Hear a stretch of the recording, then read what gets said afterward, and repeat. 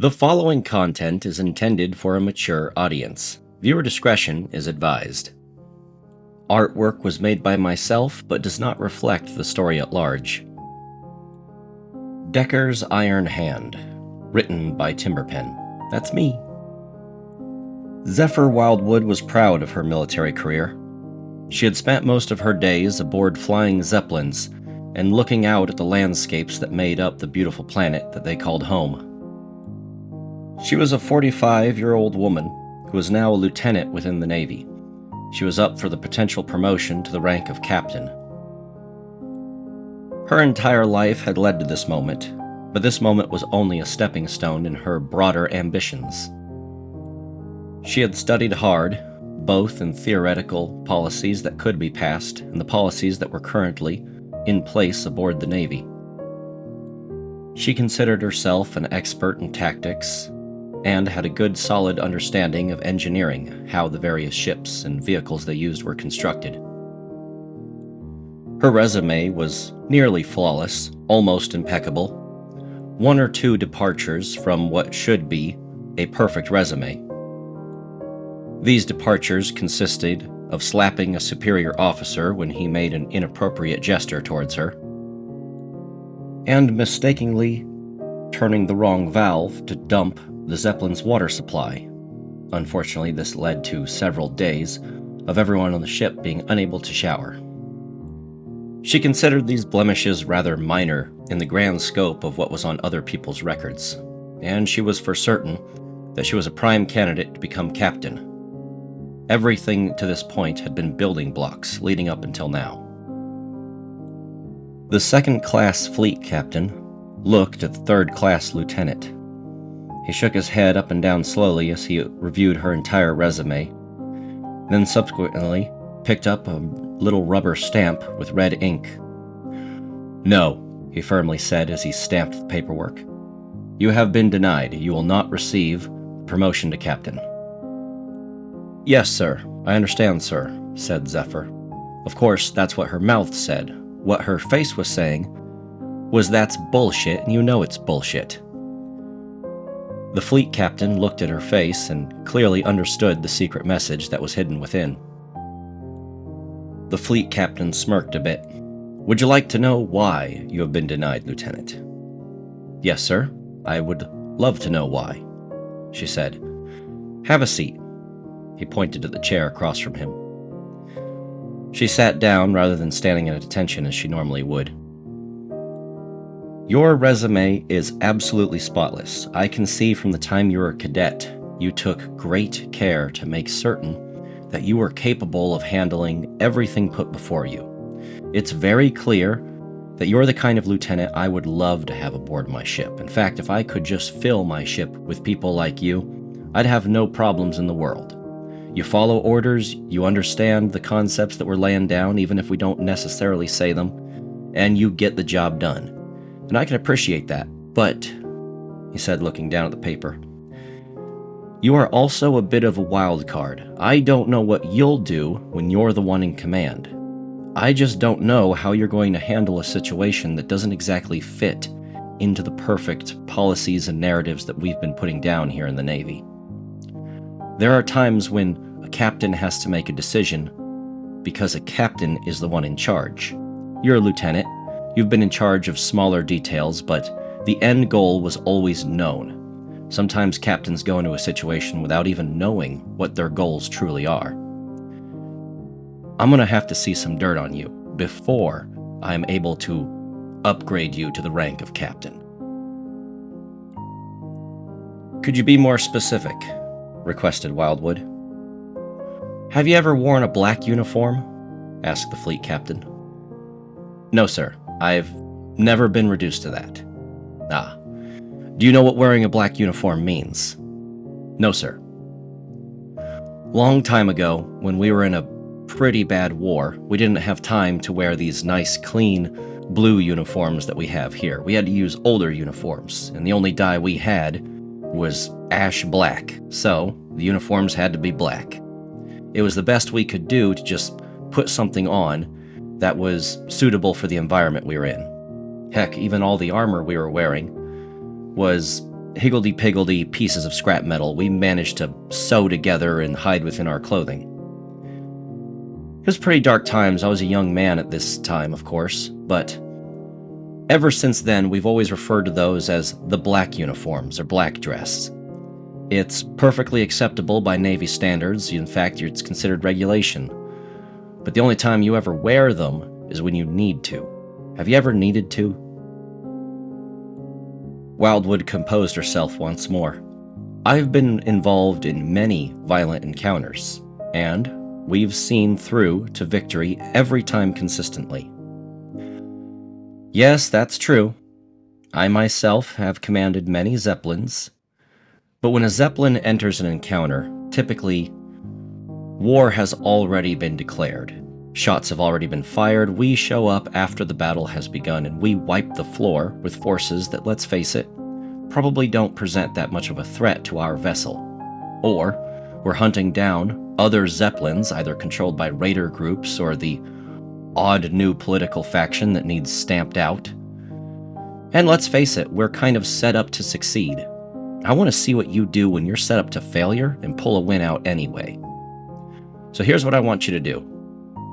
Go ahead and ground yourself. No Zeppelins. Get on the ground into any sort of regiment, fleet, anything. And let me see what you can accomplish when you've really put yourself into the mud and dirt. Then, I'll think about making you a captain. Yes, sir. Do you have any suggestions? The fleet captain pulled out some paperwork from his desk. I'm fairly certain there's a train convoy broad gauge. They've recently lost their lieutenant. You're a lieutenant. Apply for the position and I'm certain you'll get it. And my duties here? Taken by someone else. But if you're looking to become a captain, you can't exactly be attached to your current role, now can you? Yes, sir. Zephyr Wildwood requested that she be placed as an emergency replacement for the lieutenant that the train had lost. The request was accepted, and soon she found herself waiting on a station platform. The dock was just behind her. She looked back at watching the various Zeppelins dock with the buildings behind her, Navy officers moving back and forth, and then looked on at the scene before her, an empty, calm station, no train in sight. She couldn't help but wonder if maybe this was how Zeppelin bays were, when no work was to be done and no Zeppelins were in the sky. But her thought was interrupted by the sound of a blasting train horn off in the distance. The intercom of the rail yard tower crackled to life. She couldn't understand most of the words it was saying, but was able to determine that an incoming train was inbound, and that it was ordering several shunters to get off their asses and get to work, as quoted by the rude remarks said by the man over the intercom. Several small shunter engines emerged from their sheds and were beginning to move about the rail yard, preparing to receive the various cargo. The roaring engine could be seen just barely coming into view. Despite the fact it was coming to a station, the engine was still roaring at full speed. As it passed over several switches, the entire convoy it was pulling began to separate and go down the various switches. The now free-moving cars were being hurtled towards the shunting yard, where the shunting engines were expected to somehow catch them, slow them down, and then begin organizing them immediately. The brutish engine could then be heard slamming on its brakes and beginning to slow down. As it came into the station, it shook the very ground. Zephyr had been used to large Zeppelins, but somehow this much smaller engine in broad gauge, shaking the ground and imposing over her, seemed to be even larger. She could see scratches on its paint, and breaks and cracks in its glass. Certainly wasn't regulation, but perhaps it was permitted down here on the ground. As the engine came to a full stop, two more wagons that were at the rear of the train continued on their course until eventually they butted up to the engine at its full stop. A man poked his head out of the window, looked both ways, and got on his radio. "Captain, I can confirm. Delivery complete. We are now running light. Repeat, we are running engine light. Understood." the radio began to speak back to him. The platform began to fill up with people as they jumped off of the train. Many of them were not in proper regulation clothing, and she knew for a fact they had yet to punch out and were still on duty. Along with them was what appeared to be a shirtless girl, moving off of the train with long flowing blue hair. They were walking around and looking at the station that they were currently in. "Let me see, which way was it to the bar?" they said to themselves. "Think I'll have a drink before we get back on board the train. Anyone know which rail it'll be on at that time?" One of the gunners chimed in to the little girl's question that she had asked so openly in the air, expecting a response. "It'll probably be in 7. That's on the other side of the whole dock. You'll have to walk that whole way if you get off the train here." "No, that's fine. I'll make sure to not miss it. This time." "Yeah, well don't. We can't keep waiting on you every time you're late to get back on board the train." Zephyr couldn't help herself but to approach this outlandish woman before speaking to the captain of the train. "May I ask what it is you think you're doing?" she said to the woman who was now pulling a small shirt out of her pocket and putting on the tight-fitting clothing. "Oh, I'm just getting ready to head over to the bar, Lieutenant." She began to look closely at the lieutenant's badge. "Lieutenant? You're not. Oh, you're the replacement they're sending. Hello, nice to meet you." Zephyr grinded her teeth a bit. "Nice to meet you? That is not how you address a commanding officer." The woman scoffed. How interesting, because you're not my commanding officer." "What?" Zephyr asked. "I'm a civilian. I'm not part of the Navy." "A civilian? For what reason is there a civilian on a Navy train?" The blue-haired woman smiled as she pulled out a tube of lipstick and began applying it to her lips. "I'm this train's prostitute. I decided to hop on board, and I have fun amongst the men who work on this train. Then I hop off at the various stations. It's good money, but it can be boring at times." Zephyr felt as though someone had stolen the air right out of her lungs. "A prostitute? We have a prostitute?" "Of course," replied the blue-haired woman before her. "I'm guessing you're from one of the uptight runnings. Let me guess. Probably a land ship. No, a zeppelin. Zeppelins are way more uptight than land ships." "Yes, I'm from a zeppelin. Madam, I don't think it's proper to have a prostitute on board a Navy vessel. I'll have to bring this up with the captain." "Sir." "I'm sorry?" "Sir, I'm a boy." "You're a..." Zephyr couldn't handle the information that was being given to her. "Please enjoy your drinks at the bar. I'm going to disengage from this conversation now," said Wildwood. She made her way up onto the train and towards the command car. The command car was 3-storied rather than only double-storied, allowing it to have a full view of the scene around, both ahead and behind the train. The captain was inside the top story of the command car, arguing back and forth with someone in the tower about something that didn't matter. "Hang on," he said. "I'll shout at you later. My new lieutenant just walked in." "Yeah, see ya," he said as he hung up the phone.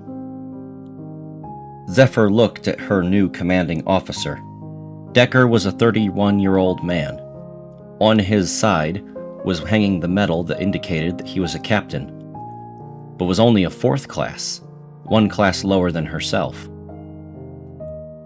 "Welcome aboard, Lieutenant," the captain said as he lifted up his right hand to pick up his coffee cup.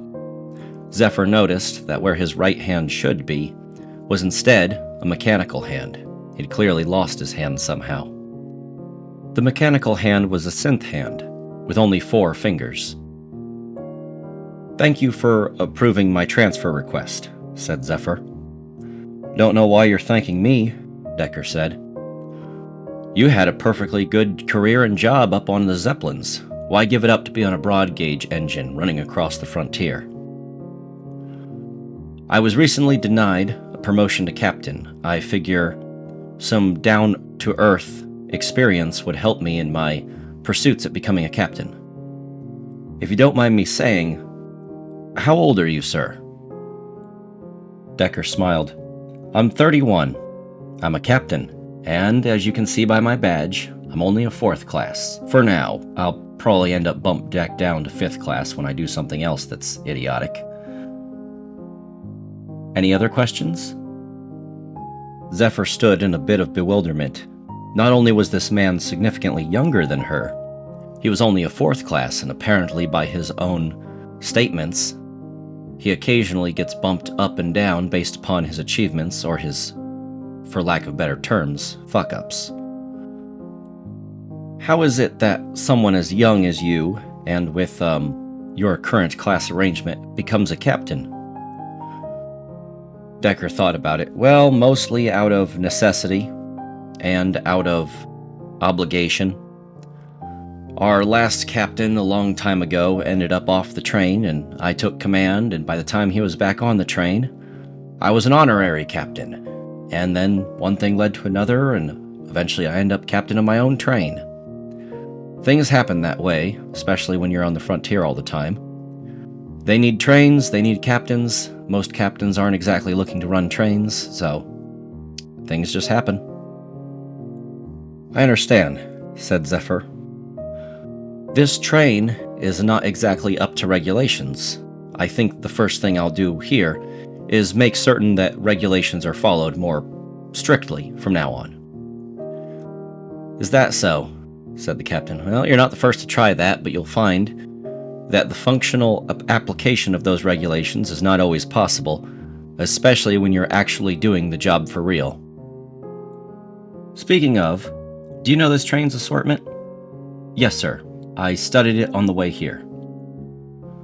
All right, let's hear it. Your locomotive's assortment is 2 powering engines, one that provides only traction, one that provides traction and generation. Front engine Hill provides traction and generation. Rear engine Bill provides only traction, no generation. That is correct.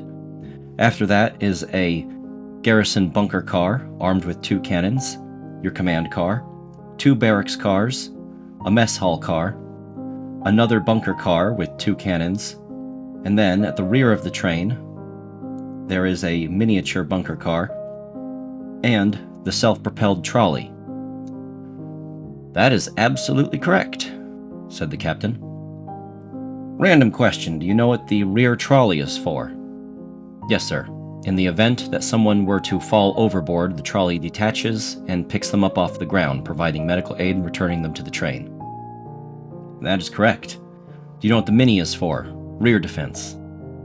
That's correct. Well, you know what the bunker car is for, the barracks is, the mess hall. You probably know what all that's for. What sort of traction does this engine have? Go ahead and tell me. Engine Hill has a microfusion engine, which provides compressed air that leads down to the traction motors below. Engine Bill is traction only, a B-class locomotive. That's correct, said the captain. Engine Bill also features a large storage tank of liquid compressed air and is capable of limping us home should Engine Hill be badly damaged enough. That is correct. What sorts of cargo and freight do we typically ship back and forth? Typically we ship scrap metal steel, but occasionally you do the odd shipment of passengers and the odd shipment of engineers and munitions up north. That's exactly right, said Decker. Well, you made it all the way up to my command car. That meant you had to have walked past my crew. Are there any regulation violations you'd like to get off your chest right now? Yes, sir, said Decker. I noticed that we are carrying a rather interesting passenger amongst us.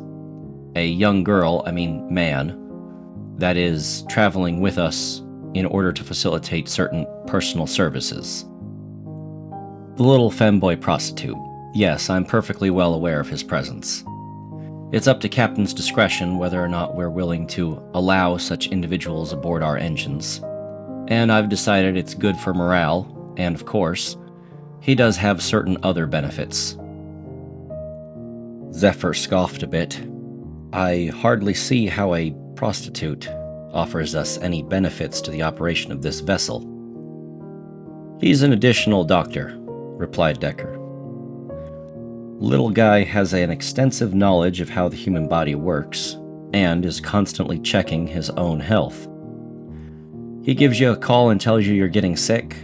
You should probably go see the nurse and prepare to battle the incoming sickness that's heading your way. And I'm not saying that because the boy's a petri dish, I'm just saying that because he knows a thing or two.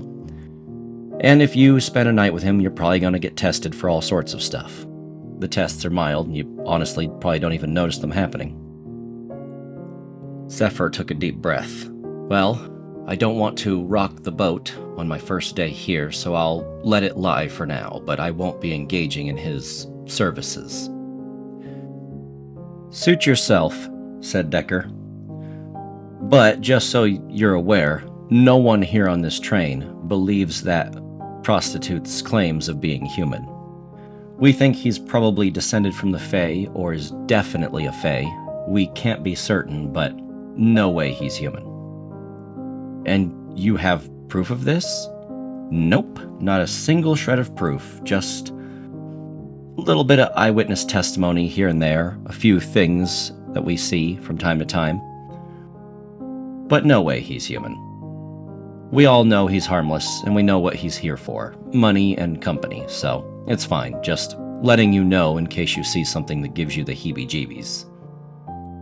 Thank you for the heads up, I guess. I'll keep all that in mind.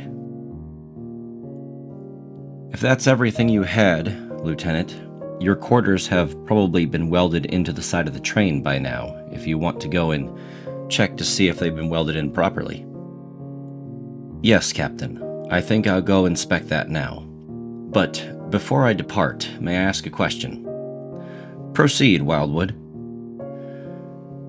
I was unable to read any of the reports on what happened to your previous lieutenant, if you don't mind me asking. Previous lieutenant was kidnapped. She was on top of the train, overseeing some repairs. Unfortunately, we were unable to know that elves were laying in wait on the rails in front of us. They managed to grab her, but no one else. I understand. Were there any rescue efforts made? No, answered the captain. Certainly not right now. No, I don't think we'll ever be seeing from her again.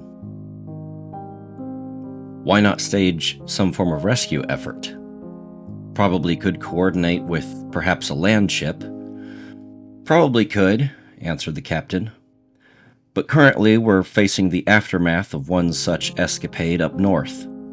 I don't know if you've heard about that conflict, but it's starting to get heated up, and things have gotten only worse since then.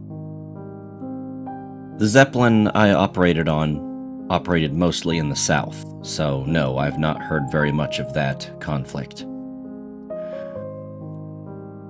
To put it simply, one of our trains got hit by a landslide up north. Not anything malicious, just a natural accident. Knocked the whole train over onto its side and off the rails. Coming to their rescue, unfortunately, was a large group of elves who just so happened to live in their own colony nearby. I don't know if you know this about the elves, but once they get their hands on a human, they don't give them up. Normally we turn a blind eye here and there when elves kidnap raiders or even civilians on local convoys, but seeing as they were detaining nearly 100 Navy officers, we had to have some kind of say. We demanded their immediate release, or even some kind of agreement on a number of them that could be released back into our custody.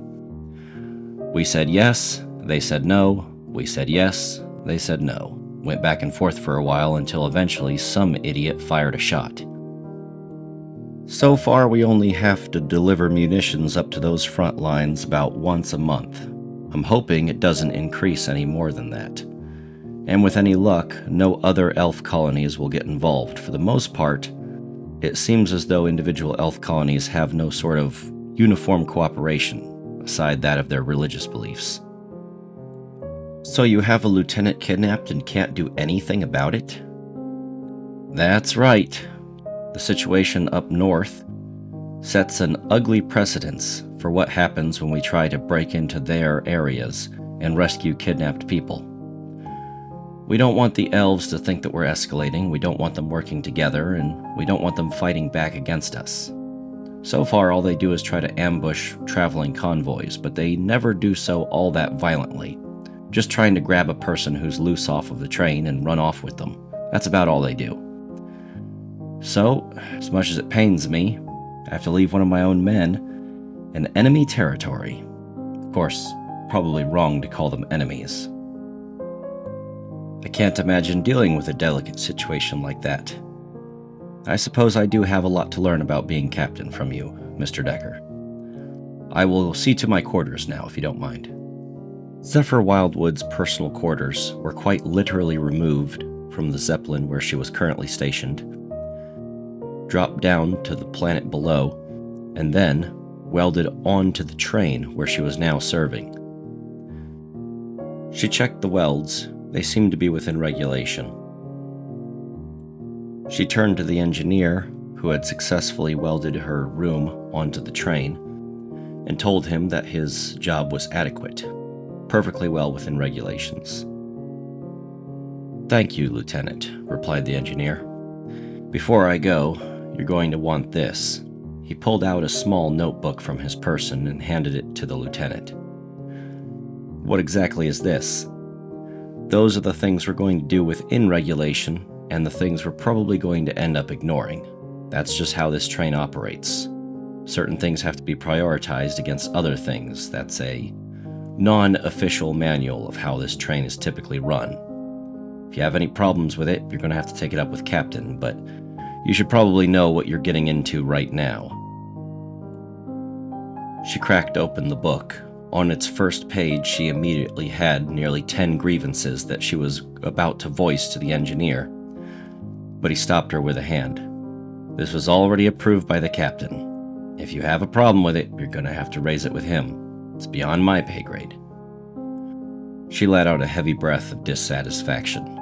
"Thank you, officer," she said begrudgingly. "I'll see to it that the original journal is given back to you. I'll be making my own copy, shortly." "Take your time, I have it memorized," he replied. "As you were, then." Zephyr Wildwood immediately took to her desk and pulled out a pen, along with an additional journal. Not only was she going to make a duplicate of this supposed operating manual, she was going to put in her notes as to what objects she needed to change and what things she would file grievance with immediately with the captain. She was shocked to find there was not a single page in which she didn't have some kind of grievance or dilemma to overgo with the captain. By the time she was done, the train started moving. She realized that she must have been doing this for hours. A look at the clock confirmed her suspicion. As she looked at the booklet that was now covered in a mix of red, black, and blue ink, with various notations as to why it was inappropriate to use pencils in place of bolts, she calmed herself down and told herself not to rock the boat too much. It could be that this is just a matter of the captain being too young, too inexperienced. But I would be naive to think that. If the Navy has allowed him to operate trains for this long, then he must know what he's doing to some extent. The train was now running light, as there was no cargo in this location that needed moved, but there was cargo elsewhere. So, the captain made the decision to make the move to a new location to transport cargo from place to place. The time of arrival was announced over the intercom. They would have several hours of free time while waiting to arrive at their destination, and engineers could take this opportunity to make necessary repairs. She questioned the gunners as to why they were handling firearms within the train itself and not out on the gun decks as they normally would aboard the Zeppelins. They answered that it was captain's orders to not handle guns outside of the train and allow civilians to see them. She couldn't help but wonder why. In the mess hall, she saw more out-of-regulation behavior. In the back of the kitchen, a man was working hard to butcher a deer. She asked as to why. Typically, Butchering was done in dock, and this kitchen staff on trains was to only prepare rationed foods that were heavily recorded and moderated to ensure that they had the adequate supplies for running the trains. He scoffed and said, "It's normal for us to run low on supplies, especially if something goes wrong. This allows us to stockpile supplies and cheat the system a little bit. That way we can store a larger stockpile of rations aboard the train. Besides, it's cheaper and healthier in my opinion. Those rations are full of all kinds of preservatives that are bad for the crew's guts. Last thing I need is everyone on deck getting sick from my cooking and blaming me." "I see," replied Wildwood. "I suppose tonight's meal will be deer, then?" "No," replied the cook. "Tonight's dinner will be not deer." "Then something else, then?" "No, it'll be this animal, a not deer." Zephyr seemed somewhat confused. "Right," said the cook. "I heard you were in the sky a bit too long. You don't know about the local fauna. This is a not deer, a predatory creature that lives out in the wilderness. It pretends to be a deer in order to be attacked by suboptimal predators. See its horns?" He gestured to the horns on the animal. "Yes," said Zephyr as she looked at closely. "As you can see, they're not exactly antlers. They're more like bone, and they're sharp as a razor. Its teeth are sharp and jagged like a shark's teeth, and can replace themselves just as frequently. And its stomach is designed to distend in order to eat the entire meal, leaving nothing behind, and I mean nothing. Hooves are slightly different too, for gripping the ground better. And the best part of all about the not deer is take a look at its eyeballs. They're not on the side of its head, they're facing forward, because this is a predatory animal. They hang around deer, but what's weird is they don't eat deer, they only eat the predators of deer. What do you think that is?" "I don't know," said Zephyr Wildwood. "Neither do I," said the chef. "But they are dangerous, and when hunting deer you gotta watch out for them. They'll eat humans just as much as they'll eat anything else. But they're an excellent source of protein, and they have a lot of beneficial fats on their body." Zephyr opened up her notebook. She found a page in which she had already talked to herself about some of the practices done in the kitchen, specifically eating non-regulation rations. She pulled out a pen and scratched off some of her own notes. Clearly, she still had a lot to learn about what things had to happen on the frontier in order to make these trains operate efficiently and effectively. She decided to take more time to learn about the crew in this train's operation. Perhaps, by the time it was done, she would be captain material. The following weeks ran like clockwork, if that clock was powered completely off of dynamite and alcohol. She bore witness to countless uniform violations of what she considered to be ethics, and just standards of living practices. Many of the men kept bunks that were, quite frankly, inhospitable for human habitation, in her opinion. Zephyr was beginning to wonder as to how this train was able to operate at all. As far as she could tell, no one here was actually all that professional in their jobs, didn't follow regulations perfectly, and for the most part was untidy and unkept. Yet somehow, this train always seemed to be on time and on schedule. She wondered what the secret was. Zephyr eventually found herself losing her temper with an engineer over the merits of whether or not a towel should be disposed of, based solely upon whether or not that towel was exposed to fecal matter. "I understand your point," said the engineer, "but I'm saying I did not mean to get shit on it. We can just throw it in the wash, it'll clean right up." "When you use a towel," Zephyr clarified, "to clean up feces, you then throw the towel away." "Yes, if I use a towel to clean up feces, but I'm saying I did not mean to get feces on this towel. That was an accident. So we can wash it and reuse it." "I swear to God," said Zephyr, "if I wipe my face off with a crusty shit towel, I am going to lose my mind on everyone on this train." The various gunners were watching the display in front of them, giggling and snickering back and forth with each other. You should be happy. These particular towels are quite expensive, and I know that cutting costs is part of your job. This is just one expense we won't have to pay for. There are certain things I am willing to pay a premium price for. Well, it's not your money, it's the Navy's money. It doesn't matter whose money it is. It's worth it. Zephyr then promptly snatched the soiled towel away from the engineer. Then she marched over to the window, opened it up, and chucked the towel outside of the moving train. There. The towel has been disposed of, and I will hear no more of this. Seems awfully wasteful to me, said the engineer. That is not your department, as you yourself have already claimed. That is my department. Now, get back to work, she clarified to the engineer. And why the hell was there shit on the floor? Just then, as Zephyr felt as though she had reached her breaking point, the crackle of the captain's voice began to come over the intercom. He gave a very clear order. All hands brace for impact, he said clearly over the intercom. As if everyone aboard the train pulled off masks, suddenly they all had a serious expression about their faces, as they ran about the cabin, grabbing loose objects and placing them on the floor. Anything that was heavy, anything that was sharp, anything that could cause injury was placed into a particular compartment that was attached to the wall.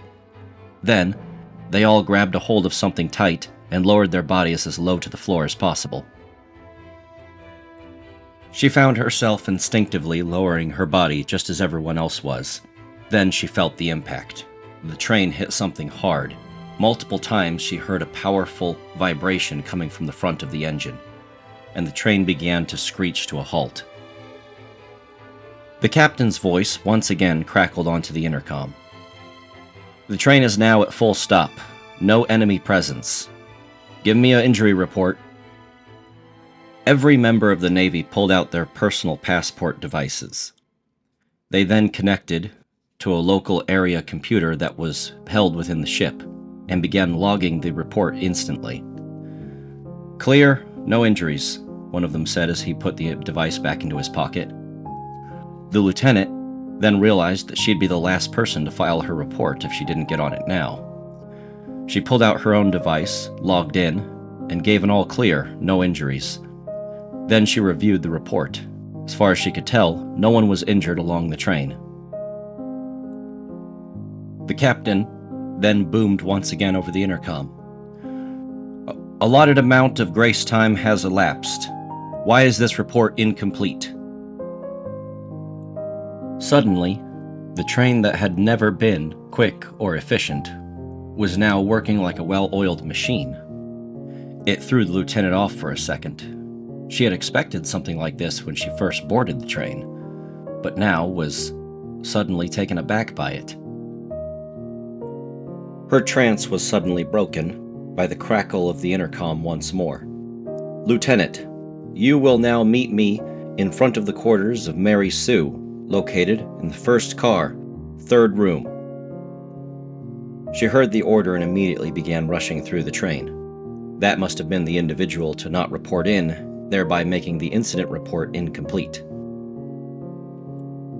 By the time she got there, the captain and the security officer commander was already standing in front of the door. Thank you for joining us, Lieutenant.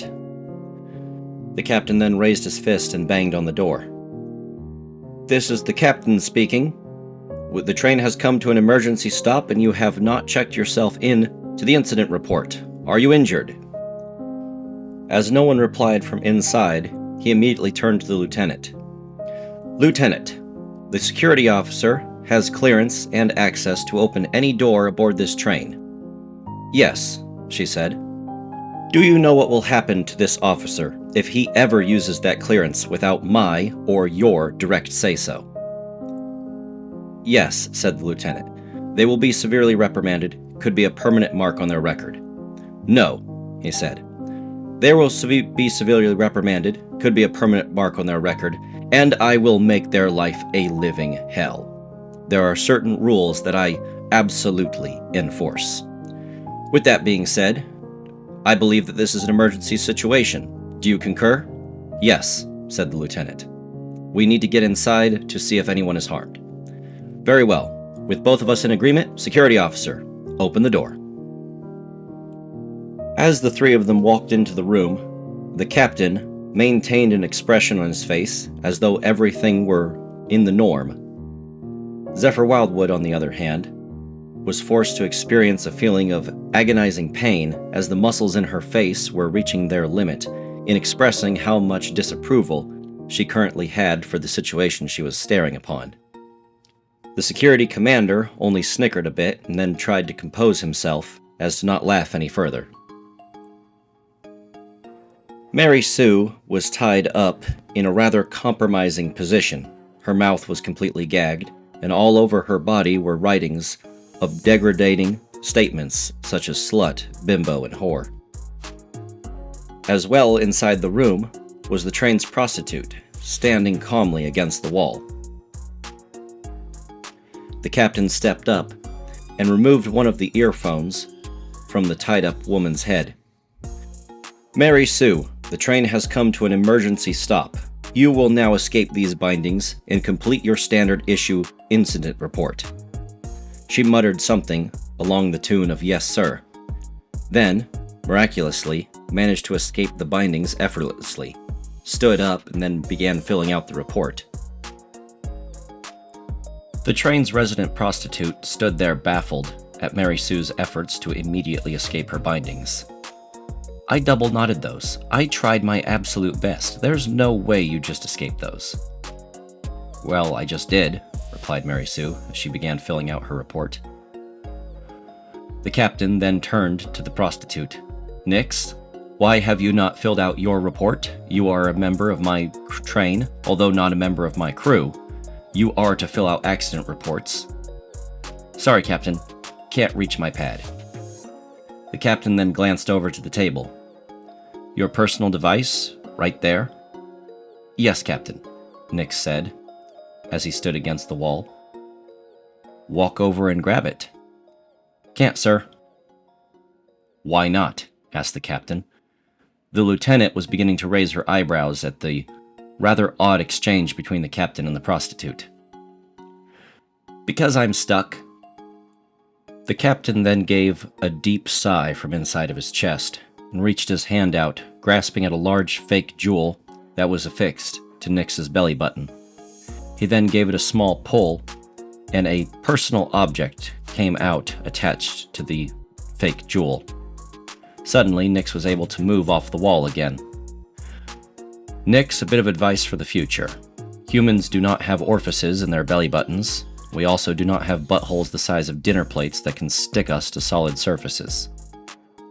Nix composed himself in a feminine and powerful pose. I have no idea what you're talking about. Please give that back to me.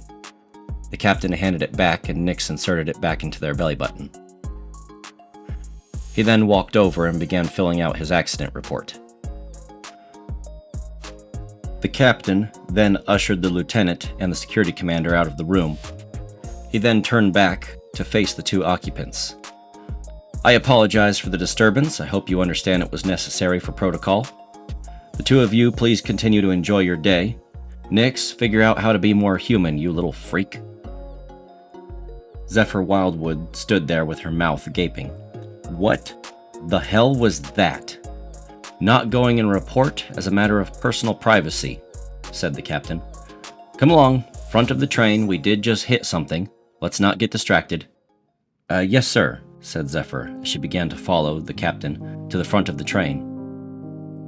As the captain and the lieutenant made it to the front of the train, the engineer in charge of the engine was shouting and cursing profanities as he was complaining about the various damage to the front of the train. How goes things? Said the captain. Nothing I can't bang out with a couple of days of hard work. Nothing vital. Everything's fine, he said to the captain. But take a look. The captain looked on in front of the train to see a large field filled with terraformers. Moss balls, a terraformer that was programmed to spread moss in any area where there wasn't currently moss, and composters, a terraformer that was designed to pick up dead rotting material and transform it into fertile soil, then barf it back out onto the ground. The moss balls were rolling up into balls and then ramming into the composters, while the composters were simultaneously attempting to defend themselves and using their powerful pincers to try and snap at the moss ball's legs whenever they were out of their spherical shape. "Terraformers," said the lieutenant. "Something like this would probably be an adventurer's dream." "Doubtful," answered the captain. "Take a look at how many there are here. No way an adventurer party would come and try to take on all these guys at once." "Why are they fighting?" asked the lieutenant. "Who knows? Terraformers are basically animals. No point in trying to figure out what makes their behavior tick." "Are they targeting the train?" "No, sir," said the engineer. "We rammed into a bunch of them, but they seemed to ignore us. One of them's so damaged it went offline. Could be good scrap metal." "Salvage it," ordered the captain. "Might as well make the dents worth it." "Engineer, have you completed your incident report?" "No, Captain. Still taking a look at the front of the train." "Then we have plenty of time. Let me know when we're ready to disembark again." "Yes, sir." Everyone had their orders and was carrying them out. The lieutenant stood at attention. "Should I oversee the front of the train, or should I oversee the salvage operations?" The captain thought about it for a moment. "Oversee the salvage operations. Go ahead. You wanted to get down to the dirt and dirty? See what it's like." The lieutenant got down off of the train.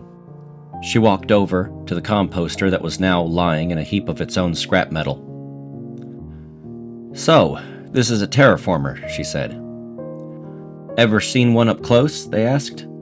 "No, just seen them down on the ground when we were shooting at them, or up above. We don't ever penetrate their airspace." "Well, now you get to see one up close," they said as they were trying to figure out how to undo some of the rivets and bolts. "Do these use standard bolt heads?" Everyone laughed. "No. These things are made of the craziest freaking designs we've ever seen. The entire thing is going to have to be scrapped. Nothing here is salvageable directly. Every part of it is scrap metal. Well, with the exception of the washers." The lieutenant couldn't help but be interested. "Is it true you find washers inside these things?" "That's right," one of the engineers answered. "This is actually the source of washers for the entire planet. This is where they come from. If you manage to find a washer, it's yours to keep. No one has claim over a washer that you manage to free from one of these bad boys." "Understood," said the lieutenant. "How about you give it a try?" he said, offering her a crowbar.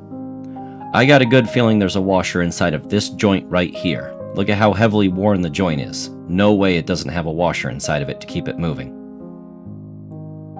The lieutenant stabbed at the joint with a crowbar with all her might, and with a significant amount of force managed to peel back some of the armor, revealing several bolts. The bolts were removed by an impact drill. Then a cutting torch was brought up, and eventually the joint was successfully severed. The lieutenant then saw something shiny peering out from the joint. She reached her hand up and removed it. It was a little hot from the welder's torch, but was recognizable. A washer. Zephyr looked at the shiny washer in her hand. "I've never actually harvested one of these things directly from a terraformer, especially out in the wild." "Well, it's yours to keep," said the engineer. "That's the rules. No one has claim over washers except he who pulls it from the body. That's the biggest motivator getting people to harvest these things. Otherwise, no one would ever leave the safety of the cities. It's honestly the biggest reason we're able to keep so many people on staff here on the engine." "Understood," the lieutenant said. The lieutenant then slipped the washer into her pocket. Theoretically, she had many washers in her bank account, but had never actually seen them. The various forms of money that they traded in on planet Theia was gold, silver, and washers. Silver being worth the least, gold being the middle amount, and washers being worth the most. "Is it true that washers are indestructible?" she asked one of the engineers. "Absolutely," the engineer answered back. "My dad was a blacksmith, and in order to teach me the trade, he went ahead and told me that I could have anything I wanted so long as I was able to bend one of those damn washers. I ended up breaking damn near every tool in his shop. He was so proud of me. And then I ended up having to work to replace every single tool in his shop. Taught me some important lessons about what I could do, what I couldn't do, how to stretch a budget, and how to acquire tools on the cheap. Once I had every single tool in his shop replaced, he said I was an official blacksmith. Helped me a lot in joining the Navy. I miss the old man. I should really visit him next time I get a chance. So why do you think they're so indestructible? Asked the lieutenant. The engineers all shrugged their shoulders. If I had any idea as to why that was, I wouldn't be working on a damn train out in the middle of the wastelands. I'd be working in dock with a nice cushy job. Fair enough, said the lieutenant. She continued to stare at the washer in her pocket for a moment before slipping it back inside. One of the engineers was working hard on trying to pry open the terraformer's mouth. He explained that sometimes you could get lucky and find interesting objects inside of composters' mouths. Some things get stuck inside of the big dome-like head they have. Part of the composting process is that they mix up all kinds of organic material, and that can include corpses. Adventurer corpses often have worthy items upon their persons. Fey items of extremely high value, weaponry and the like. He was hoping he could get lucky if he could only pry the mouth further open. Once he was able to pry the mouth open, a foul smell entered the air. Jesus, Joseph, and Jupiter, said the lieutenant. What in God's name is that awful smell? Compost, said the engineer. And unfortunately, from the smell of it, I'd say a corpse. Maybe just a deer or something, but probably not. He began reaching inside of the composter's mouth and began pulling out various shreds of clothing. Yep, got an adventure in here. We'll take full stock of the interior of this particular composter and get the remains on board into the medical bay. Any of the deceased belongings, though, are free to grab. That's the rules out here in the frontier. I don't like it, but, well, I do like it. I'm getting the benefits of it. I wouldn't like it if it were myself, but you know, that's the only way we can incentivize people to actually be out here. Despite the lieutenant gripping her nose tightly, she continued to oversee the entire operation. The human remains were removed from the terraformer. About half of a person. As far as they could tell, it was only one individual person, a man. And as far as they could tell, his lower half was not to be found. Likely inside of another terraformer nearby. The Navy officers called dibs on his various belongings. Magazines, guns, some knives, and other sorts of weaponry, including grenades. They all claimed their dibs, picked up the items, and then stowed them away in their personal belongings. We'll clean them up later. Sorry, you son of a bitch, whoever you are, they said, looking over the body. We'll be taking your belongings, but we'll also be taking good care of you. We will ensure that somehow, whoever loves you will know how you ended, and we'll be able to visit you one day, wherever you lie. The lieutenant, reporting the body to the captain, asked if there was any plans of possibly retrieving the rest of him from one of the other terraformers. The captain quickly replied to her request, "Absolutely not. These terraformers are not hostile towards us right now. They probably regarded us hitting them with the train as an accident, and the one we did hit died so it couldn't communicate to the others that we were hostile. We'll consider ourselves lucky right now, but we cannot at this time afford to engage these enemies. If we did so, they'd likely accrue massive damage to the train." One of the engineers who was working on the front of the train looked up with a spiteful glare. "Don't worry, we're not going to piss any of them off," said the captain. "You have my reassurance on that." He then continued to get back to work at fixing the front of the train.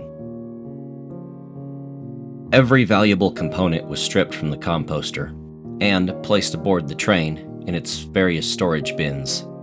The body was then sent to medical, where it was examined. The cause of death couldn't properly be determined, but they assumed it was from some kind of wild predator, and the body was likely snatched up by the terraformer as part of its composting routine. The train then slowly began to set off once more, slowly and gingerly pushing its way through the fighting terraformers. As far as they could tell, the terraformers weren't fighting all the way to the death. Nothing more than a territorial dispute, probably. Once the train had made it past them, it then began to speed back up to full speed. Over the coming weeks, she began to understand the full scope of how Captain Decker was able to command his crew. Whenever things were not serious, or he didn't care about the policies being enforced or laid down, he was more relaxed, allowing them to self-manage and self-regulate without too much oversight from him or the overseeing bodies that made up the Navy. But when times were serious, he commanded complete and absolute authority, with no leeway for a person's duty or expectations. When summoned to an emergency call, they drastically switched the lines and began approaching a train that had reported on long-range communications that they were being pursued and chased by raiders. By the time they had managed to catch up to the train, Captain Decker ordered their own locomotive begin slowing down and switched to a tandem line that just so happened to be running next to the line that they were currently pursuing on. "Bring us broadside," he ordered. When the sluggish Navy train managed to make its way up next to the civilian train that was traveling fast on the line, he got on the radio and began communications. "Is everyone all right?" "Yes, we're all right. We're hiding in the engine. They're getting on board the train now. They're on trucks, on the other side of us. If you could shoot them off, we'd much appreciate it." "What is your cargo?" "Just a bunch of shit. Nothing of value." "Understood," said Commander Decker. The lieutenant was already beginning to order the gun squadrons to get to their posts. "Belay that order. Get to your posts, but no guns outside the windows. I think I can end this amicably." The captain switched to a broader spectrum radio. "Attention Raider Commander, whoever you are. If you can hear my voice, answer my hail or we will aim cannons at your vehicles." The Raider commander got on the radio. "On the wrong side of the train for aiming at us." "That is true, but I assure you my men are good shots, and you're bound to go across a gap eventually. Now then, what exactly is it that you want?" "We're stealing this shit," they said. "Very well. How much of this shit do you want?" "What?" asked the Raider captain. "How much of the shit do you want? There's no need to put people's lives in danger." "Are you telling me the tyrannical Navy is willing to surrender?" "I wouldn't call it a surrender, just a negotiation.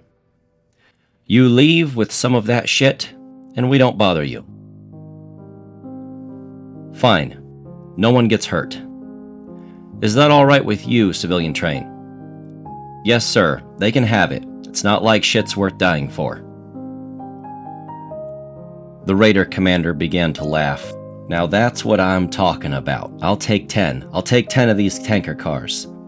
And then, once they're coupled up to our rigs, we'll drag them down the rails to a switch point, and you can pick them up a few days later. They'll be empty by then." "Sounds good to me," said the captain of the ship. "Does that sound good to you, civilian train?" "Not a problem. We'll pick them up on our way back to pick up more shit." All right. Pleasure doing business with you, Captain." "Not a problem. But do you mind me asking a question for my own curiosity?" "Yes." "What would that be?" "Why are you stealing shit?" "We gotta steal shit to survive out here. That's what it's like being a raider. We ain't welcome in the nice, polite towns no more." "I understand that, but why shit? Do you have a buyer?" "We have buyers. They'll buy anything. Oil, water, guns." "I understand that," said Captain Decker. "Do they buy shit? Do they buy large quantities of shit?" The raider boss looked back at some of his people as they were hopping aboard the train. What do you mean? This is a shit train, said the captain. They're hauling feces. They're hauling large quantities of feces. The fuck? Hey, you there, in the civilian train. What the fuck you hauling? He got on the radio.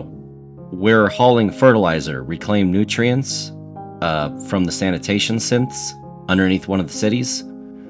They asked for a large shipment of it to be transported from one city to the other.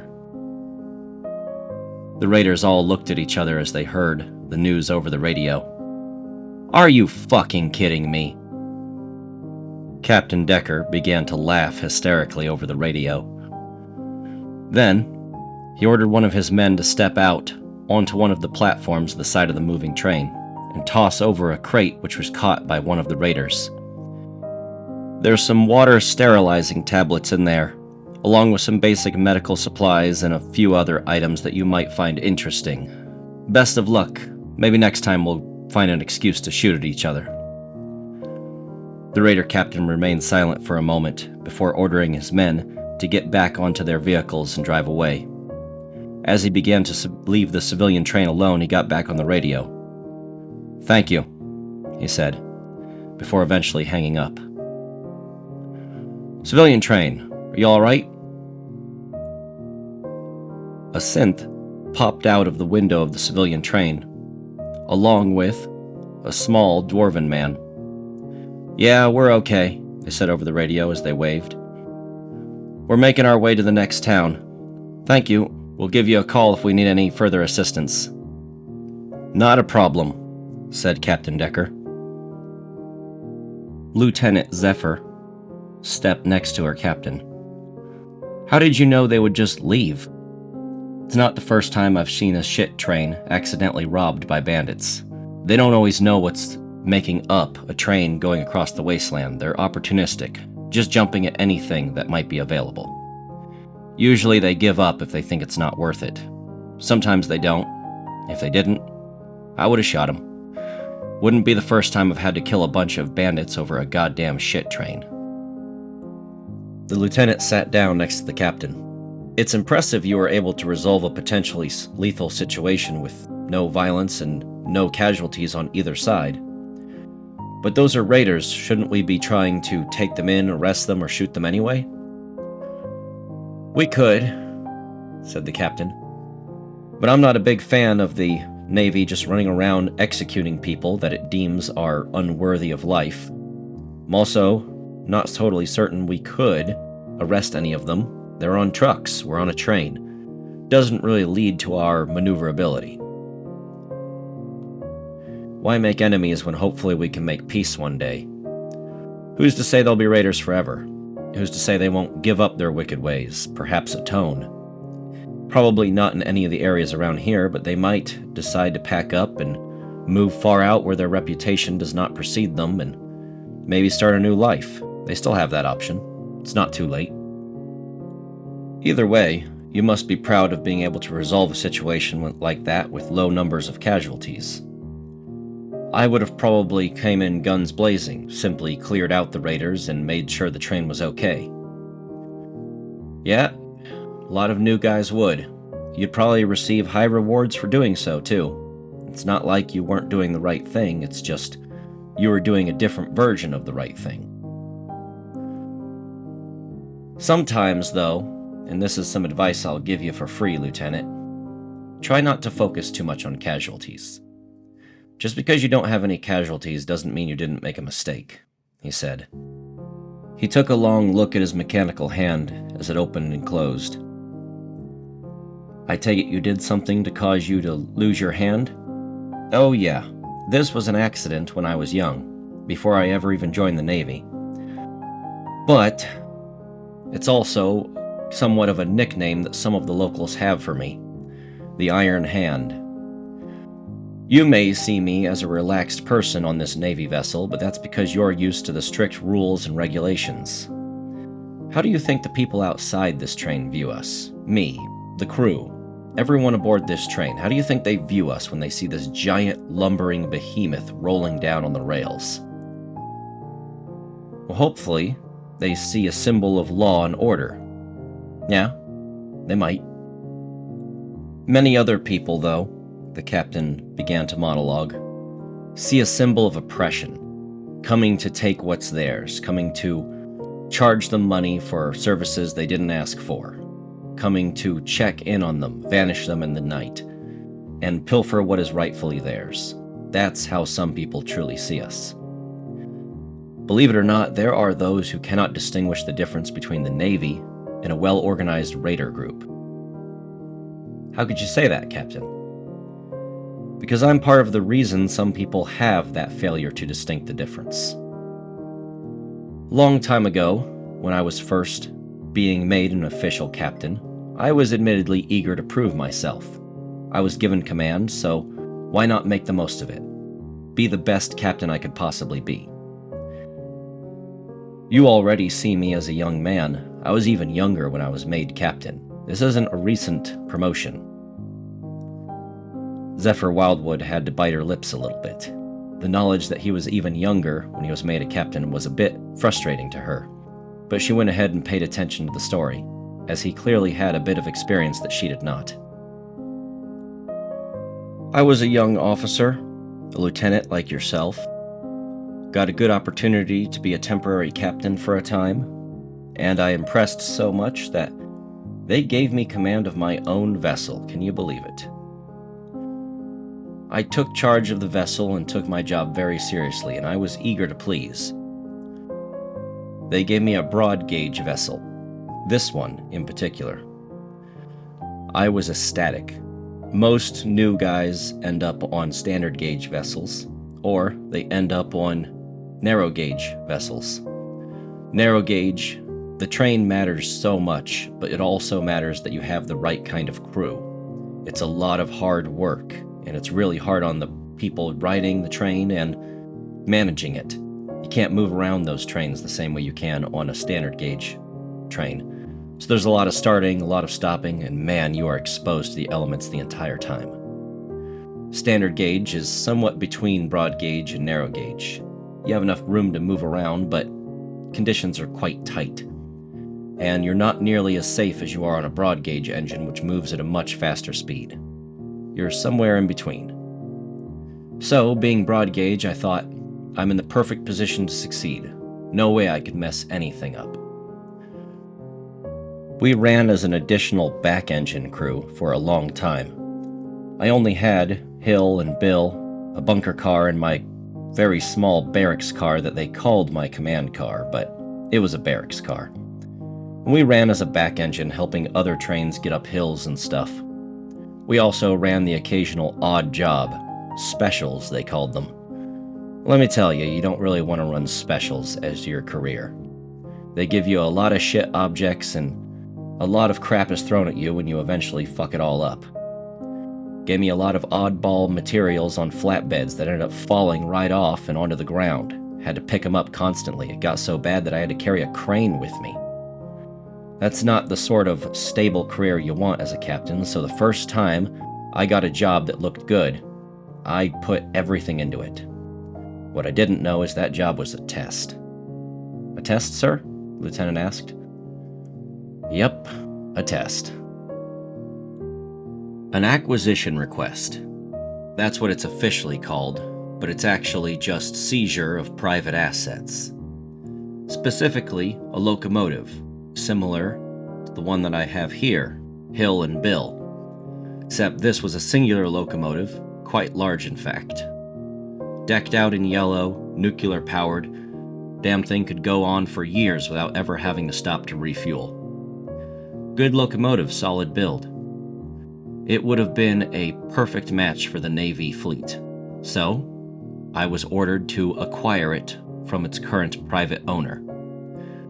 They'd receive compensation through the Navy and through some other means. And I jumped to the opportunity. It was a chance to prove myself, a chance to get off the damn specials and onto some actual railway work. What happened? Things went off without a hitch. Not even so much was a problem. Turns out, the nuclear-powered engine I was asked to acquire from its private owners was the head of a mobile town. You ever seen a mobile town?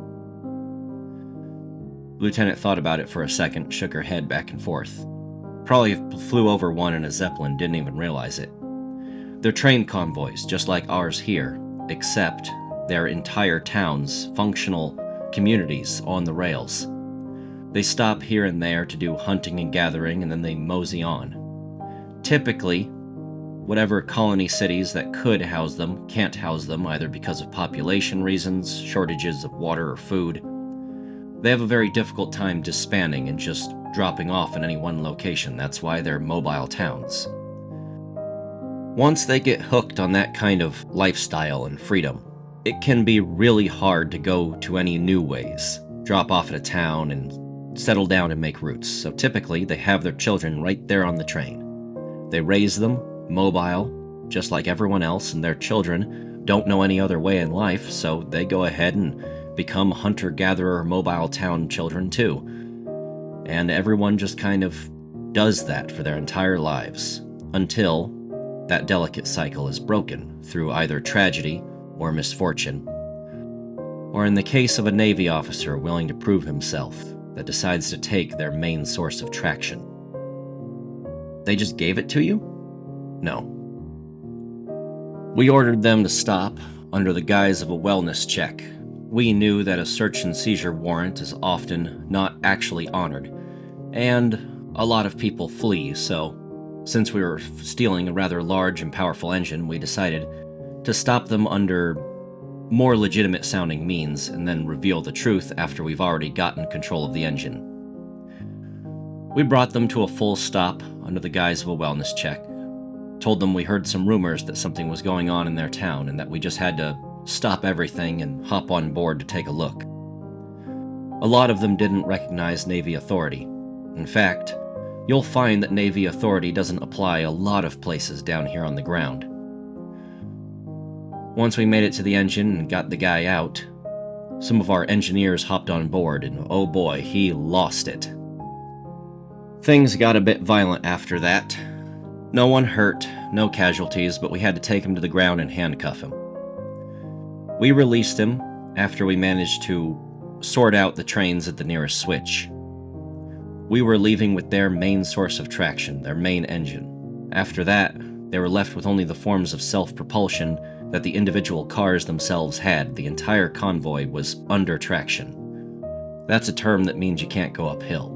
You can travel easily on flat ground, but the second you hit a hill, you start to struggle.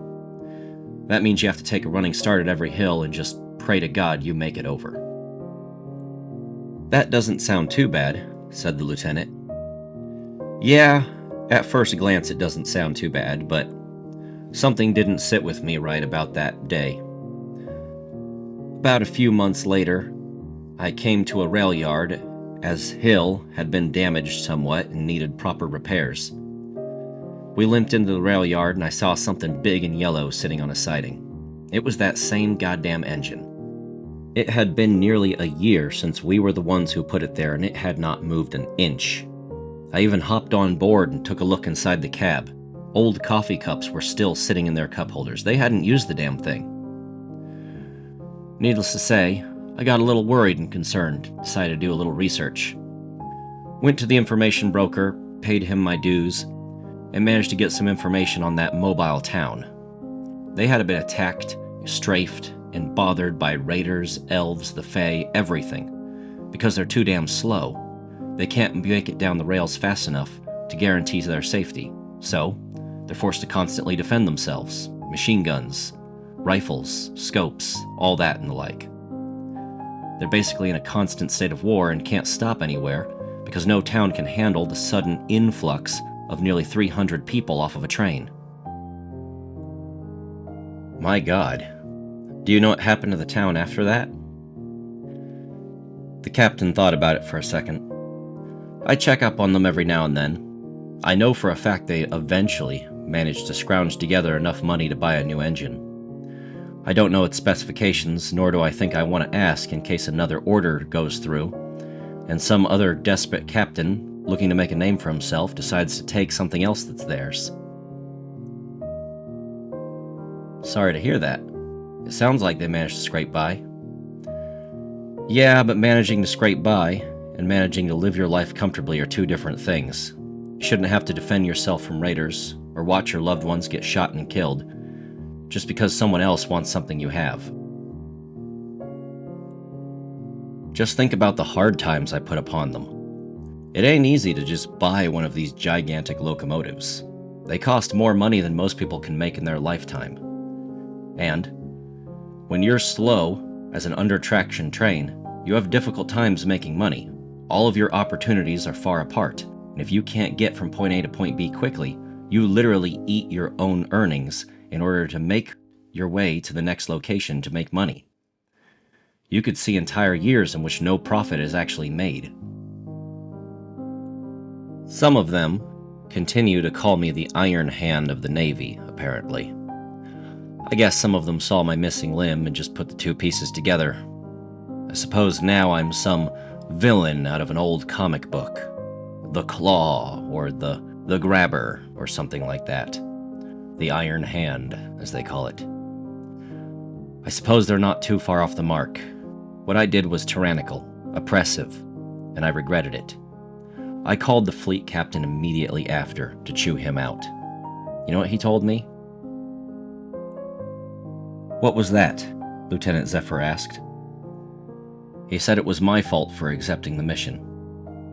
He told me that the higher-ups in the Navy, the fleet captains, the admirals, even the Grand Admiral himself, all of them have to sign papers and do their job blind, not able to see what's going on in the field. They just have to calculate things, decide what's best for the Navy at large, and that includes their direct staff under them. They sign those kinds of papers not caring about who it's going to affect or who it's going to hurt. They just care about whether or not it's good for the Navy, and having an emergency giant yellow engine in the yard is good for the Navy, so they signed off on it. They said it was my fault that they relied on captains in the field to make strong moral decisions, to understand the difference between right and wrong. All I had to do was accept the mission and fail it, or refuse to accept the mission at all. It would have been that simple. No negative marks would have been put on my record. I was not at any risk, just didn't realize it at the time. As for the mission being completed correctly, didn't get me any closer to being the captain I wanted to be, proving myself. Instead, I just looked like someone who would easily follow orders, do as he was told, even if it meant damning his entire crew or an entire train of innocent people. Made myself look like a jackass to those who were able to read in to what I had done that day. From then on, the only hope I had of getting higher up here in the Navy was rubbing elbows with those who didn't understand what I did that day, or were too busy to read into exactly what it was that I had accomplished. Everyone else who more intimately understood searches and seizures, well, they looked at me a little differently for a while. I've learned my lesson, and hopefully you'll learn from it too. Zephyr nodded her head and left the captain to his solitude as he thought about what exactly went on in the moments prior and began filling out a report. Later on that night, Zephyr reviewed the now growing manual of how the train was actually run versus the policies and Navy requirements that the train was supposed to be abiding by. She wondered if every train down on the ground had such a thick and impressive book. Granted, hers was quite a bit thicker because it was filled with her conflictory notes. She was reviewing it once more as many of the notes surrounding her Captain Decker had to be removed and rewritten. She now understood him to be a wiser man than his years let on, and that she herself was more juvenile and naive than she was willing to admit. A man so much younger than her had a grizzled gaze, a look like he'd seen and done things he deeply regrets. She wondered if there were more stories that he hadn't told her yet, more things that he had perhaps seen or done. She would have to just stay by his side and listen closely to see. She found herself lost in her writings late into the night, a frequent habit of hers, especially when something interesting was abound. But she was wakened from her trance by a knock at the door. Zephyr looked to the door and told them to enter. When they did, her eyes were filled with the gleaming look of pure adoration at a small, yet somehow large, fluffy and adorable moth creature. She immediately felt herself a gush. The rather short individual holding the moth turned slightly to allow themselves to be seen in the doorway. It was Nyx, the train's prostitute. "Hello, Lieutenant," he introduced himself. "Nyx, what are you doing here? And what in the world is this adorable little thing?" she said, reaching her hand out towards the fluffy moth. "Oh, this is my pet woolly moth." Nyx explained that sometimes oversized domestic creatures such as silk moths can be found on the marketplace. They come typically from elven territory. He continued to introduce the moth as Pixie, his domestic woolly silk moth. Under normal circumstances, Zephyr Wildwood would refuse Nyx's company, especially at such a late hour, for fear that the crew could begin whispering rumors about what they were doing alone. But, with such an adorable creature as Pixie in tow, she immediately pulled the two inside of their room, and then closed the door for privacy. "Well, hello, Pixie," she said, immediately picking up the adorable creature. "Oh, you're so soft and fluffy. What can I do for you, little one?" The moth began throwing a temper tantrum, as it didn't like to be held by people it didn't know very well. As Zephyr was soothing her adorable little guest, Nyx, the prostitute, sat down in a chair across from her, and got right down to business. "I've come to work out an arrangement with you, if possible." "An arrangement?" clarified Zephyr. "Under no circumstances will we be making any arrangement. I have no interest in your particular services, although I accept the crew is interested." No, explained Nyx. "I'm not interested in having sex with you. Well, I am interested in having sex with you, but this deal will be non-sexual in nature." "Very well then," said Zephyr. "What sort of bargain do you expect to make of me?" "I'll be perfectly blunt," clarified Nyx.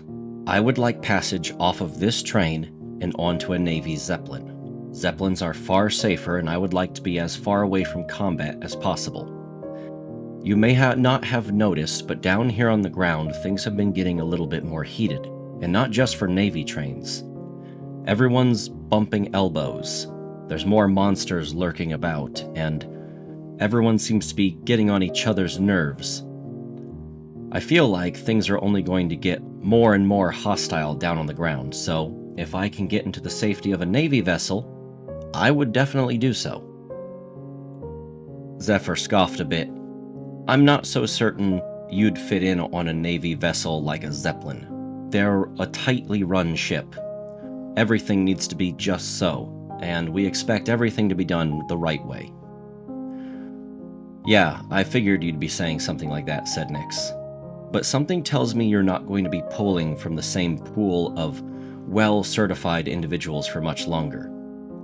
You don't know how things have been going down here on the ground, the kind of political situation that's been whispered back and forth. I'm a little bit more acutely attuned to it, if you know what I'm saying." Zephyr held Pixie up to the light for a moment before then laying her back down onto her bed, then covering her with some of her own blankets. "You sleep here, Pixie." "What the hell are you talking about, Nyx?" "I won't speak in code to a prostitute. Just tell me flatly what it is you're talking about." Nyx decided to lay things out as bluntly as he could. This is a colony planet, and everyone landing here are colonists. New arrivals at the new frontier, and not just us, the humans, but the animals and the fae and the elves. We're all just colonists, and as we begin to expand and grow our population and get comfortable on the planet, we're going to inevitably butt heads with each other. I can detect that certain struggles are on the horizon. War, if you will. I can also detect that this planet isn't exactly welcoming to us. You've seen it in the terraformers. They all behave in odd manners, and they're clearly not built for human habitation of this planet. They were supposed to shut down, yet they didn't.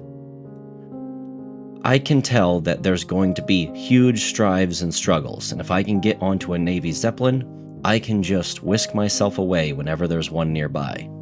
At least that's my plan. If nothing else, I could at least be safe and sound on a Navy Zeppelin while you guys are raining down hellfire on whoever's made the sore move of angering the Navy. Zephyr only shrugged her shoulders. I don't understand. If safety is your primary concern, what the hell are you doing on any Navy vessel? We get into combat from times. That's the whole purpose of us being a Navy.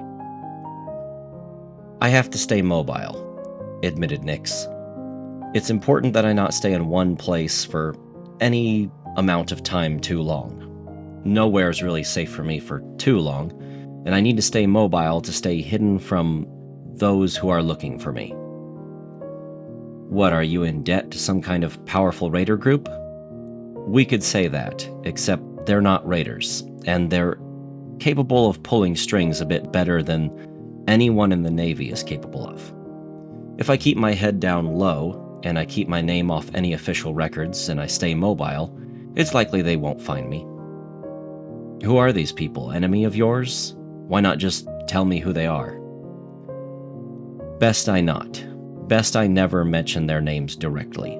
If I do, you could find yourself in all kinds of trouble, especially if it goes into an official document. Zephyr looked a bit confused. You expect me to harbor you on a vessel that I'm going to become captain of, before I'm ever even captain of it, without knowing who you are, or who's after you, or any such thing like that? Well, that seems like a pretty bad move to me. Unless you tell me a bit more about yourself, I'm not going to help you. Let's start with, what are you? You're not human, so what are you? Nyx took a deep breath. What I'm about to say stays in this room. I am human. I was born human. I just didn't exactly stay that way. You're a girl. You've probably read a horny little vampire novel or two when you were getting your rocks off, right? Zephyr just kind of shrugged her shoulders, but didn't answer. Exactly. I'm something like that. I'm still human, in that that's my baseline, but I'm a little bit more, and I would like to stay under the radar and hidden. Everyone on this ship pretty much accepts that I'm some kind of fae, and I actually don't mind feeding into that storyline a little bit. You're not a fae? Well, that's about the only human but not human race on this planet. Nyx shook his head up and down. Yes and no. Fae are more of a belief structure than a classification of species, but yes, many of them tend to be mutated and far off human. I've seen some of the centaur fae. Good-looking people. But what I am came from Earth. We were on the ship with the rest of the humans upon the entire journey. Of course, I was only made recently. I was born on the ship, actually. The ship? You were born on the ship? Asked Zephyr. You look a bit young for that. I'm a lot older than I look, answered Nyx. The prostitute tapped his fingers. Let me explain it to you in horny vampire terms. Let's just say that the Collective Vampire Council agrees that when you feed on a human, you should kill them. And I just so happened to disagree with that, and decided to feed off many humans without actually killing them or harming them in any way. And because of my betrayal to what they consider to be the natural order, I am now hunted by the hunters. That should be enough to explain to you my situation. So what, do you drink people's blood? No, I do not drink people's blood. That is gross. That would be nasty. So what do?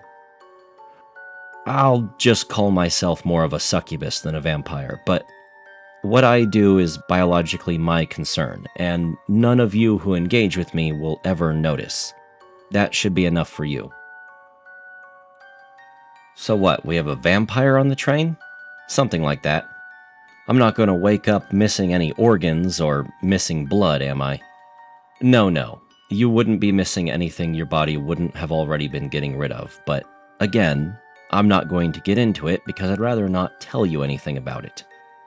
Just simply know that I am biologically required to survive off being around humans and in a very personal level. This same biological requirement could be had of my fellow vampires, as we call them, but they refuse to have it that way. They would rather kill humans and feed on them. So you're basically a moving target for this so-called vampiric order or something of that nature, and you're on this train. Have you talked to the captain about this? Yes, said Nyx. He's well aware. He's also well aware of the fact that I plan on trying to transfer myself from this train onto your Zeppelin, a move that he agrees is necessary. But it's ultimately up to you if you want to host me on your vessel. I'm not so certain about this, said Zephyr. What about the higher-ups of the Navy? Have you talked to anyone like a fleet captain or an admiral? There are one or two admirals that are keeping a tab on my kind, Nyx said very gingerly. But so far they're locked in place and don't know what to do. They don't know where my kind is, neither do I, and so far my kind has not been a bother to the Navy. They've mostly been focusing on dealing with things internally, and unfortunately that includes me. So, I've been staying on mobile Navy equipment to keep my head down and out of the way. I see, said Zephyr. You said you were young on the ship, but you mean the ship that brought us to this planet? Yes, said Nyx. I was a very, very young person on that ship. I remember coming down to this planet, and I remember when I was officially made a member of our own group on this new world. I see. That would make you, well, you'd be old. You'd be really old. You don't look that old. We don't age after we're turned into vampires, as I like to call it. I'm probably going to live for another maybe 1,000 more years easily. Really? You're not just blowing smoke up my ass with that? No, but I do have a machine for that. Nope. Forget I said anything, said Zephyr. Zephyr tapped her fingers on her notebook.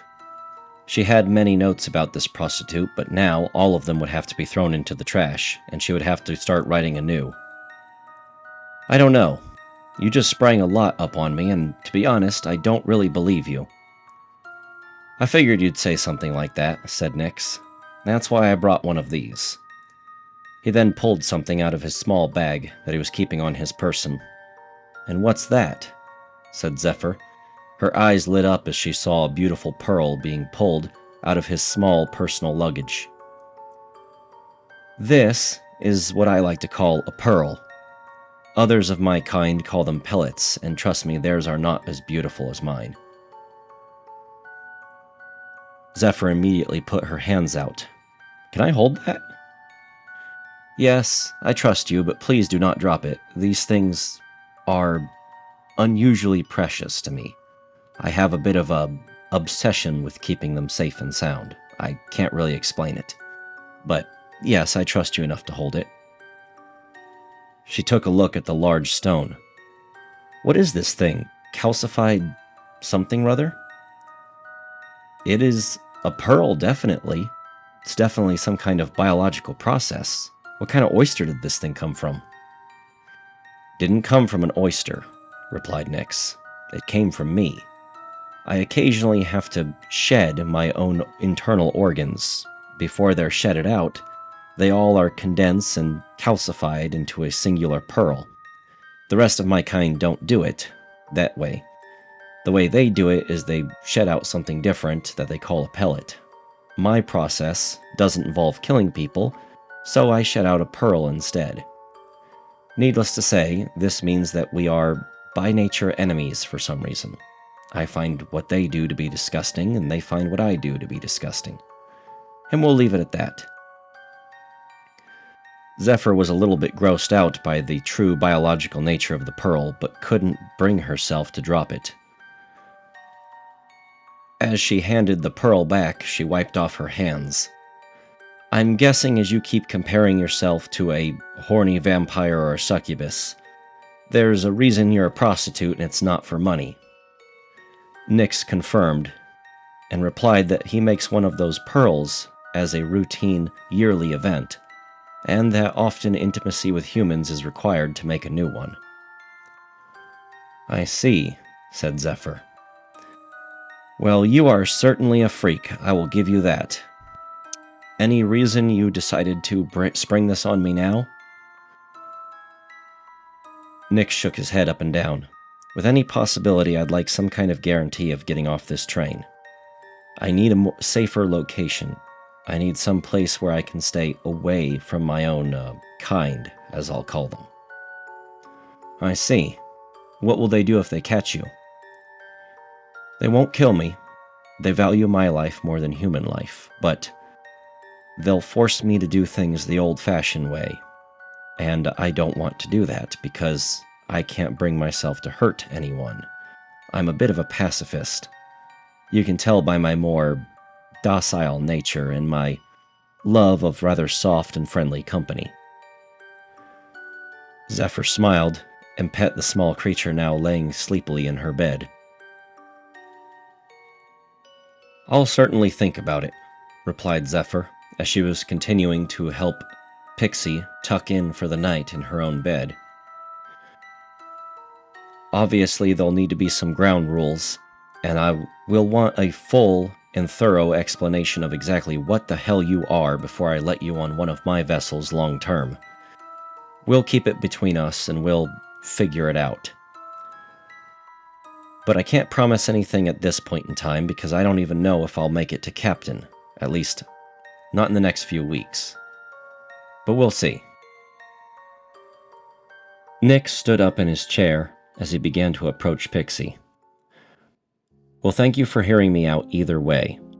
I would consider it a personal favor if everything we just discussed stayed between you, me, and the captain, but only mention it to the captain if he's alone, obviously. I'd like my personal business to stay exactly that. That's what keeps me safe. Zephyr shook her head up and down. Yeah, I'll be keeping it between us, don't worry. Well, thank you. I'll be making my leave and allowing you to spend the night alone, if you don't mind. Oh no, you're staying, said Zephyr. More specifically, this adorable little creature is staying, she said as she crawled into the bed next to the adorably fluffy creature. You can sleep on the floor. Nyx let out a sigh of frustration as he crawled onto the floor and grabbed one of Zephyr's spare blankets. Zephyr enjoyed the night cuddling with the soft and adorable creature known as Pixie. The next few weeks ran without incident. Zephyr was able to tighten up some of the regulations on board the train. She was quite proud of the well-oiled machine that the crew had become. She had also begrudgingly relaxed in some of her rules and regulations, allowing the crew some amount of breathing room, much to their delight and wonder. They hauled long trains of scrap iron and steel, along with trains of slate, coal, and lead, mined from cuttings in the sides of cliffs far away. As they brought them back into the port, the train came to a screeching halt, and they got off at the various docks and stations. Then they hopped back on the train to do the runs all over again. It became a bit of normal life.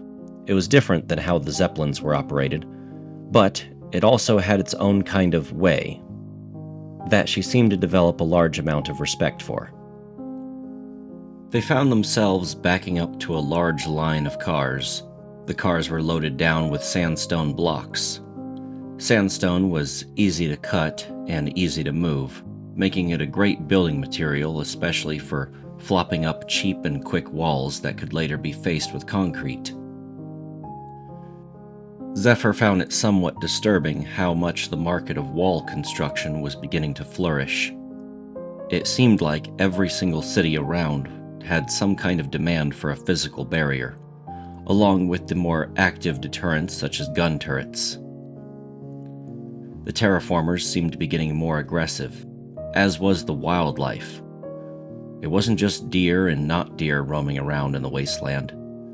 Every once in a while, a story about a big fish or a monster lurking in the shadows was confirmed, and a new horror was added to the world.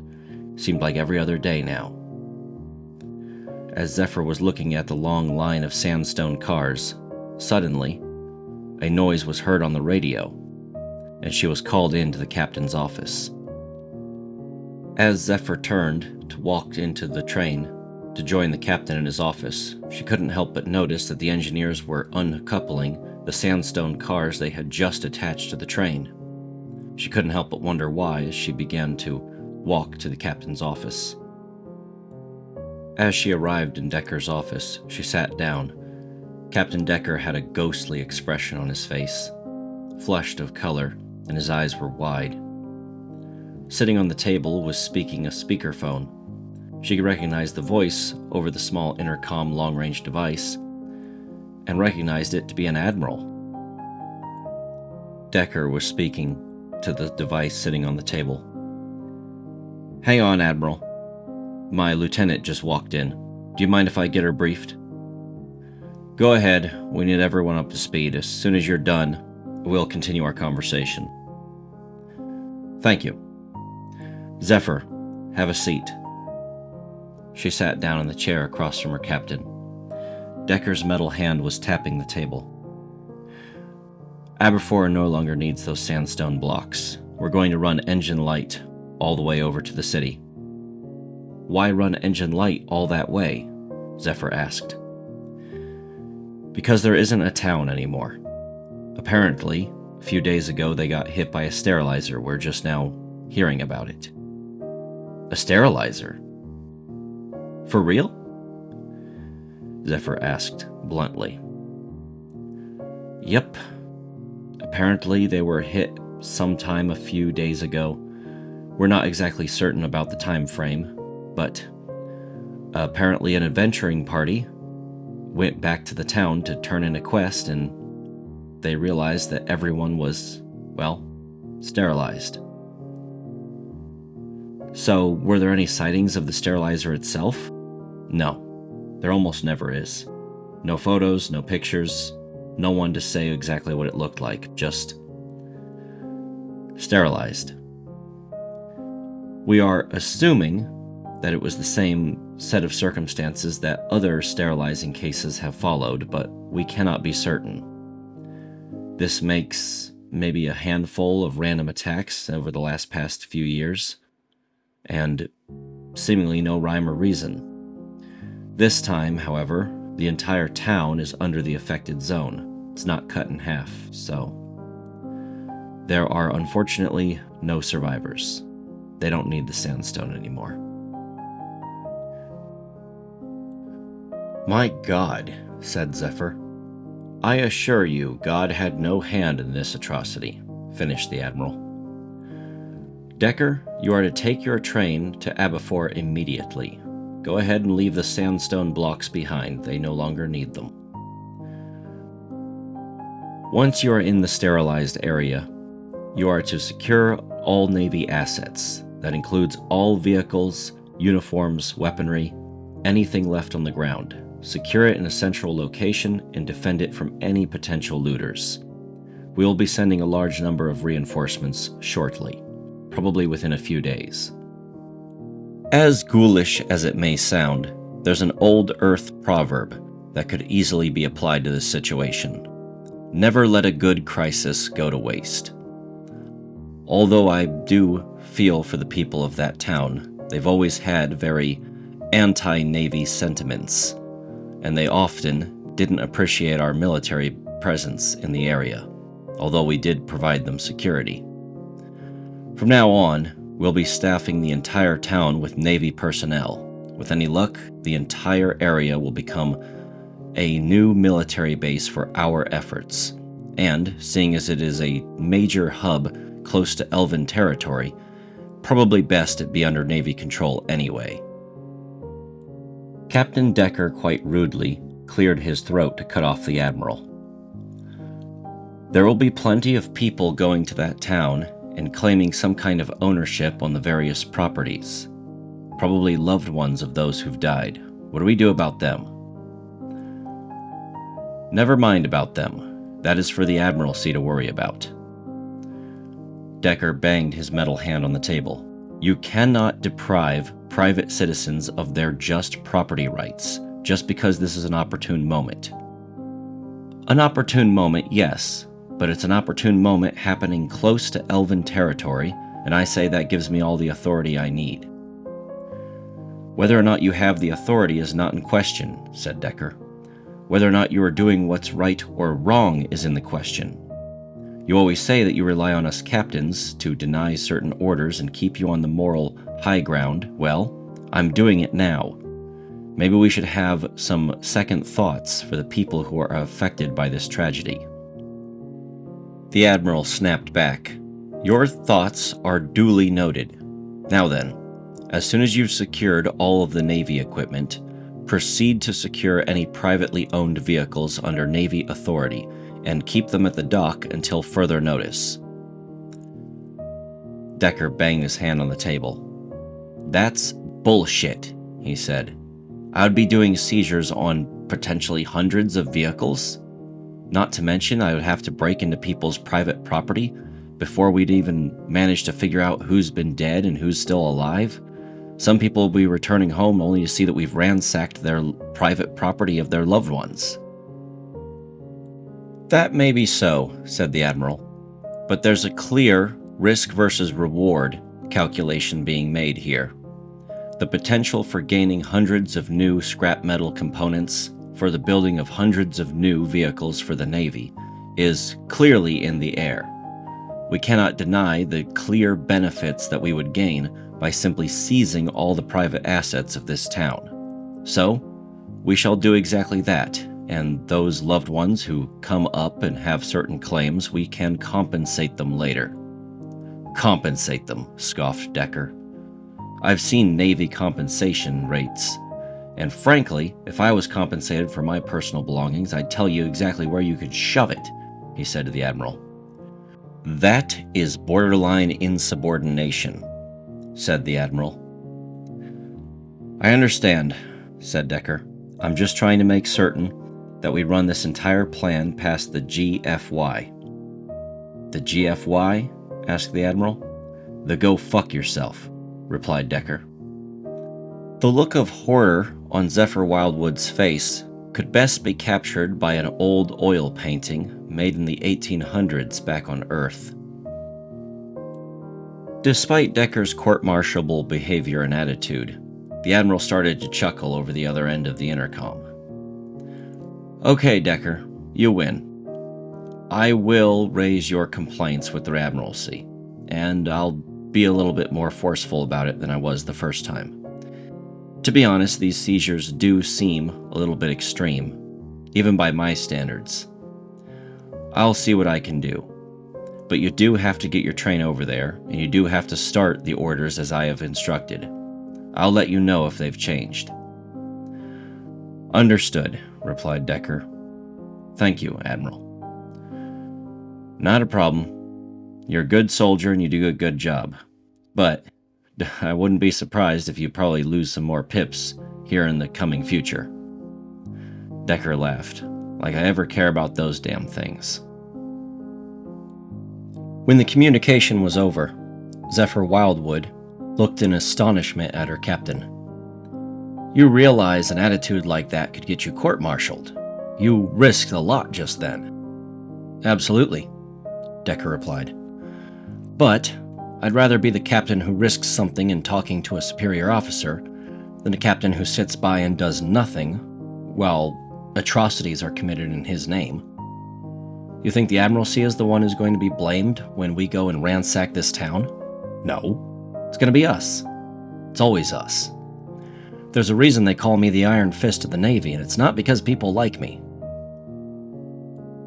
I understand you feel bad about some of the decisions you made when you were a captain in your early days, but at the end of the day, the civilians can always win later on. There's no place for this in the moment. It's better to just go with the means of authority and then try to make things better later. Decker shook his head up and down. Yeah, I suppose so. That seems like a good idea at first, but let me ask you something. What if they never do make things right? Or what if you lose something irreplaceable in the moment?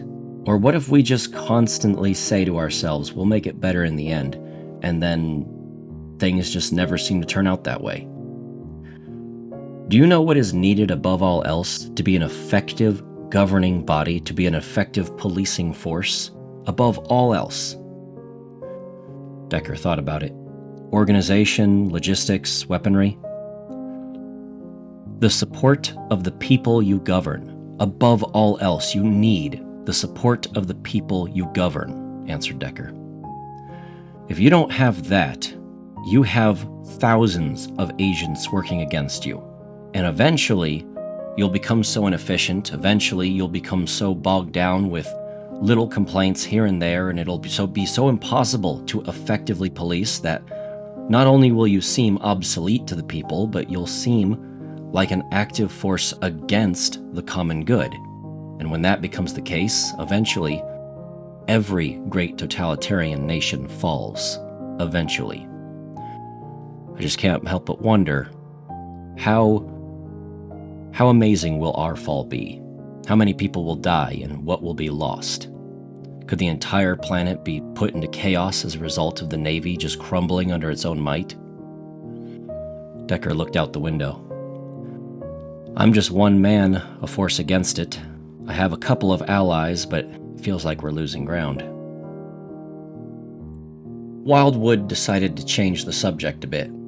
So, this sterilized zone. Have you ever been to one before? No, replied Decker. But I've heard intimate stories and details. I've been to one long after its sterilization. They say that it's really bad in the first few weeks. How so? Asked Zephyr. Well, for starters, everything there will be sterile. Everything. Every tree, every rock. There'll be no living organisms within miles of the area. The trees' leaves will wilt. You'll hear no wind. Everything there is creepy, otherworldly, and everyone's going to feel paranoid. I'll have a full briefing given to the men eventually, but things are going to be very unsettling. Then the worst part is that despite the silence, and despite the fact that you are all alone, there are things moving. You'll see for yourself when we get there. What causes something like this? Asked Zephyr. There are a lot of theories, replied Decker as he pulled a drink from his desk and began pouring it into a cup. The predominant theory is that this is a terraformer, one like a flying rain dancer, the kind of terraformers that prevent us from flying up too high in the atmosphere. A terraformer, huh? I thought terraformers were supposed to spread life. For the most part, they do. However, you'll notice that they spread plant life. They've been operating on this planet for hundreds of years before we ever even showed up. No way of knowing why their programming has been altered so drastically. We've tried to hack into terraformers, the few ones we've managed to bring down while they're still working, but we've never managed to figure out their codes or what makes them tick. They're completely different than their ancestors that were sent to this planet before us. There are a handful of eyewitness accounts from people who were close enough to witness the sterilization process, but not so close to be sterilized themselves. Bright light shining down from the sky, that's what makes us think that it's some kind of flying terraformer. And judging by the distance at which the light is able to be casted down, it's something that hangs out in the upper atmosphere, even higher than the rain dancers themselves, which keep us from being able to go up that high. As for where it goes when it's no longer sterilizing things, who knows? These things don't strike every single day. And as for why, there's a lot of different predominant theories. I rather like the theory that something happens on the planet below, something that the terraformers won't tolerate. Maybe some kind of illness is breaking out, and it has to sterilize the entire area, lest it spread to the rest of the planet. If it is a terraformer, I could see why that would be a good theory. But I suppose we'll be investigating soon ourselves, so let's try to keep an open mind as we enter the zone and try to figure out what's gone on. As they rode engine light to the infected area, Zephyr did her research on terraformers. There was plenty of knowledge surrounding orchards and rain dancers, and the various different terraformers that were easy to come across. Most of them were accounts of battle from young adventurer parties, with the occasional entry from a Navy officer who was able to take down a few different larger terraformers with a well-organized group. But there was nothing about sterilizers, only thoughts and speculation, nothing concrete, not even so much as a photograph. This was because all of the mechanical equipment below a sterilizer was usually fried from the intense radiation that it emitted. Even well-armor-plated synths that were designed to handle high radiation damage were for some reason fried completely to their core. Nothing left, not possible to extract data from. This felt Zephyr feeling somewhat useless. The entire purpose of the Navy was to protect the common person. Now they were going to an entire town in which they had failed to do so. She couldn't help but wonder how long the Navy would be able to survive if it failed to fulfill its most basic obligations for too long. When the train arrived at Aberfour, they noticed that the city was already halfway walled, and of course, they had finished the gate that cut off the tracks that allowed them to enter the city. The small section of wall that was unfinished was nearby. "All right," said the captain. "We're going to have to get off the train, go inside, and see if we can somehow lower the gate. Looks like they were preparing a bypass line that goes outside the wall, but that's not finished yet, of course. We're going to have to lower the gate before we can go inside. Looks like we'll be going through the hole in the wall on foot. Lieutenant, take some of our gunners and engineers around through the hole in the wall and lower that gate. I think it's time you see a sterilized zone for yourself. Take your time. We're not in any rush, trust me. I highly doubt there'll be anyone there who will give you any trouble, but keep your guns on hand just in case." Zephyr prepared herself and disembarked the train. It was rather unusual to see any Navy officer fighting off of a moving vehicle, but in this particular circumstance, they had no choice. They all moved forward with revolvers, save that of one of the gunners, who carried a light machine gun. On the outside of the wall, it was mostly grassy rolling hills, decorated with trees. Very far away from the city, they could see the tree line of the forest. The forest had needed to be cut back to prevent elves from getting the drop on the city.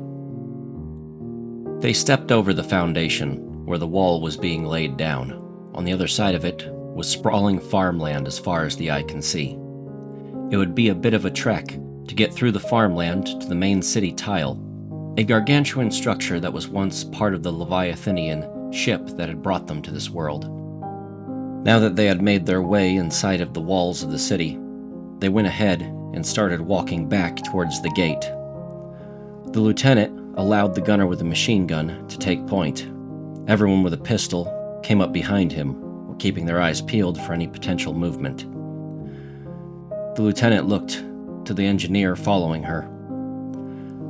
"Tell me about this city. Tell me about Aberfour. What was it before it landed on this planet?" "Yes, ma'am," said the engineer. "Aberfour used to be under missionary control back when the party was still active. After its dissolution, it maintained some anti-Navy sentiments, but allowed a Navy base to be placed upon it for protection against the elves. They have mostly been sitting here trying to maintain their independence, and they constructed a wall around the city. Or at least they tried to, it looks like. Didn't get it complete. Not like a wall will help you against a sterilizer." "I understand," said the lieutenant. "Tell me, If this city has anti-Navy sentiments, is it wise for us, do you think, to be heading into the city to pilfer and plunder? The engineer took a deep breath. That's a bit above my pay grade to say, but if I'm speaking with all honesty to you, Lieutenant, I think we should grab our shit and only our shit and leave everyone else's stuff alone. No matter what we do, it feels like it might be the wrong move, especially if people take grievance with some of the stuff we take. The lieutenant thought about it. During these sorts of seizures, during a crisis situation, what sort of things are we expected to try and acquire? Food, water, shelter? What are the things we mostly grab? Guns, replied the engineer. We're mostly expected to grab the means of production, firearms, guns, and above all else the means of transportation. On this planet, the ability to move is by far the hardest ability to have, and we in the Navy almost have it completely cornered and marketed. That is, if you don't count the more narrow gauge lines that are starting to pop up here and there, personally owned vehicles and the like. But every search and seizure, those are the things we're after. The lieutenant thought about it as she walked through the gravel path. So, everyone who signs on to be protected by the Navy is just waiting for the nearest tragedy to have all their shit stolen, and then be under the Navy's boot heel. Is that what you're saying, engineer? The engineer got a bit nervous. I probably wouldn't want that going on record, madam. I would be hesitant to answer that question. I'm not recording this. It's all off the record. Just answer. Yes, madam. I would say that's correct. I see. Thank you, engineer. The rest of you listening in, I suggest you bury this conversation in your subconscious. Wouldn't want to rock the boat. They eventually approached the gatehouse. Traditionally, an approaching train would honk its horn, and the gate would then respond by opening up, or perhaps honking its own horn to inform them they had to slow down or stop completely before being allowed inside. This particular gatehouse was completely silent on approach. No matter how much they tried to hail it, it would not hail them back, implying that whoever inside was likely deceased. The lieutenant approached the door. We're going to go ahead and breach this door and do a proper search. Pretend like there's hostiles inside. I want to see you do this by the book. Understood, they all said. The gunners breached the doors immediately. They started searching every single room. The engineers followed suit behind, offering support. Once they cleared it for the lieutenant to enter, they warned her that there was a dead guy standing in the middle of the room. She almost didn't understand what they said, that was, until she had crossed the threshold of the doorway and saw it for her own eyes. A man was indeed standing in the middle of the room. What the hell is this? The lieutenant said. The rest of the gunners looked back at her. Oh, right. This would probably be your first time encountering something freaky like this, since you've been on a Zeppelin. This guy's dead, they said, pointing at him. Deceased? She almost didn't believe what they were saying as he was standing there, pacing back and forth a little bit. His body had movement. He seemed to be struggling to keep himself upright. He can't possibly be deceased. She put her 2 fingers on the side of the corpse's neck and immediately was met with the cold sensation of flesh against her skin. There was no pulse, no breathing, no signs of life. She jerked her hand away, somewhat frightened by her experience. Engineer, explain this to me right fucking now. Oh, the captain must have not told you. The engineer started to laugh. That's a pretty sick sense of humor the captain has. This guy's been sterilized. This is what happens when you get sterilized by a sterilizer. How is this not front page news? Well, things like this are pretty normal down on the ground. You're up in Zeppelins all day. You don't get to see what it's like down here. If the only place you go is the Zeppelin and the dock, things seem pretty normal, but everywhere in between, it's pretty creepy, and stuff like this is, well, it's normal. The lieutenant took a look at the man's face. He had cold, lifeless, glazed-over eyes. He wasn't looking at anything. He wasn't breathing. He was just standing there, Still, his motor functions were somehow keeping him upright. If she gave him a little push, he would stay standing. He would step back a bit, just to not lose his balance, but somehow, he was still standing there. "Is this thing a fucking zombie?" the lieutenant asked. "No," replied the engineer. "He's not a Romero hazard. There's no risk of him spreading what's happened to him to anyone else. He's just a sterilized corpse. Somehow, his brain is still functioning a little bit. We don't know how it works.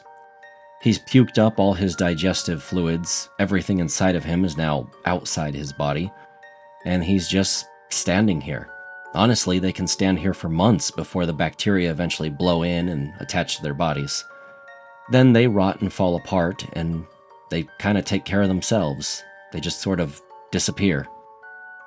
The lieutenant looked like she was going to be sick. "Jesus Christ, and the entire town is this way?" "Yes," replied the engineer.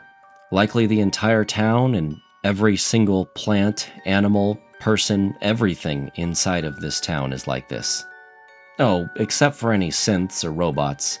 They get fried by whatever the sterilizer does, so they're just laying down dead, probably."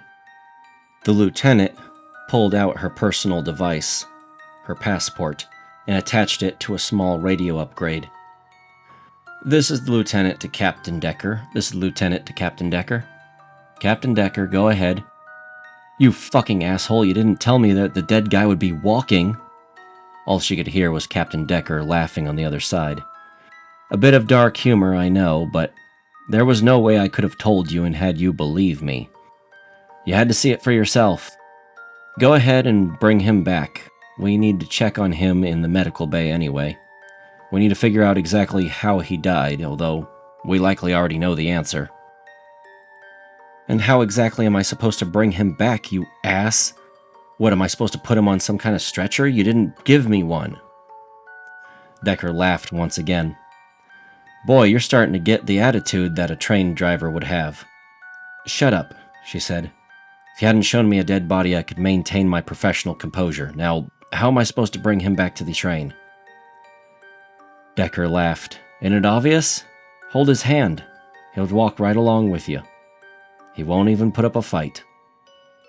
"When this is all over," the lieutenant clarified, "we have got to discuss how briefings need to go, and information like this has got to be relayed to me before I go face to face with a walking dead guy." All she could hear was the captain laughing over the radio once more. "I swear, what does it take to get an actual professional around here?" After they opened the gate, the lieutenant pinched the dead guy's clothing and began pulling him along to the waiting train. "Once we get him on board, we can move on to the inner city. The medical team will be interested in examining him, I guess," said the lieutenant. "Oh, they'll be very interested in seeing him," clarified one of the gunners. "They love seeing freaky stuff like this. The prostitute will definitely want to take a look at him." "Oh, that's disgusting," said the lieutenant. No, not like that," clarified the gunner. "Remember, the prostitute is also one of our medics." "Oh, okay," said the lieutenant. The massive train lumbered into the small Navy dock. In all honesty, even running engine light, the train was bigger than the naval facility that this particular town allowed on its premises. As the lieutenant looked around, she couldn't help but notice the small size of the dock they were stopping at. My goodness, there's barely any Navy equipment here. I can't help but feel that maybe this was a fool's errand. "It wasn't," said the captain. "They sent us here for a reason. They want us to grab as much of the crap around here as possible and claim it as Navy property. They just weren't willing to say it," he clarified. Over the next few hours, the crew worked hard. They first gathered up all the officers within the town, officers they knew for a fact were members of the Navy. They then gave them their last rites and injected them with a mix of bacteria that would help their bodies rot, before eventually hauling them out and burying them in graves. They marked the mass grave location with all of their names. Afterwards, they began gathering up all the Navy equipment and pulling it within the small facility that was nearby. Shortly after, they began expanding to civilian equipment, which had to be kept slightly outside of the building, as there was very little room inside. They began tarping over as much of the equipment as they could, and moving the various vehicles in neutral. Many of them simply would not start, as their electrical components had been fried, and it was not possible to get the vehicles to turn on by themselves. With some of the vehicles, they got lucky. They were powered completely on compressed air with no electronic components. Other vehicles that were powered on diesel, they also got lucky, and a shotgun start was installed, in which a blank shotgun was inserted directly into the engine and then banged with a small hammer. This caused the engine to spring to life, and even though its electrical systems were shot, somehow the engine was able to crank on. When Zephyr stopped to take a break, she turned to her captain. "What is the Navy going to do with all of these vehicles?" Captain Decker looked back at his lieutenant. "Likely scrap metal. Some of the vehicles, of course, have turrets and cannons and machine guns. Those will probably be taken off and repurposed. But just about all of these vehicles are not to Navy standards and configurations, so most of them are going to be stripped apart for their various components or melted down." "Why is the Navy bothering with this?" asked Zephyr. "There's plenty of scrap metal. It may be a high-valued item, but we have entire trains of it moving around all the time. Why bother with scrapping all of these civilian vehicles?" Decker tapped his metal hand against his side. "Have you ever heard of the means of travel?" Decker seemed a bit confused. "No, what is that?" "It's an evolved ideology from Earth. It's been getting kicked around in conference rooms here and there. I've confronted it several times, and I must say I'm not a supporter, but basically, a long time ago back on Earth, there was the various communist governments of Earth that ran under communist ideology from Karl Marx, in which Karl Marx detailed in his books that the means of production did not belong to anyone. That would be something along the lines of an apple tree, or a factory or farmland. Those belong to the people. But there is no the people, only governments, governing bodies, and those people who control a governing body. So what Karl Marx was basically saying was, everything that you use to build anything belongs to the state." "I see," said Zephyr. "And what sort of things were included in that?" "Oh, all kinds of things," said Decker. "Fishing rods, power tools. Heck, if you go outside in your backyard and bang rocks together and actually produce something like a hand hatchet or an axe, it could be argued that those items that you had just produced and the land you produced it on were now considered the means of production. It was that aggressive an ideology. And now, the Navy has twisted something into their own form of ideology that we appear to be using to govern the people. And that is the means of travel." Zephyr thought about what he was saying. "I've heard nothing of the sort. I've been a lieutenant on a Zeppelin for many years now, and I've not heard anyone talking about this." "Makes sense," said Decker. "You really don't encounter other people when you're on a Zeppelin. How often do you actually see another aircraft besides a Navy Zeppelin?" Zephyr thought about it. "Very rarely. One time we had seen a Raider Zeppelin, but it had to be taken down." "Was it really a Raider Zeppelin?" asked Decker. "Yes, that's what the mission briefing said. It was a Raider-controlled Zeppelin." "Interesting," said Decker. "Tell me, where did you down this Raider-controlled Zeppelin?" "Out in the frontier," answered Zephyr. "Huh. So outside of anyone's jurisdiction, just out in the frontier lands where, let's face it, there is no rule of law." "Well, we had been receiving reports that this particular Zeppelin had been attacking caravans." "It's possible. But a Zeppelin kinda has a hard time coming down out of the air to attack caravans. It would have to coordinate with other attackers. Tell me, did you destroy the other attackers A big, brutish zeppelin up in the sky? Did you take the time to rain down hellfire upon the other attackers that were assisting this zeppelin in raiding caravans? Zephyr thought about it. No, we just destroyed the zeppelin. Decker looked on at his men working on disassembling some of the vehicles and trying to get them to be compacted more towards the naval base, trying to save as much room as possible. Yeah, it wouldn't surprise me at all if that wasn't actually a Raider-controlled Zeppelin. Or even if it was a Raider-controlled Zeppelin, wouldn't surprise me at all if the Navy just allowed all the forces on the ground to keep on doing whatever it was they were doing. We are mostly worried about our own ability to take control of an area and dominate it, and the Raiders are a crucial part of that. I realize that may sound a little far-fetched, as we often take on Raiders who are threatening caravans, but remember, a Raider group nearby does as much to threaten caravans as a Raider group currently attacking one, as it forces them to hire better guards, buy better equipment, and think twice before even traveling from one city to another.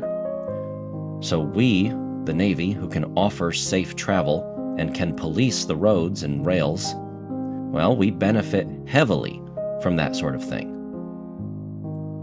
Zephyr instinctually rejected Decker's idea, this notion that the Navy was playing some kind of long game when it came to controlling the people of the area. As far as she could tell, taking down a Raider Zeppelin was irrefutably a good action to prevent the Raiders from having the skies. But she also, in her guts, couldn't deny what Decker was saying. If the Navy had complete control over who could safely move from fabricated city section to fabricated city section, that meant they could control the lives of the people who lived within those places. After all, there was no safe place in between those zones. Only the fabricated city sections that had been lowered down on the planet offered absolute security from the terraformers. Zephyr wished to continue her conversation with her captain, but suddenly, the thunderous boom of one of the artillery shells, firing out of one of the bunker cars, broke through the silence. Captain Decker could recognize the thunderous sounds of his own train's guns by heart. He could also identify what kind of munition was being fired from the gun based solely on its sound. The thunderous boom to start with was from the powder igniting. A slight whiz after the projectile had left the barrel meant that it was a rocket-assisted projectile, something designed to be short-range but move fast. The heavy projectile then hit with a thud, implying that it was not an explosive round, just a solid matter impacting round. That told Decker that this was a warning shot. Decker grabbed his radio. "Whoever fired that shot, report now." A man's voice crackled through on the radio. The gunner commander that was in charge of the bunker car at the rear of Captain Decker's train came through on the radio to report to his captain. "Captain, elves have been spotted within the city limits. I have fired a warning shot at one of the buildings. They are now taking cover, but they will approach shortly." "Understood," said Captain Decker. "Your actions will be reviewed later, but for now you're doing the right thing. Fire another warning shot should I give the order." "Yes, sir," he replied. Decker turned to his lieutenant. "How much experience do you have with elves?" "None," said Wildwood. "I've never encountered them." "Right. Then you're behind me. Let me handle this." Zephyr agreed and followed her captain as he began to guide her through the mess of vehicles that they had scattered around the naval base. All around, Zephyr could see that the various naval officers were trying to take cover and grab out their pistols. Rifles were being handed out by engineers who were running through and handing them to the riflemen. Decker continued to walk until he had passed through the sea of vehicles that they had gathered around the naval base. He then stood on top of someone's truck, breaking its windshield as he did. "Come on out! We know you're there," Decker shouted. "I promise my men will not fire until I give the order. So, reveal yourselves." At Decker's order, an elf appeared from behind one of the vehicles, slowly walking towards Decker. "That'll be close enough," he said. The lieutenant looked on in shock at what she was seeing. She had heard that elves were tall, but that was a gross understatement based upon what she was seeing now. Nearly a 13-foot tall, humanoid-looking figure was now walking towards her captain. It was dressed mostly in what she could tell to be shabby farming attire, and was wearing a large straw hat. The elf was not alone. Several others appeared from the buildings, and were revealing themselves. Many of them were carrying humans in their arms, at least 3 or 4 per elf. "What business do you have here?" ordered Decker. One of the elves raised its hands and began to approach it even more. "That'll be enough. No closer," said Decker again. "Please calm yourself, human," said the elf. "We are aware that you are probably scared and frightened about what's happening around you, but we are here to help." "We are the Navy," said Decker. "We require no assistance. We are perfectly sufficient at caring for our own."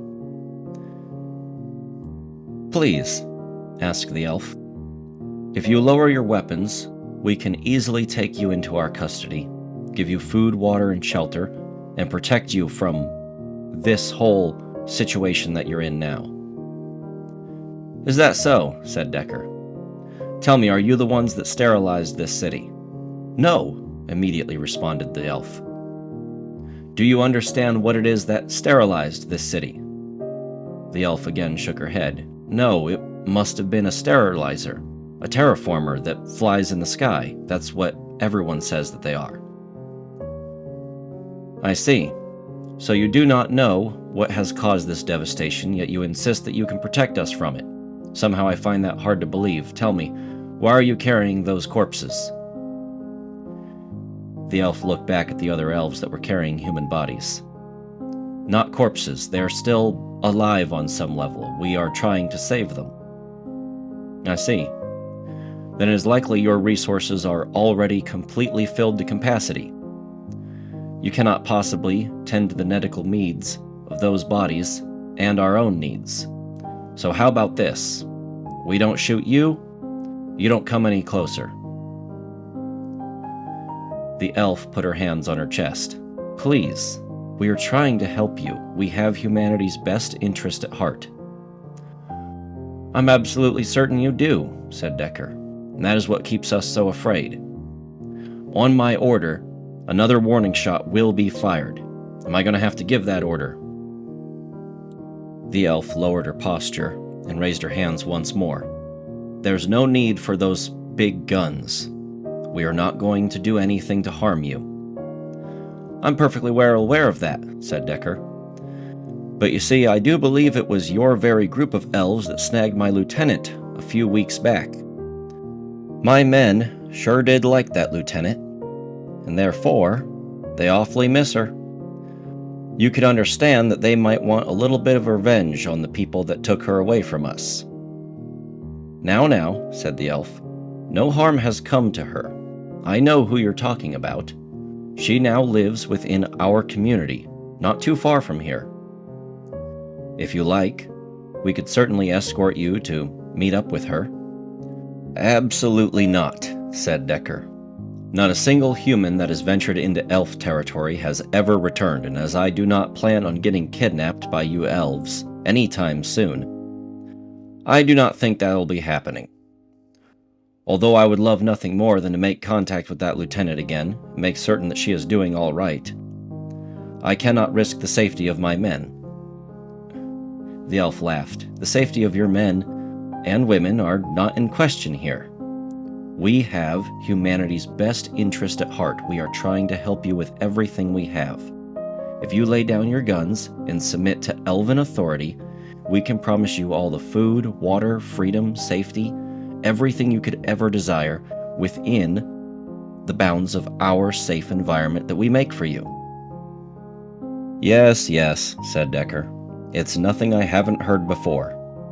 Damn near every elf we've encountered has promised the exact same thing. Then they grab humans the second they have the opportunity and never return them. So, you'll be keeping back, away from me, away from my men, away from this naval facility. You can do whatever you want on that side of town, but you come any closer, and we will fire on you with every artillery shell we have. And I can promise you, my boys are good shots when it comes to hitting elves. We've been doing it up north for a while now." "Up north," repeated the elf. "What's happening up north is a tragedy, and we can promise you that we are not going to descend from our holy mission like those elves did. Humanity is meant to live in a paradise. This world is not safe for you. It is that simple. This world is meant for us. We are built for this world. It is a paradise for us. So we will have to artificially make a paradise for you, and we will do that. You just have to cooperate with us right now and not make things worse." "I think we'll go ahead," said Decker, "and live on our own terms. We don't need your help, sorry. So why don't you go ahead and back off, or I will order my men to open fire." "Fine," said the elf. "We can agree to that. We will stay back. We will not interfere with what you are doing. You will not interfere with what we are doing over here. We have a lot of humans to save anyway. There's a lot of victims right now, and they need to be brought back before it's too late." Decker pinched his brow. "I realize that the dead are a good distraction right now to keep you away from us, but you understand that there is no saving them. No human has ever been brought back. No one has ever been brought back after being sterilized. Their DNA is broken down. It's just not possible." "You don't know that," shouted the elf. "We might be able to save them. We might be able to find a way."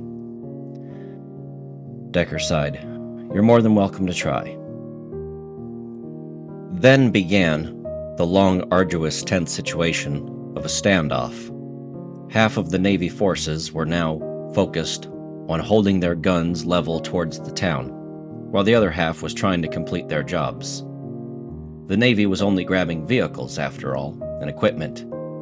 The elves were trying to grab the corpses that were walking around. They were doing their best to try methods of bringing them back, warming them up, pumping on their chests, trying to breathe for them. But the elves were more primitive in their technologies, much more primitive than even the Navy, or some of the raider groups out there. Most of their technologies involved chucking large spears, using bows and arrows or atlatls, and by far the most technologically advanced thing they had were simply earth technologies made by the fabricators, but were typically in the range of liquid compressed air technology, that of old tractors and steam-driven engines that were now being fed compressed air. This was the pinnacle of their technological prowess. It didn't help that elves had a difficult time navigating human technology, as it was simply too small to fit in their hands. After a while, one of the elves reapproached the firing line. A Navy gunner pulled a small pistol out of his pocket, a .22 long rifle revolver. He then cocked back the hammer and fired a warning shot. The shot was not designed to scare the elf, nor was it designed to ward away anyone. Instead, the shot was designed to alert his captain that the elf was approaching the firing line, without the need of getting on the radio. Captain Decker immediately turned to the elf that was now approaching the firing line once again. "All right, that's far enough. What is it you want this time?" The elf pulled a small slip of paper out of its pocket. "I have here a letter. You said that we snagged one of your lieutenants a while back, and I recognized who you were talking about. One of us had a letter from that lieutenant, intended to be left behind to any naval forces that it would perhaps be relevant to, but it would appear that we got lucky and you are her captain, correct?" Decker was now interested. "That is correct. Approach. Keep in mind, you try anything, I can promise every single artillery shell is going to hit the area that you are gathering all those human corpses at. Both elves and humans alike will be blown to bits, and you do not want that, so it is not worth it for you to mess around." The elf continued to walk forward.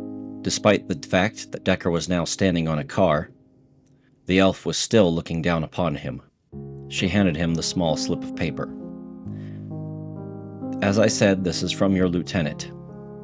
She had requested that we simply leave it at the naval base, here in this city.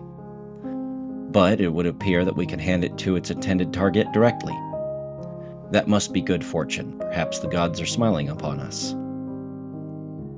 When Decker opened up the letter, it was a series of dots, dashes, and check marks. "Oh, I see," he said. "Does that letter actually say something?" questioned the elf. "Yes, it's coded in ClickPen.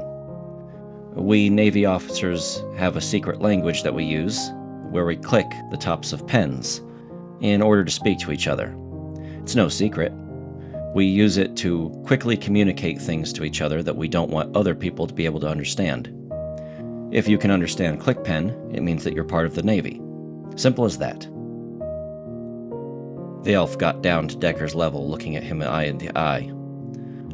"I can promise you that she is doing well.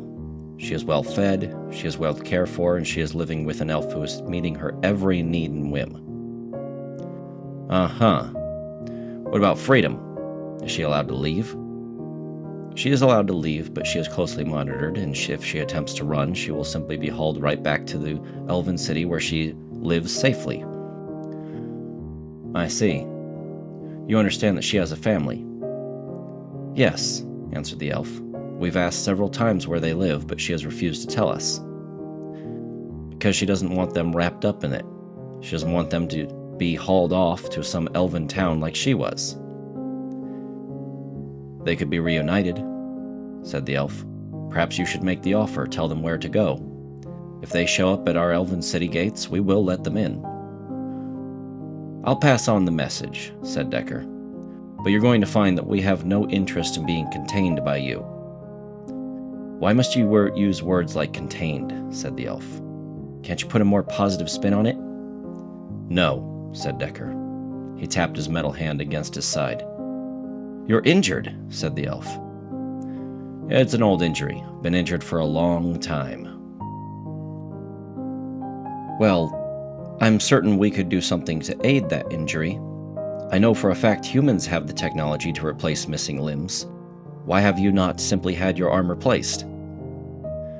"Oh, it doesn't work like that," Decker said. "You gotta have the money, the time. This is just cheaper and easier, so I might get it replaced when I retire, but for now, the metal arm's good enough, and it's also a weapon, so why would I disarm myself when I'm armed naturally?" he said, laughing and looking at the metal appendage. The elf didn't think it was funny at all. Humans are not meant to be armed. You're not meant to have weaponry and be killing each other. If we take control, we can promise you that will be put to a stop. "Oh, let's not get into that," said Decker. "If I head back inside and write out my own letter, would you be willing to take it to my lieutenant?" "Of course," said the elf. "So long as it's not things like plans of escaping, we'll have to put a stop to that." "It won't be," said Decker. "I know for a fact it's hard as hell to escape from elven territory. I've never heard of anyone actually doing it." The elf sat down peacefully on one of the vehicles. "Do I have your blessings to speak to some of your men? Perhaps one of these ones holding the rifles?" "I wouldn't suggest it," said Decker. "They're all still pretty upset about the loss of their lieutenant. But my own current lieutenant, who replaced her, she needs some experience with elves. Lieutenant, why don't you keep our guest company while she's being pointed at by the barrel of a gun?" "Yes, sir," said Zephyr. Zephyr looked at the incredibly tall woman sitting on one of the vehicles. The vehicle's armored plating was actually deforming under the weight of the elf. The elf looked at Zephyr. "You look as though you've never met an elf before." "I have not," said Zephyr. "I work in a Navy facility that kept me away from things like elves and the Fae. I mostly worked with humans." "I see," said the elf. She then leaned down to Zephyr. "You understand that elves are not your enemies, right?" "I've heard it's a bit of a mixed bag. From everything I hear, elves kidnap humans. It's as simple as that. We don't know what happens to them once they're taken away." The elf reached her large hand out in the hopes that Zephyr would take it, but Zephyr did not. I assure you, nothing bad happens to them. When we kidnap a human, we take them back to our home. We do a re-education program that only lasts a few weeks just to explain to them how they'll be living their lives in Elven territory. And then we see to it that they are kept in perfect living conditions for humans. Safe and sound, nothing bad could possibly happen. Zephyr raised an eyebrow at the large elven woman. I see, she said. Why do it? I've heard stories about why elves do what they do, but I've never actually gotten a definitive answer, and there's an elf standing right in front of me, so I'll ask. Why do you supposedly care so much about human existence? The elf thought it to be a funny joke. Because humans are perfect beings. You are made to be perfect. You're meant to live in a paradise world. We elves were only designed to live in a more chaotic world, a world that cannot so easily be tamed. This is our paradise. So it's only natural that we should take care of you, and after all, humans are a little bit our creators. So, we wish to take care of humans. Zephyr seemed somewhat interested. Then why all the hostility? I just watched a man fire a cannon at you, and as I can see from the crew's faces around me, some of them are not too pleased with what you look like. What's happening that you are treated with such hostility? Explain it to me. I already know the answer, but I just want to hear it from your mouth. What is your side of the story? The elf looked somewhat disappointed. I realize that it can be somewhat frightening to have a giant creature such as myself suddenly jump down from the shadows and pick up one of your people and carry them off to never be seen again. I empathize with that. It would be certainly frightening indeed. But we're not in the shadows right now. I'm not jumping down from the tree line to spook you. I'm sitting right here in front of you. Certainly you could overcome your bias and prejudice, at least in this moment. I wouldn't call it bias or prejudice, Zephyr said. If you're taking someone without their consent, that there is a problem. That there is all the reason anyone would need to be afraid of you. The elf removed her hat and put it down next to her. I understand perfectly. It could be frightening to see something like that. In the early days of this world, when we all came down from the great glorious ship above, it was not hard for us to acquire humans. There were plenty starving and desperate. They came in willingly, and they promised to never leave us. But when we had difficulties, some of them tried to leave. Many of them were killed as a result, not by us, but from this world itself. It is not designed for human habitation. It is designed for us, the strong. The elven people are made for this planet. To us, this place is a wild and wonderful paradise, but to you humans, it's a death sentence.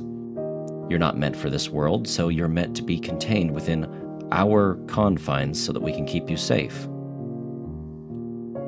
I had heard a little bit about the early days of this planet. When we all landed, elves scooped up humans left and right, and the humans didn't resist you too much because they needed food and water. Everyone was starving to death and hungry for resources, having a difficult time putting crops in the ground. A lot of untrained people, after all. So, what went wrong? Why couldn't you just keep humans coming in willingly? The elf smirked a bit. I suppose it's because we are a little bit much for humanity, especially when we become affectionate. Some humans can be frightened of us and get scared off easily, but those were missteps. They can be made up for. With the proper techniques and the proper understanding, there's no reason we shouldn't be able to get along, said the elf. I'd heard, only rumors, said Zephyr, that you don't care very much for humans being together, a human male and a human female. The elf immediately banged her hand on the hood of the vehicle she was sitting on. "That is a mischaracterization," corrected the elf. "We cannot at this time allow humans to breed, because there are thousands of humans," she pointed at the humans around carrying rifles, "that are currently not within our protection. We can't allow humans to breed within our safe confines while there are humans that still need rescued.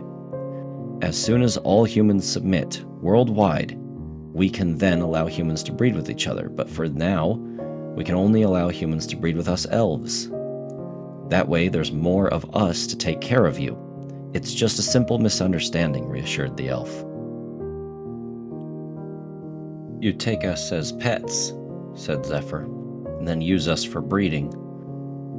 And without more humans being created, we are left to wonder if there will be any humans left shortly. You see why that could be a problem," said Zephyr to the elf. "Of course I understand why that could be a problem, but there does need to be a certain level of trust between us, especially if we are going to be the ones to steward you in your existence on this world." "Then don't steward us," said Zephyr. "You let us live our lives, we'll let you live your lives, and then we'll see what happens after that. Why not just only prey upon the willing?" The elf laughed. "You expect us to just stand idly by while humans are being slaughtered by each other, much less the dangers of this world? No, we can't do that." "Then we'll forever be at stalemate," said Zephyr. "I'm afraid so," agreed the elf. The elf then got down as low as she could, still taller than Zephyr, and offered her hand once more. This time, Zephyr cautiously reached her hand out and grabbed onto the elf's colossal fingers. "There we go," said the elf. "A proper greeting. My name is Lyriel." "Zephyr Wildwood," Zephyr answered. "Lieutenant of the Navy." "Well, it's nice to meet you, Lieutenant," said Lyriel. "Maybe one day you'll decide to defect from the Navy and join us elves in our little paradise. I can promise you safe livings. But I suppose we've come to a stalemate in our agreements so far, so I won't push you any further." "I'll keep it in mind," said the lieutenant. Just then, Decker came back with a scrap of paper in hand. "Here we are. I've written down a letter for my lieutenant that you managed to grab a few weeks back. You will find no information inside of it regarding escape plans or our efforts to rescue them, just some things I should have said to her before she got grabbed. I cared deeply about that lieutenant. She had my back many times and saved my life before. I feel as though I failed her when I allowed her to get grabbed by you, but it was an oversight on my part." He then handed the letter to the elf. "I'm happy that we managed to grab her. She's been a delight. I have actually met her in person, just a few times when she was in the courtyards. She is settling in relatively fine. I will hand this to her personally. You have my guarantee." "Thank you," said Decker.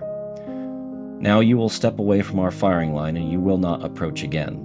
If any elf does, I can promise you the next bullet will not be a warning shot."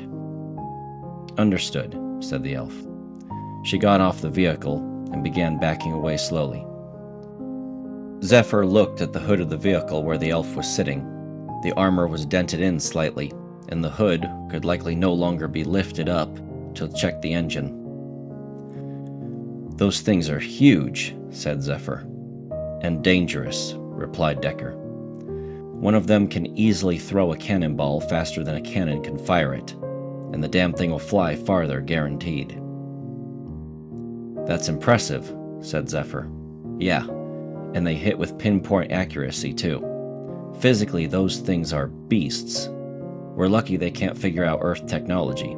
I guess they just don't have the heart for it. Get frustrated easily when dealing with technical bullcrap." Eventually, the elves gave up. They couldn't revive the human bodies, so they let them lie where they were. The moving corpses got up and started staggering around once more. The corpses that have been touched and handled so heavily by the elves would likely begin to rot within only a few days, as they had had bacteria smeared all over them from the elves' unwashed hands. The elves, not being thieves, picked up some of the equipment and pieces of metal nearby the human city. They had left washers behind as payment, uncertain of which humans the washers were meant to go to. "Why bother with that?" asked the lieutenant. Decker looked at his lieutenant and answered, "The elves are not thieves. They're actually quite morally upstanding people, if not for the kidnapping and stuff. But I suppose they don't consider what they're doing to be wrong. But they're not thieves. Anytime they ransack a town and steal any human technology, as they call it, they usually leave behind washers as some kind of payment, often paying based upon weight. So, if you have anything expensive you leave outside, go ahead and add some sand or lead to it. The elves will likely leave you more washers." "I see," said Zephyr. Eventually, more Navy trains began to arrive into the city, along with some small adventurer vehicles. "Well," Captain Decker said, popping a beer for himself, "looks like we can take it easy for a while they take over, and then we can eventually get out of here and get back to work. This entire place apparently is going to become a naval base. I just heard it over the radio.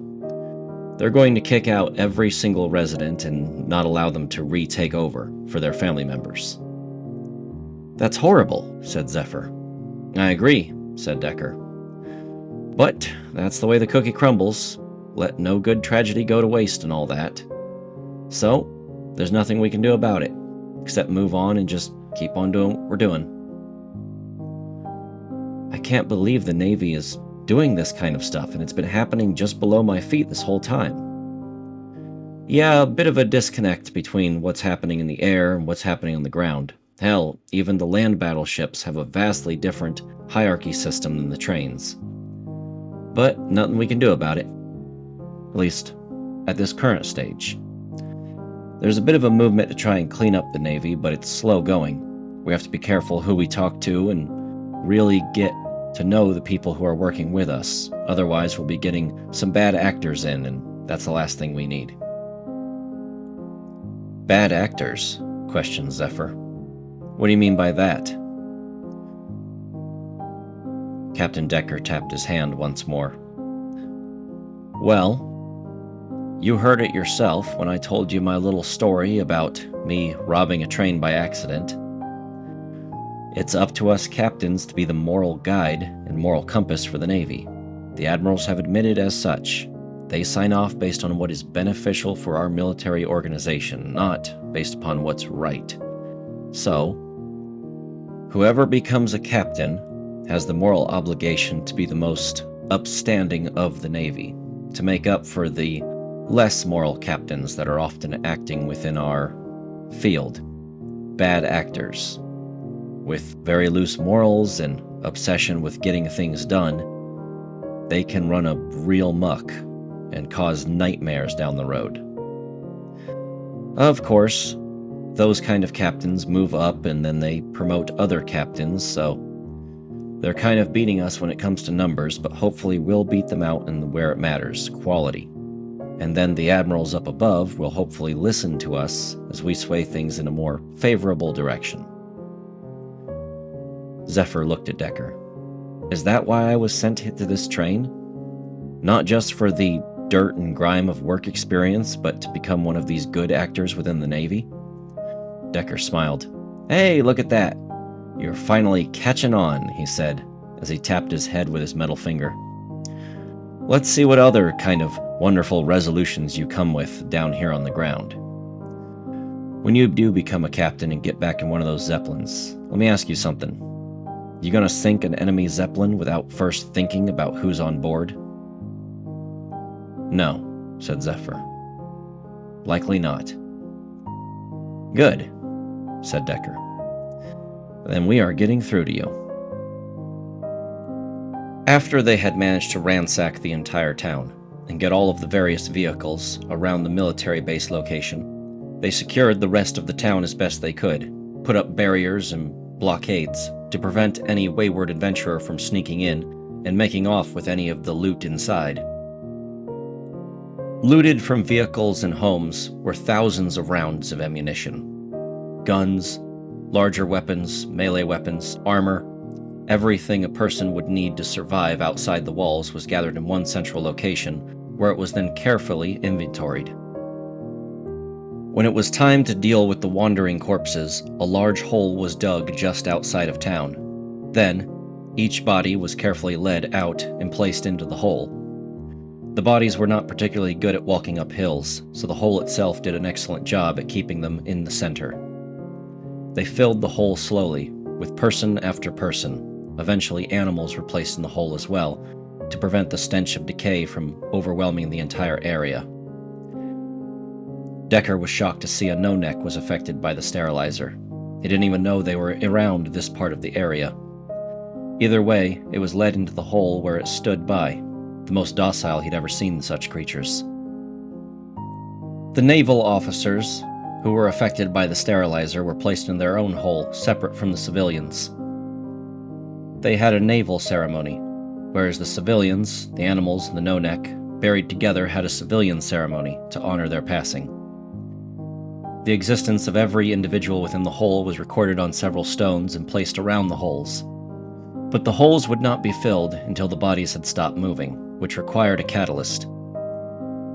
Some of the naval officers took spray guns and began spraying down the corpses with a mix of bacteria and water, along with a sugar catalyst to ensure the bacteria set on their flesh. Zephyr looked on at the grim sight with dry eyes, but not everyone did. Some members of the Navy, only passively new members that were now being laid to rest within the hole. Meeting them a few times was enough to bring tears to their eyes. And although it was supposed to be a stoic occasion, the sound of weeping could be softly heard as they began to spray down the bodies. One voice could be made out amongst the crowd of people trying to be silent, a blubbering voice that was hardly considered stoic. It was the train's prostitute, Nyx. Zephyr could not help but notice that Nyx was especially disturbed by the past events. So, she took to Nyx's side and asked the prostitute, "Is there someone you know amongst here?" "No," replied Nyx. Nyx was pulling along in tow a body that had been cut open multiple times. He gave it a shove and it walked into the hole of its own accord. "I tried everything to bring him back. Everything," she said as she looked on at the body. "Is that someone you know?" "No," answered Nyx. I have a certain affection for humans, and I get particularly upset when they die, at least when they die in a manner that I don't consider right. This was pointless, and it's wrong." "So you're not human," said Zephyr. "Just shut the fuck up," said Nyx. "I'm as human as I need to be for this." Nyx then began to wipe away his eyes. "I tried everything. I cannot think of anything else to try, but I could not restart the heart, could not bring the brain back to functionality. I don't even know how there was walking to begin with. This is something beyond me." It took several days, but eventually, the bodies stopped moving, and they began to lower down and lay upon the ground within the hole. That was when dirt was acceptable to be placed on top of them, and a mound was formed over the bodies. With both of the mass graves christened, Decker saw no reason to stay within the colony. He was preparing to shove off, but had to wait for other naval vehicles to arrive. What did arrive could hardly be considered a naval vehicle.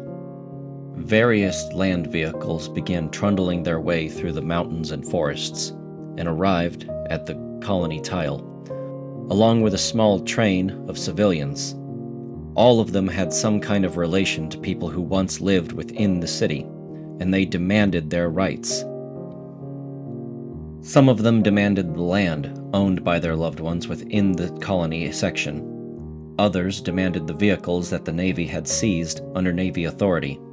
Still others demanded guns and firearms, things that were family-owned and should rightfully be theirs, not part of the Navy's new repertoire of firearms. who arrived shortly after the civilian vehicles, was a fleet captain aboard an airship.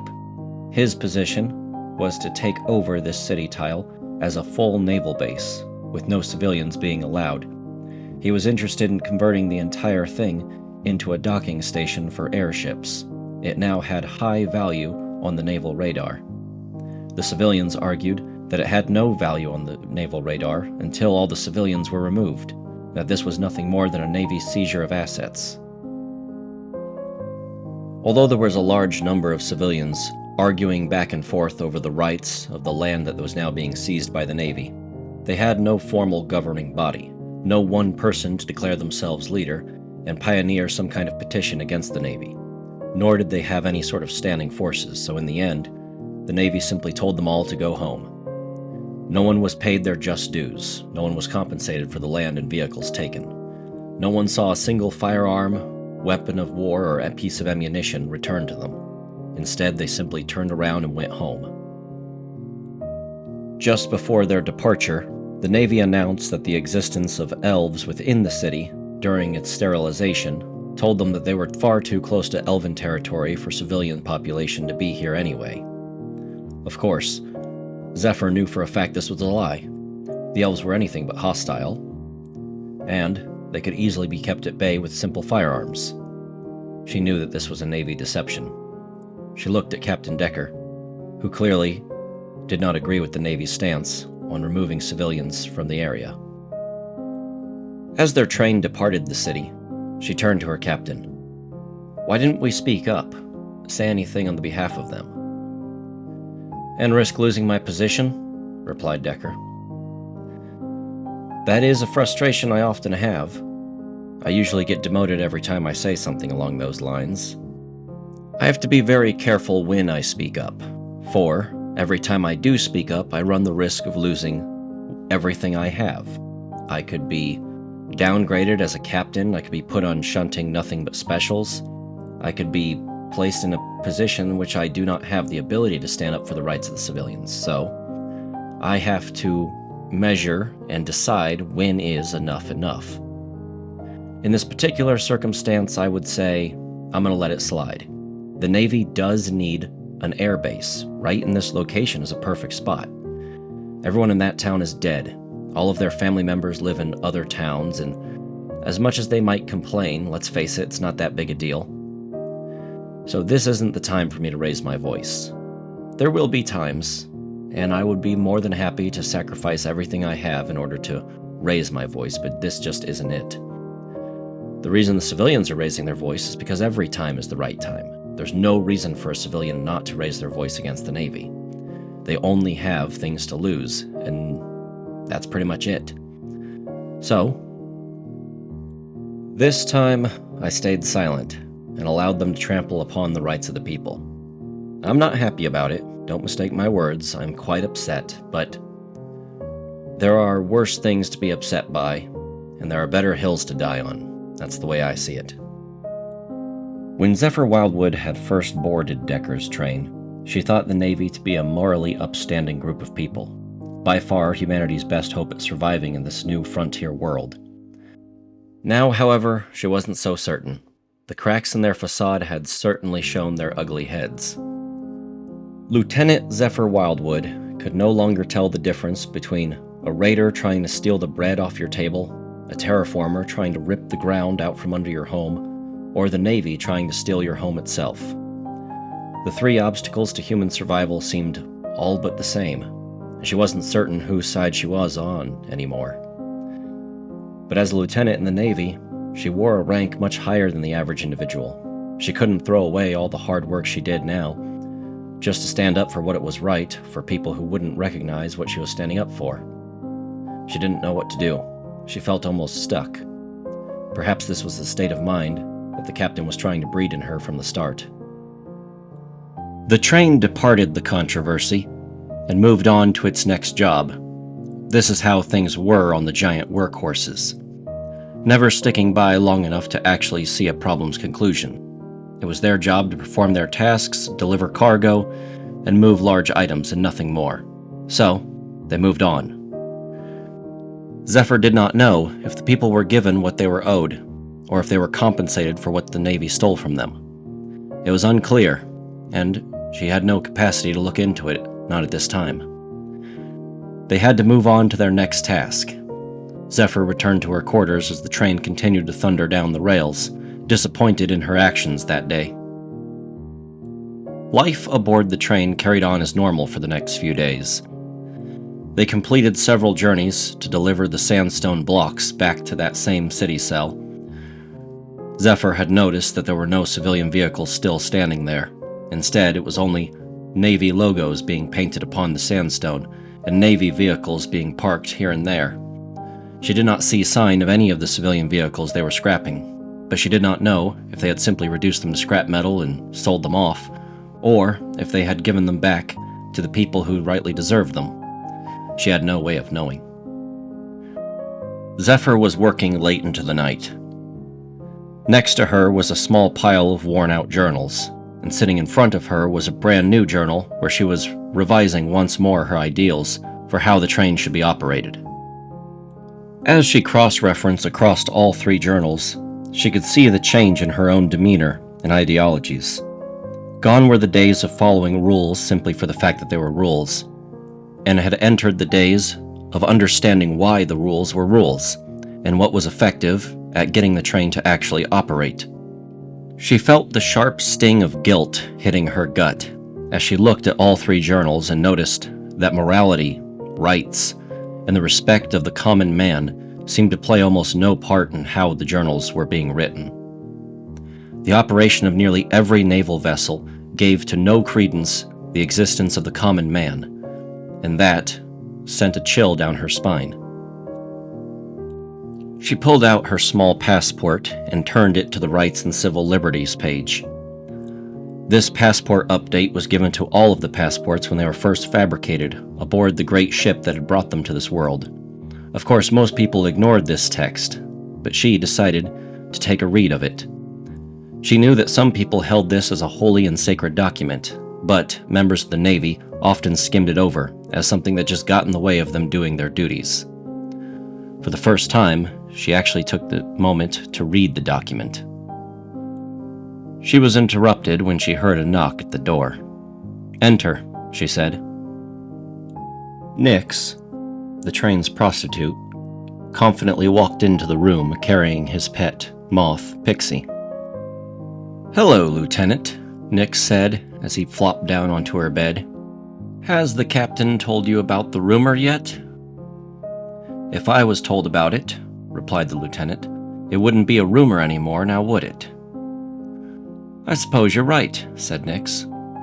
"Rumor says that we're going to be carrying a very unusual special tomorrow. The captain's trying to get us out of it, but to no avail.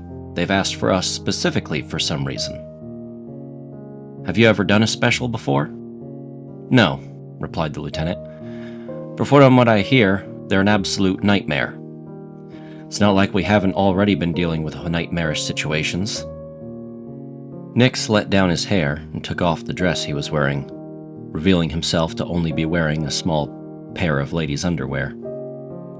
"If the rumors are even half true, what we're going to be dealing with will be even worse than what we've been dealing with before. Mostly on a strategic level. Apparently this is going to be quite difficult, and if we pull it off, it will gather a lot of attention from the high brass, attention that could get you into the captain's seat. So before you get into that seat, I have to ask, do you plan on boarding that vessel alone, or would you like to take someone with you?" As Pixie jumped down onto the floor and began to hug at Zephyr's leg, Zephyr picked her up and put her onto the table next to her. She then began to remove her uniform. "So, you're still trying to get onto the air zeppelin with me, is that right?" "Absolutely," replied Nix. "Much safer on a zeppelin than on one of these trains, and I know for a fact that here in a few weeks we're going to head up north to deliver munitions up to the Elven War that we're currently fighting up there. I'd rather not be here when that happens. Last time the train did take a few hits, and I'd rather that not happen again while I'm on board." The lieutenant picked Nixie up and dropped her uniform to the floor, before then resting upon the bed and dimming the light, Are you really that scared of getting hurt? Is this all about your own self-preservation? No, not self-preservation. It's difficult to explain, but I wish to also preserve my ideals. The way I do things, the way I live, it's different than the way my kind live. And they live in a manner that I wouldn't agree with, nor would you, trust me. The way I do things is slightly different, and I consider it to be better. I imagine there are still those who would condemn me for doing it, but it's what I need to do to survive. Are you referring to the prostitution? Yes. It is a biological necessity of mine. There are ways I can get around it, but let's just say you and I would instantly be enemies if I indulged in those methods. The way I do it now is perfectly sufficient, and that's all I need to do. I grow my own flowers. Let's just say that. I am the pot. I acquire my own seed and my own fertilizer, and I grow them within me. When all is done, the pearls are what is the result. And if everything is done correctly, I get to live a very long time. The others of my kind would not appreciate the things that I do. Why? Why would they care how you choose to survive? Because that sort of dissension could lead to talks of morality, could lead to talks of maybe we should require that certain people live in a certain way. And I get it. If everyone does the same thing, then those talks don't happen, and there'll not be dissension like there was back on Earth. Dissension? Asked the lieutenant. Best I stop talking for now. The less you know, the safer you'll be. Trust me. If things go sideways and it's my time to burn, I'd rather burn alone and not take anyone with me. In fact, if that should happen, do me a favor and watch over Pixie for me. You don't need to ask me twice. This adorable little marshmallow is the reason why you're going to get the unofficial title of Cabin Boy. Of course, this means that you'll be bunking with me, and I might confine you to quarters for any reason, not necessarily because you've been disobedient. I need to run a tight ship, and having a prostitute loose on a Zeppelin is a recipe for disaster, so you'll have to live under my tyranny, if you don't mind. Not at all, said Nix. Zephyr pulled the covers over them both as she rolled on top of Nix to spend the night. The next day, Zephyr was overseeing a team of engineers that were giving Hill and Bill a washdown, along with the rest of the train. Although her rank allowed her to simply observe them do their jobs, she picked up a scrub brush and began washing one of the gigantic sanding drums that was on Hill's side. Lieutenant, you don't need to do that. Yeah, but the work goes faster if everyone helps. A much older member of the Navy picker-puttered around Hill and Bill with a large can of oil. He smiled at seeing the lieutenant getting her hands dirty.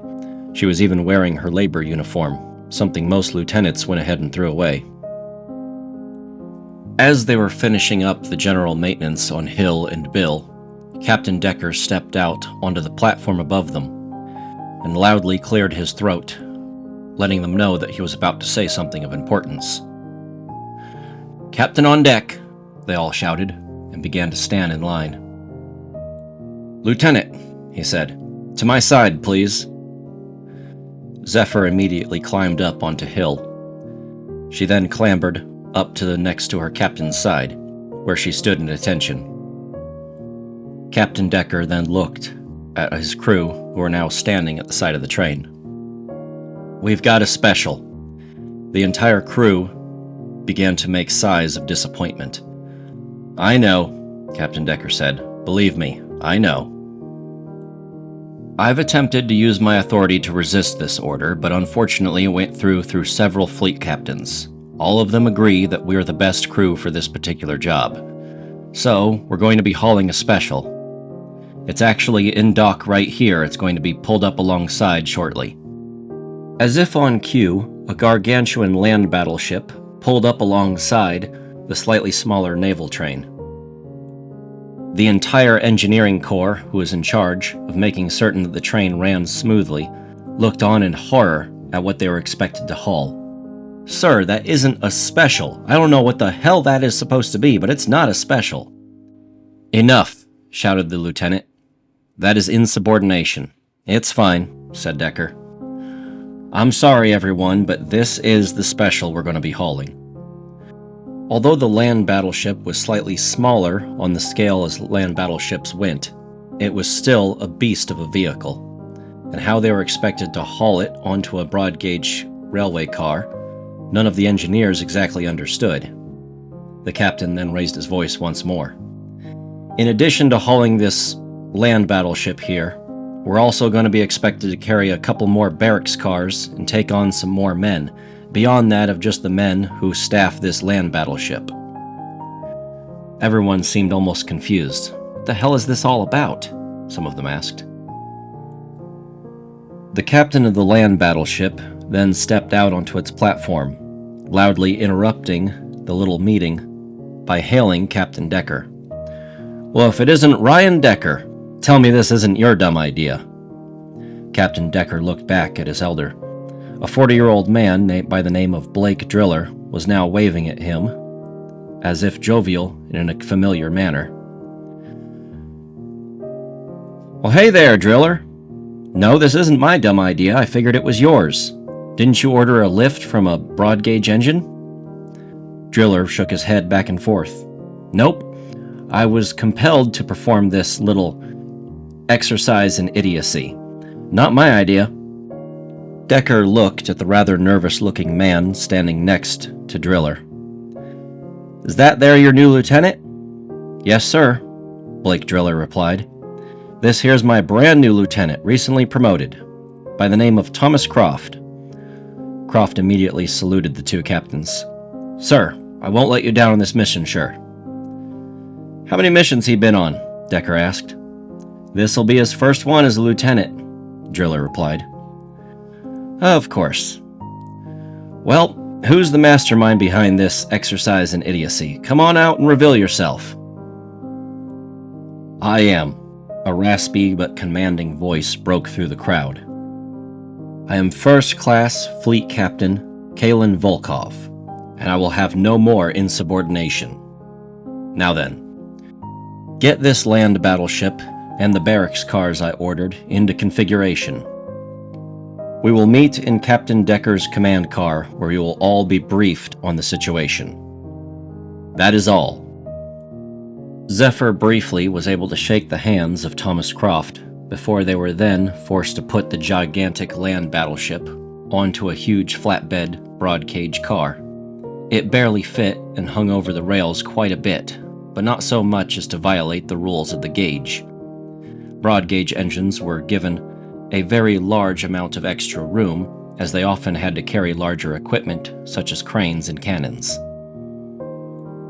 As soon as everything was readied, Zephyr, along with Thomas, immediately ran over to the command car, where they were then briefed on the entire situation. They sat down with their two captains, as well as the fleet captain, and listened in intently. Fleet Captain Kalen Volkov had a deep and raspy voice. As well, his very presence and his piercing gaze had a deep and unsettling effect on people around him. Everything about him seemed off-putting, as though he wasn't welcoming you in the room, as if he wanted you to leave. His gaze seemed to pierce right through your soul, as though he thought the entire world on a map was a rather bad idea, and he had just crumpled it up and threw it in the waste bin. The 50-year-old man lit a cigar and began smoking it in his mouth. "Now then, let's get this briefing underway. Captain Decker, Lieutenant Wildwood, you all are to haul this big behemoth land battleship while we perform a search and seizure on the town of Havencrest." Decker immediately lost color in his face. "Havencrest, sir?" "That's right. The town you got that nice nuclear-powered engine from. We're going to be raiding it once more. We have reason to believe it is now under the control of raiders." "What sort of intel do we have on the mobile town?" Havencrest, said Decker. All we know is that the town has a very stark anti-Navy policy. They do not stop for Navy officers. They always state that they'll proceed to the next available city section. Then as soon as they're on the city section, they claim diplomatic immunity, and we are not allowed aboard. So, we don't know that much. But we can confirm many of the individuals who get off of that train claim to be ex-raiders. We also know for a fact that there's been a huge amount of increased income along the entire train. Simply put, they've been doing very well in the last few years. We can't help but wonder if that isn't because they're ripping off people. Ripping off people, said Wildwood. But what sort of reports do we have of raider activity? Certainly they've knocked over a caravan or two. And trains are typically not the vehicle of choice for raider gangs, seeing as they're stuck to the rails, and therefore can be caught up with by Navy vessels like this. Why should we believe that they're a raider gang?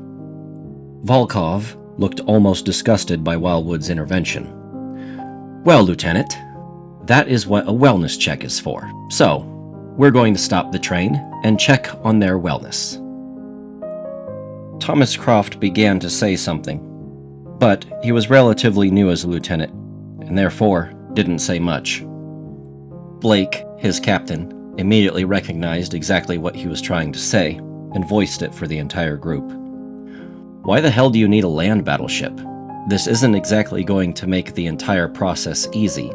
Plus, you said that these people have a policy of running from the Navy?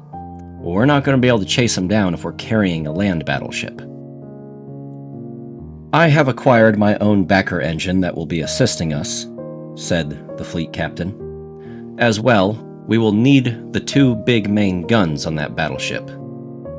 Battleship guns? Said Blake. What the hell do you need main battleship guns for? In the event that they resist our efforts to stop them and board their vessel, we're going to need some assistance taking down a shield. We know for a fact they have a relatively strong shield, and we believe only the main guns of that battleship will be able to bring it down. Captain Decker and Captain Driller looked at each other. Most shields come down with a hard hit from a 50 cal. They're just not that strong. They're for stopping 9mm, not heavier rounds. Not to mention what happens to the person inside when the shield bubble pops. What kind of shield do they have that's able to stop the main gun from a battleship? No shield at all, said Volkov. That's why we're using it. Wildwood, Captain Decker, and Captain Driller immediately understood the roundabout way that Volkov answered the question. He wasn't willing to confirm what target they were planning on shooting with the main gun from a battleship. Understood, sir, said Decker.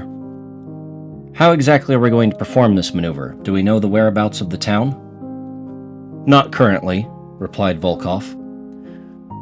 Most of its movements are sporadic, but there are a few locations they always frequent. One of them just so happens to be at the very end of a dead-end line. So, our maneuvers are going to be simple. The second they pass by the rails that will take them down to that dead-end line, we will adjoin them. We will then approach them from behind and demand that they stop fully. If they do not, we will have to connect to them by the tail and board their vessel while still in motion.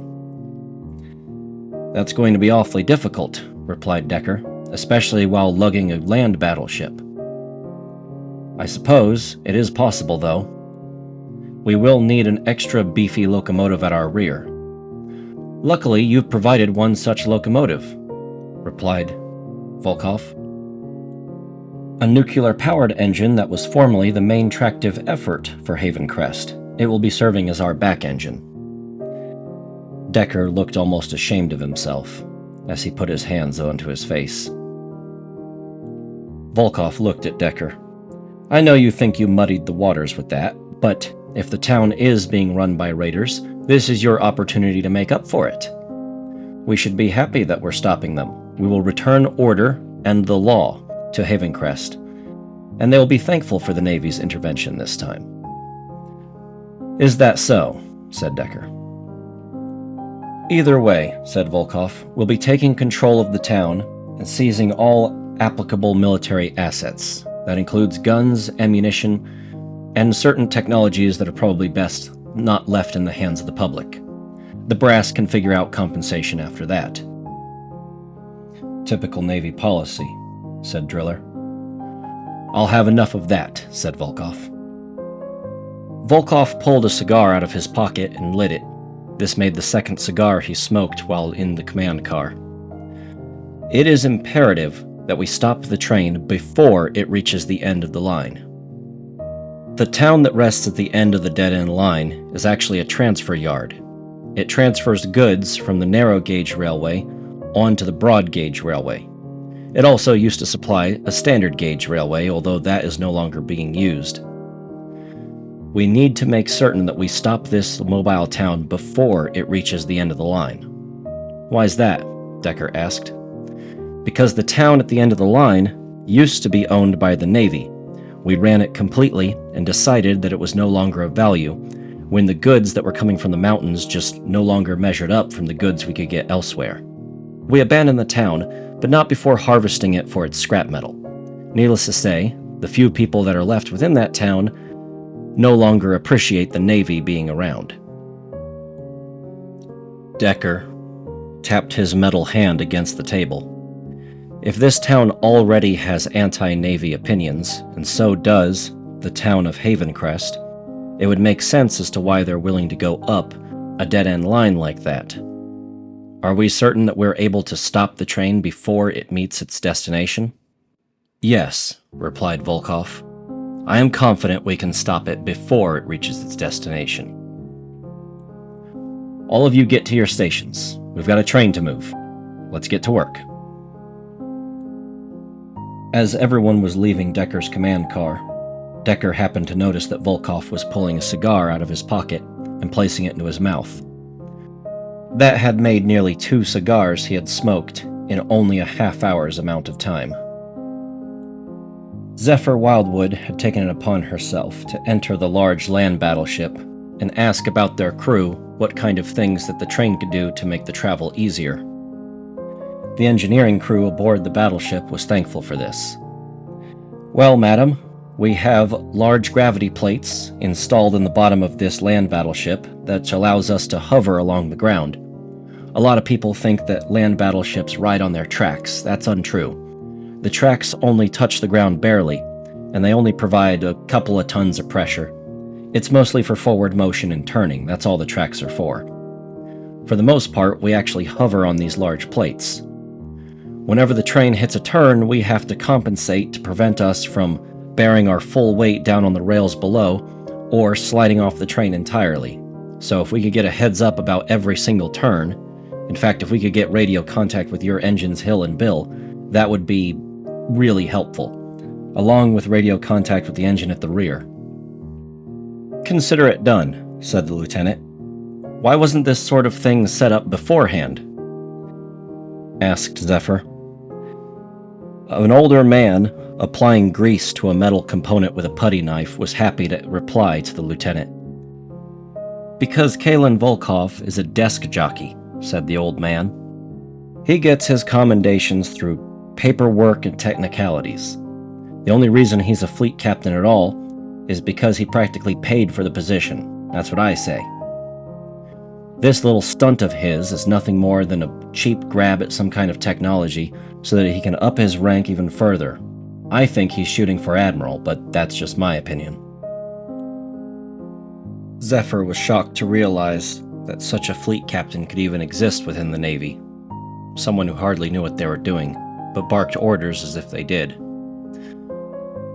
Either way, Zephyr clarified, I'm going to have to go up and down the train and make sure everything is in order. Your own lieutenant isn't really up to the task, is he? No, replied the old man. He tries, but no, he's not up to the task. Well then, we'll have to make his job a lot easier by pulling our weight and communicating well. The old man looked at Zephyr. Make sure you talk to those boys in black dress. Black dress?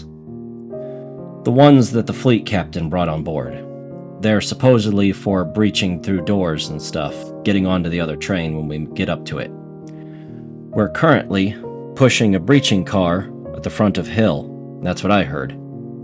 They put it on at the last minute before we departed. I guess they must have not told you.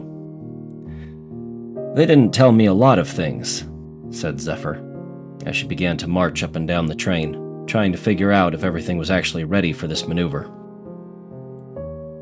As she negotiated things with the rear engine, she passed by several of the so-called officers in black dress. These particular naval officers were under the command of the Fleet Admiral directly. They were wearing black dress as to not get themselves dirty. They had been told that running locomotives was a dirty job, and therefore they wore a uniform. They didn't care about getting dirty. Typically, the labor uniform was for such actions, but for some reason they decided that black dress was better. When she discussed things with the engineers that were heading the back-engine locomotive, she became acutely aware that these particular engineers knew very little about how to operate a train. As far as they could tell, the train was simple: go forward or go backwards. Of course, Zephyr now understood that it was more complicated than that, and perhaps these people were not well trained enough to actually operate this engine. The only silver lining was that they were well acquainted with nuclear power, and could effectively operate its fusion engine without it going critical. When Zephyr made her way back up to the front of the train, she heard a commotion in front of Nix's own personal dwelling door. "What the hell's going on here?" she said, rounding the corner. Several members of black dress were in and out of Nix's personal dwelling, and Nix was deep in protest to their sudden intrusion. Nix, holding Pixie in his arms, locked eyes with Zephyr. "Lieutenant, these men are invading my personal quarters." "Is that so?" said the lieutenant. "You all, answer for yourselves. What exactly are you doing inside of Nix's quarters?" "Madam, our own lieutenant heard that there was a civilian on board this train, so we are intervening to make certain that they do not present any potential threat to our mission." "And they likely don't. They've been on this train for, years? There's no reason to bother them now."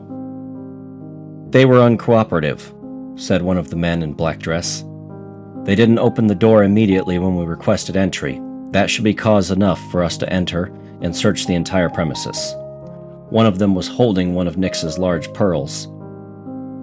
"What is this thing, anyway? Some kind of container, perhaps for drugs?"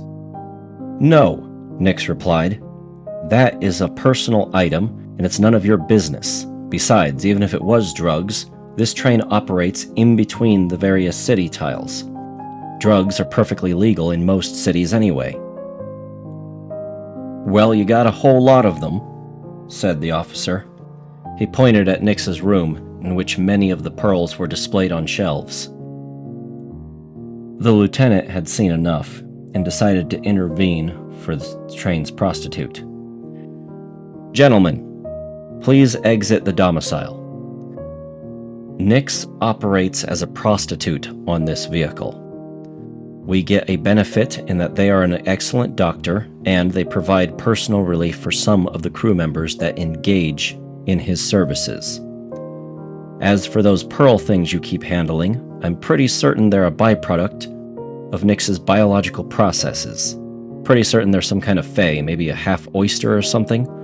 Either way, pretty certain they come out of his ass, so you're going to want to stop touching those." 3 of the officers that were holding some of the pearls immediately put them down. The black dress officers eventually gave up in their pursuits and began to leave Nix's quarters. The lieutenant said nothing, but as she looked inside of Nix's quarters, she saw him gingerly wiping off the various pearls of fingerprints with a small rag that they had. Zephyr Wildwood then closed the door and left the prostitute to his own business. She then continued to the front of the train, where they were pushing along a breaching car. Engineers from her own train, as well as engineers that were dressed in black dress, were working side by side to try and get the breaching car fully arranged before making it to the mobile town. The breaching car had an appearance like a giant snowplow, easily offering a wedge shape which made the entire train more aerodynamic. Within it were several hydraulic presses that would lift up the front of the breaching car and allow it to engage with the back end of any train they were approaching, along with an extender which featured a coupler knuckle, along with several other different types of universal attachments that could allow them to grab onto nearly any train car. As well, there were 2 hydraulic excavator arms that, once deployed, could grab onto the back of a train. "How's it all looking?" asked Zephyr. The engineers looked up to their lieutenant and gave her the due respect before looking down at the mess of metal parts that they were sifting through. "It's going to work," they said. "You sound almost like you're uncertain," said the lieutenant. "Well, these breaching cars are designed to engage with the back of literally any train, and that means that they don't really engage with the back of any train properly. So, we're going to have to just ram this thing onto the back and grab on with everything we got and hope that it works. If everything works correctly, we should be able to safely walk from Hill and Bill over to the train that we're following. And if the train we're following tries to rip away, we'll be chaining ourselves up to that train once we get on board. It's not going to be able to get away once we snagged onto it." As Zephyr was working out some details with the engineers to make certain that everything would go swimmingly, she noticed one of the men in black dress was preparing a large harpoon gun. "We're not going to actually harpoon the back of a moving train, are we?" "Hopefully not, madam, but we need to be prepared for anything." "All right then, well, I'm going to leave you guys to it," she said, as she began to exit the car and get back onto Hill and Bill. A radio car was attached near the rear end of the train convoy. They were using it to listen in to what was happening on the rails. Each train had its own electrical radio transponder that would send signals through the rails. This allowed them to engage with the switches, but also allowed them to be made aware of the existence of other trains traveling on the track. This particular radio car could send a deceptive signal, identifying them as a different train than what they actually were. When the mobile town of Havencrest crossed over the threshold of the switch that sent it up the dead-end line, the Navy knew that this was their opportune moment. The order was given, and all engines were set to full. Only minutes after the passing of Havencrest over the switch, the naval convoy passed over it as well. Naval officers that were stationed on the great land ship had to grab onto things as the ship began to sway and lurch on top of its flatbed. They did everything within their power to stay upon the rails. Stupid idea," mentioned some of the men as they compensated as best they could. Captain Decker was sitting in his own command car with Zephyr at his side. "Man, I really fucking hate specials," he said, looking at the large naval vessel that was swaying back and forth on his train's tail. As Zephyr peered out the window, she turned back to her captain. "Sir, would it be more difficult to board the other train if they knew that we were approaching?" "Most certainly," said the captain. "They have a pretty strict anti-naval policy. Every time I've looked into them, they've had almost no dealings with the Navy, and they never stop their train for them." "Ah. Well, I can currently make eye contact with some of the people of their train." "What?" said the captain. He got up and moved to the window that the lieutenant was looking out of. "Oh, shit," he said. Although their radio car was disguising their current position as another type of train, they were currently entering a very large valley with a horseshoe bend-style curve. The curve spanned the entire length of the valley, and upon exiting the valley, any train entering the valley could see whichever train was exiting the valley, allowing them to make eye contact with one another. Decker could now see with the naked eye the train as it was making its way out of the valley, the same train they were following. "Wow," Decker said. "Haven's Crest has gotten a lot bigger since the last time I saw it." Zephyr looked up at her captain. "What do you think the odds are that they can see us right now and are going to freak out?" "Probably 100%, said Decker. Just then, the fleet captain got on the radio and demanded that the entire train increase speed, as the train they were chasing was now increasing speed as well. The fleet captain, Volkov, was disappointed. He was hoping he could sneak up onto the train subtly, pretending to be some smaller vessel that was simply impatient and not willing to wait behind a mobile town. The horseshoe bend that was not properly marked down on a map had revealed his hidden agenda. Kalen Volkov immediately began barking orders on the radio. "Decker, your men will be running supplies. You'll also be providing any medical aid to anyone who needs it. Driller, your men will be offering fire support. My men will be breaching doors and firing the main guns of the battleship." "Firing the main guns of our battleship? Hell no," he said. "Those guns are my responsibility." Kalen Volkov didn't like being talked back to. "And I'm the one who's responsible if you accidentally hit a civilian, so let my men fire those guns." "Fine," said Driller. "But it will be recorded that your men are the ones operating my guns." "That's fine by me," replied the fleet captain. As they began to approach the rear end of Haven Crest, Kalen Volkov picked up the radio and began to speak to whoever was in charge of the mobile town. "Attention, mobile town of Haven Crest. Please shut off your engine immediately and prepare to be boarded.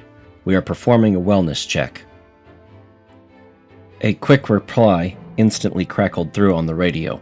"Fuck off, you Navy pigs," someone said from the fleeing town. As Decker was listening into the radio, he immediately used his metal hand to grab onto Zephyr's arm. "I need you to get close to the action," he said. "Turn your radio onto this frequency. No one uses this frequency. Let me know if you see anything out of the ordinary immediately." "Yes, sir," said Zephyr Wildwood. "Things will run smoother anyway if I'm nearby to help manage things. I'll grab a box of ammunition and start running it up to the front immediately." Zephyr made her way as far up to the front of the train as she could, before she had to stop, because she was physically blocked by the number of men that were standing in the halls, waiting to rush forward. The officers that were under the command of Blake Driller were carrying machine guns. The officers that were under the command of Captain Decker were carrying mostly ammo containers and other supporting equipment, with the occasional pistol or rifle. The men that were under the command directly of the fleet captain were carrying full auto weapons as well, and had on ballistic masks along with various other pieces of breaching armor. As they came closer, Zephyr used a mirror to peer out of the window and look at exactly what they were coming up on. A gargantuan serpent, consisting of many 3-story buildings, all fashioned together on flatbed broad-gauge railroad cars, was now trundling its way as fast as it could down the line. Its various chimneys were now blasting out smoke as though they were being fired up with everything they had. "All right, everyone," someone said who was preparing to breach the next train. "These sorts of civilian trains usually run on air compression, and every single car has its own manner of self-automated power. If you can cut off the air supply, the car will no longer be able to be powered and will be taking more control. Focus on shutting down the various cars and get the entire train within our control as fast as possible. Got it?" Zephyr had set her radio to listen in to all available frequencies, but only broadcast on the frequency that Decker told her to broadcast on. She could overhear some of the things that Haven Crest was ordering back towards the Navy train, and what the fleet captain was not transmitting to them directly. This is Haven Crest. We are warning you one time, you Navy motherfuckers. If you try to enter our train without our permission, you will be fired upon. Repeat, you will be met with deadly force. Do not approach any closer. Barely a moment later, everyone's radio began screaming with the same order. The fleet commander came on and had a declaration. All hands brace for impact. The Raider-controlled train is firing upon us. Some of the windows and walls of Haven Crest folded back, and out popped several armored sponsons, disguised as normal areas of the train. They aimed back at Hill and Bill and began firing shots, trying to hit the train approaching them from behind. They could only make a good shot when they were on a sharp bend, which allowed them to actually aim at the train behind them. The cannons of the bunker cars that were being hauled by Bill and Hill were ordered to aim back at the cannons that had fired upon their train. On my mark, said the fleet captain. Fire! The cannons then, with a thunderous roar, lobbed projectiles back at the civilian train. Almost every shot was accurate enough to actually hit its target. If it didn't, it hit the wall near its target, which was more than enough to dislodge the sponson. The heavy armored sponsons came crashing to the ground, with the people still inside of them, still trying to reload the guns. They fell to the ground and then were seen passing by as the train continued forward. The brake trolley, which existed at the very rear of the convoy, immediately detached and began attempting to provide medical aid. It went with an armored guard to ensure that the medical officers who were aboard the vessel were not harmed. Despite lugging a heavy land ship in tow, Bill and Hill managed to catch up to the train that was fleeing them. The breaching car opened up, allowing it to access the coupler knuckle on the back of the heavy convoy. The coupler knuckle had a guard over it, denying anyone the ability to engage it without them first releasing the guard. Before the Navy engineers could employ cutting torches or saws to try and cut the guard off, some men on the very top floor of the mobile town began shooting down at them. Black-dressed naval officers immediately returned fire with their machine guns, firing through the windows and dropping the men to the ground. As soon as it was all cleared, the men continued to cut the coupler knuckle until they finally had access. They then began attaching the two trains together. As soon as the two trains were merged as one, the order was given for all units to rush onto the car in front of them. The plan was simple.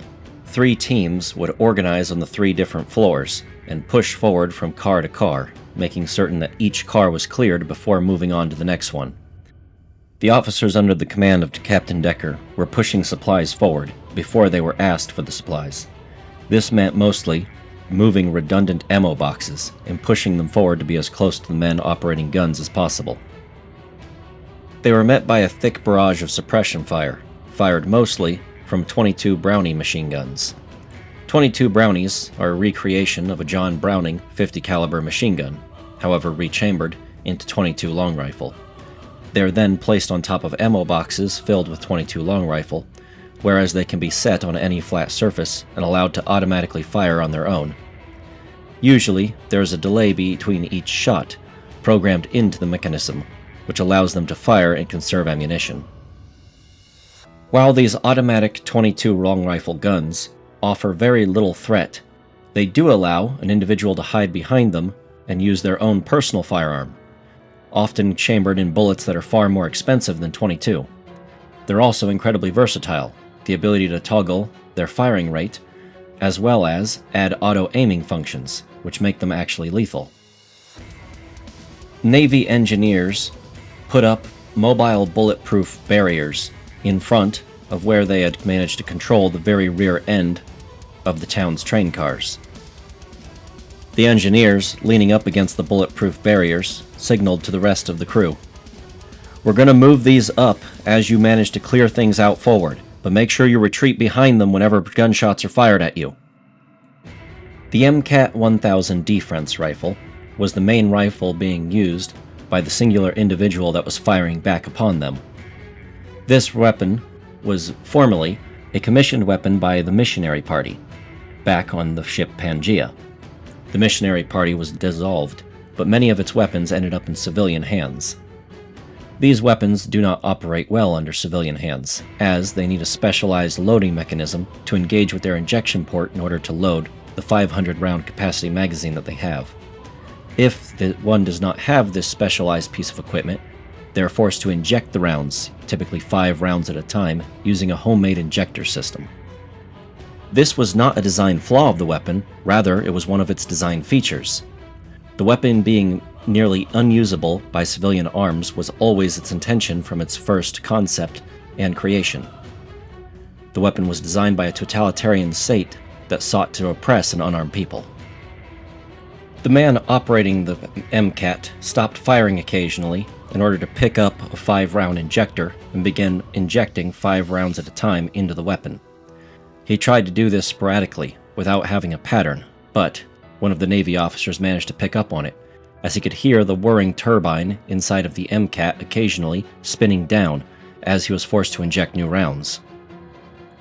With 3 clean shots to the head, the man was brought low to the ground, and he didn't move again. "Hostile is down on floor 1. All hostiles clear on floor 2, announced on the radio. "Hostiles clear on floor 3, announced once more. "We've taken the first car. Start boarding." Zephyr Wildwood was carrying 4 ammo containers, 2 of which were attached together, and she was hauling them in both of her arms. As she put them down on the train car they had managed to capture, she waited for the engineers to put up the bulletproof barriers at the end of the train car before they breached the second car. She looked around at some of the men who were under the command of the fleet captain. Some of the men were disassembling the Brownie 22 machine guns, a look of pure adulation on their face as they looked inside of its ammunition bunker. "It's exactly as we thought. Take a look. Paper." "Paper?" asked Zephyr as she walked over. When Zephyr looked down into the ammunition compartment of the small 22 caliber machine gun, she noticed there was a tightly wound roll of paper. The roll was specially folded and designed to fill every available nook and cranny inside of the ammunition compartment. As it was fed into the gun, it was fed into the main firing chamber, where it was then exhausted out the side in the form of shredded paper. When Zephyr looked at the paper more closely, she saw that there was pictures of bullets on the paper, 22 long rifle to be exact. "This gun fires pictures of bullets?" she asked herself. The men were beginning to gather up the 2-dimensional ammunition and place it in one central location to be taken back to their main train. "Hold up," she said. "Explain that to me. How the hell does that weapon work?" "It's Phaetech, madam. They compress things into a 2-dimensional space and put it on a sheet of paper. When the piece of paper is disrupted, the object returns to its 3-dimensional form. It also has no weight during this process, so you can carry a whole crap ton of ammunition. This gun could probably fire all day long without ever having to reload." "That's pretty neat," Zephyr said. "Is it something we should be looking out for?" "Absolutely, madam. There's no way of knowing who has what, so treat everyone as though they're armed." Zephyr immediately understood the full scope of what they were doing here, and decided to report it to Captain Decker on the radio frequency they had agreed upon. Decker quietly responded to her. "Yep, that's what I thought. There's probably a Fae on board that train. Keep an eye out for yourself. Don't sacrifice yourself for the greater good or anything. Just let me know what all's going down. I'll try to mitigate the harm as best I can, but it's not for you to do all the work. Just keep yourself and my crew safe." "Understood," said the lieutenant. "You need to trust me on this," replied Decker. "Just trust that I can handle this. Keep my crew and yourself safe above all else." She replied once more, "I understand." Pushing through the next few cars was anything but easy. They had to face a bar setting its entire stock on fire, rather than allowing them to take the car by force. It was on Deck 3, so they were forced to jump down to Deck 2, and then rise again to Deck 3 with the corresponding car, a task that wasn't easy, as not every car had a staircase. They were forced to punch a hole through the floor itself in order to gain access. They were passing by homes and personal businesses. Businesses that sold tawdry little trinkets as well as weapons and firearms, the occasional sword. Of course, the naval officers who were dressed in black grabbed as much of the items off of the shelves as they could. Zephyr knew that this was technically wrong, as those items were likely for legal sale, and therefore were not subject to a Navy search, but she said nothing. Some of the homes were occupied by residents still inside. A husband stood over top of his 2 children, with his wife cradling them in her arms below. They ordered him to drop his weapon. He refused. "This is my home. You have no right to enter it. Pass by this car and do not enter." The Navy didn't have that. The men in black dress ordered him once more to drop his weapon. When he refused, they shot him down. When the wife looked at the firearm for too long, they shot her as well, striking one of the children in the arm. The entire fiasco left a bitter taste in Zephyr's mouth, but she knew she had to keep quiet a little longer. All of this would certainly pay off in the end, somehow. She assisted in securing the home and placing the wife, who is still alive despite her bullet wounds, in handcuffs. All of this would have gone a lot smoother if you'd just done as we said. Get on the train car, drop your weapons, and don't worry about what's going to happen next. It'll all be fine once we seize complete control, berated one of the officers in black. As they continued towards the middle of the train, they met residential home after residential home. Over and over, they had to break glass and break into each residential home one at a time. Every time, the occupants inside were less than compliant, some of them even brandishing firearms and firing back at the Navy.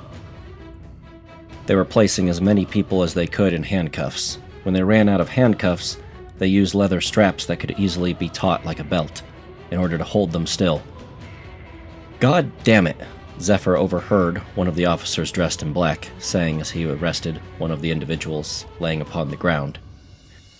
"All this bullshit about your rights and what we can and cannot do, that's for later. That's not for while we're doing it. Just surrender. All of you, just surrender." As the black-dressed officers were passing by one of the homes, they weren't expecting the home's wall to be completely booby-trapped. Suddenly, the blast of a shotgun shell exited the wall and struck one of the officers, killing him instantly. Every time they tried to pass by this particular car section, they were met with the same resistance. This booby trap was deployed on the first floor of the railroad car. They tried pursing on the second floor, but the second floor was mostly empty storage, and the same booby trap worked just as well on the ceiling. Shots would fire through from out of the floor and into the car above. The car above was completely impassable, barricaded by a solid wall. There was personal quarters and gardens on both sides of the room, but the greenhouse was completely blocked by a wall. With shots being fired from down below, it wasn't safe for engineers to cut through the wall. The only way through would be through either Floor 2 or Floor 1, both of which were incredibly hostile at the moment. "Fuck," said one of the officers. "How the hell are we going to get past this?" Zephyr conferred with some of her officers that were carrying up supplies and placing them down on the ground, as well as installing some of the bulletproof barriers. An engineer looked at some of the holes in the wall at the car ahead. "Looks like it's a shot wall. Basically, they cut up metal piping and hide it within the wall. They then insert shotgun shells into the metal tubing and place a firing cap on it. All the guy on that side has to do is strike the wall with a metal hammer, and he can fire a shot right outside the wall. Slow as hell to reload, but there's no way of knowing how many pipes and how many shotgun shells he has, and in what configuration throughout the entire wall. Looks like he's doing it with the ceiling, too." Zephyr thought about it as she looked at some of the other officers in black dress who were looking back at her for an answer. "I guess we could somehow get a flashbang through one of the windows, maybe? Or perhaps tear gas him out? I think we might also be able to negotiate with him. Maybe we could get him to surrender and we could continue on with the rest of the train." The men in black dress didn't look too appreciative of those ideas. One of them then got on the radio. "Yeah, we're on car number 5. We're having some trouble with car number 6. First floor. Go ahead and hit it with a salvo." "A salvo?" Zephyr replied. "You can't possibly expect to hit the train with a salvo and have it stay on the rails." "Don't worry. Our boys have been training for this. We're going to be able to do it." There are potential civilians inside that car. That's a personal dwelling. Yeah, we'll see if they give us the same sympathy. Go ahead, fire the shot. Zephyr could hear unfamiliar voices replying back from one of their own bunker cars. Hold on, we're waiting for a bend in the track. Stand by. As soon as the moving train reached a bend that was tight enough to give them a clear shot, Zephyr could hear the main gun beginning to fire. 2 shots were fired out, one that missed completely, the other that hit directly and blew the car apart. The shot had been a direct hit onto the second level of the car, blowing apart the ceiling that was down below, and making the 3rd floor completely impassable. "All right, let's move forward," they all shouted. As Zephyr and her men were assisting in the moving of ammunition containers and the bulletproof barriers, she happened to peer in to the blown-apart room. She counted the shoes of the bodies laying on the ground. 2 adult males, 2 adult females, and 3 unknown children. She turned her gaze away as they continued up the train even further. There was no need to report the artillery strike onto her radio. It was likely that Captain Decker was well aware of the firing of one of the main guns of his own train. As they continued to press on, Zephyr noticed an ominous red glow illuminating from behind as she passed through a corridor. She looked around at the room with the ominous red glow. It seemed to be mostly for bookkeeping. There was a large, heavy safe, likely for the keeping of physical assets such as washers or perhaps firearms, and it looked to be serving some kind of beverage, perhaps drinks and alcohol. Small tables and the occasional medical station decorated the rooms. It looked almost like an adventurer party's guild. She then turned to see what the ominous red glow was. She looked back to see a bright neon sign that clearly stated it was indeed an adventurer guild hall. Zephyr immediately grabbed her radio and turned it onto the frequency for addressing the fleet captain. "Captain, Captain, fleet captain, Captain, Captain, Captain," she repeated over and over on the radio. "Fleet Captain Volkov, go ahead. Are you aware that there is an adventurers guild on this train? An adventurers guild that we just broke into?" Volkov looked down at his paperwork. "No, there should be no adventurers guild aboard that train." "Well, I'm looking at their gigantic neon sign and a setup room that looks exactly like a guild hall." Captain Decker and Captain Driller immediately got on their radios. "Can we get confirmation from someone else? Is that indeed a guild hall?" Before they were able to receive confirmation, they got a very clear answer from a gunshot firing through a corridor. A man, wearing a rather unusually large tricorn hat, as well as wearing a large leather coat, jumped through the opening of one of the doors. He was shouting something as he dove onto the ground and fired his large revolvers. His revolvers were rather unusual. The cylinder took up all the length of the barrel, and there was no barrel to be spoken of. "By George, these bluecoats think they own the land. A fine kettle of fish, I say," he shouted as he fired his weapons once more. From the barrel of his weapons when he fired came a volley of 6 individual shots from one barrel. The weapon then revolved, allowing him to fire again. "You'll rue the day you crossed an honest adventurer, Kingsman," he shouted as he jumped out of one of the windows.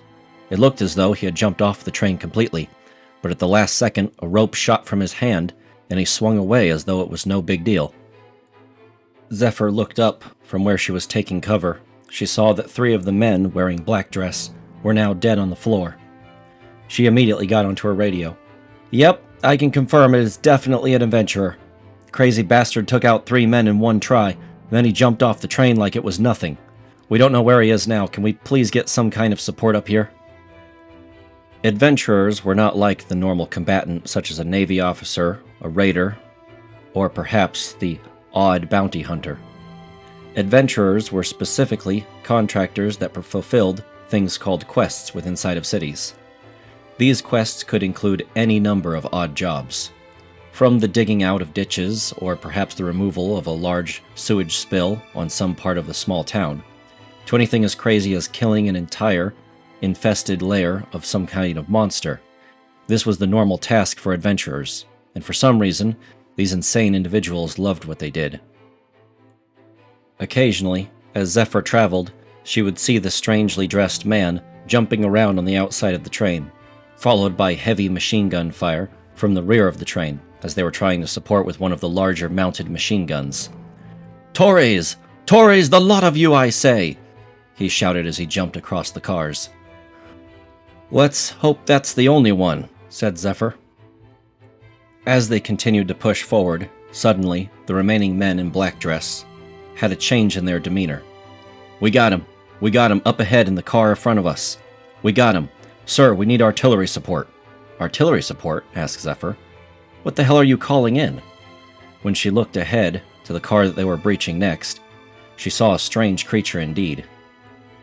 Its strange, almost lizard-like talons tapped against the floor. Its body was covered in a mix of fur and scales. It stood tall, like a deer, in its centaur-like shape, horns sticking from its skull. This was undoubtedly the twisted mutations of a fae. It was standing open in the middle of the room as if having not a care in the world. It was slowly attempting to load a single-shot trapdoor rifle. It would then take aim and fire, attempting to hit one of the Navy individuals as they tried to board the train. It then shouted orders which couldn't be properly heard, as it was surrounded by some kind of airtight bubble. Zephyr pulled out her radio and turned it back to the frequency for talking to only Decker. "Captain Decker, there's a fae in front of me. It's surrounded by a shield, and a hard one. I think that's why the fleet captain brought the main gun of a battleship." "A fae?" replied Decker. "What's their plans, to take it out? And why is a fae on a mobile town? Faes hate organization." Zephyr got back on the radio once more. "From what I've been seeing, this town has been benefiting from the fae. All of their ammunition is stored flat on paper. And this thing is a centaur. I've heard that the centaur-like faes usually tolerate being around more people than most other faes, for obvious reasons, as they have a difficulty with their own personal hygiene otherwise. Plus, they're descended from herd animals, so it makes sense. This one must be the reason that this train has been doing so well recently." Decker then replied, "And is the reason we're raiding it now. Motherfuckers!" Many of the naval officers tried to shoot their weapons through the shield, but the bullets bounced right off harmlessly. The fae, in return, was able to casually load its weapon, surrounded by 3 women who were staying outside of the shield on the other side of the train. It took its time to take aim against one of the officers in black, then took its shot, managing to hit him and drop him to the ground. He wasn't dead, but he was certainly out of the fight. He then took the time to reload once more, this time aiming at Zephyr, who raised both of her hands in submission, causing him to aim for one of the other officers who was still fighting and drop him to the ground as well. Finally, Zephyr understood the full scope of their rather illegal raid on this town. It was nothing more than a cheap grab for advanced technology. But now that she knew the truth, there was still nothing she could legally do to stop the raid. The Navy would simply take everything anyway, and then try to fairly compensate people for the supposed violation of their rights. But at the end of the day, this didn't stop the bullets from flying, nor did it stop windows from being smashed in or people drugged from their homes. At the end of the day, if rights were nothing more than things you cared about after the fact and held on paper, then they were only as good as that paper. Frankly, be better off with some of the stuff the Fae was offering. Before she was able to contemplate it any further, she heard over the radio an announcement. "A Ben's coming up on the track. It's gonna come from the other side this time. Get ready." Zephyr, as well as the other Navy officers, immediately took cover, as the main gun of the battleship was now taking aim. It fired, one of its shots hitting directly against the shield. The shell exploded, blowing apart most of the side of the car, but leaving the Fae unharmed standing in the middle of the room. The shield bubble had been bursted.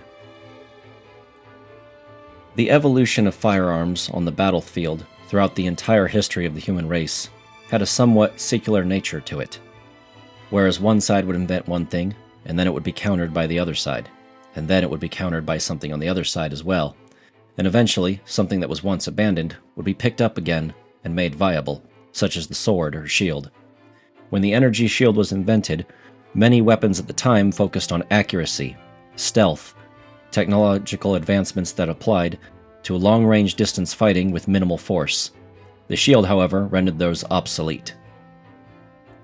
Whether it was a strike by an automated drone or a strike from a well-aimed sniper bullet, the ability to pick off one target that was key at a time was now rendered obsolete by the invention of the shield. Important assets could now be completely protected, and without enough firepower to bust through the shield, there was no way to victory.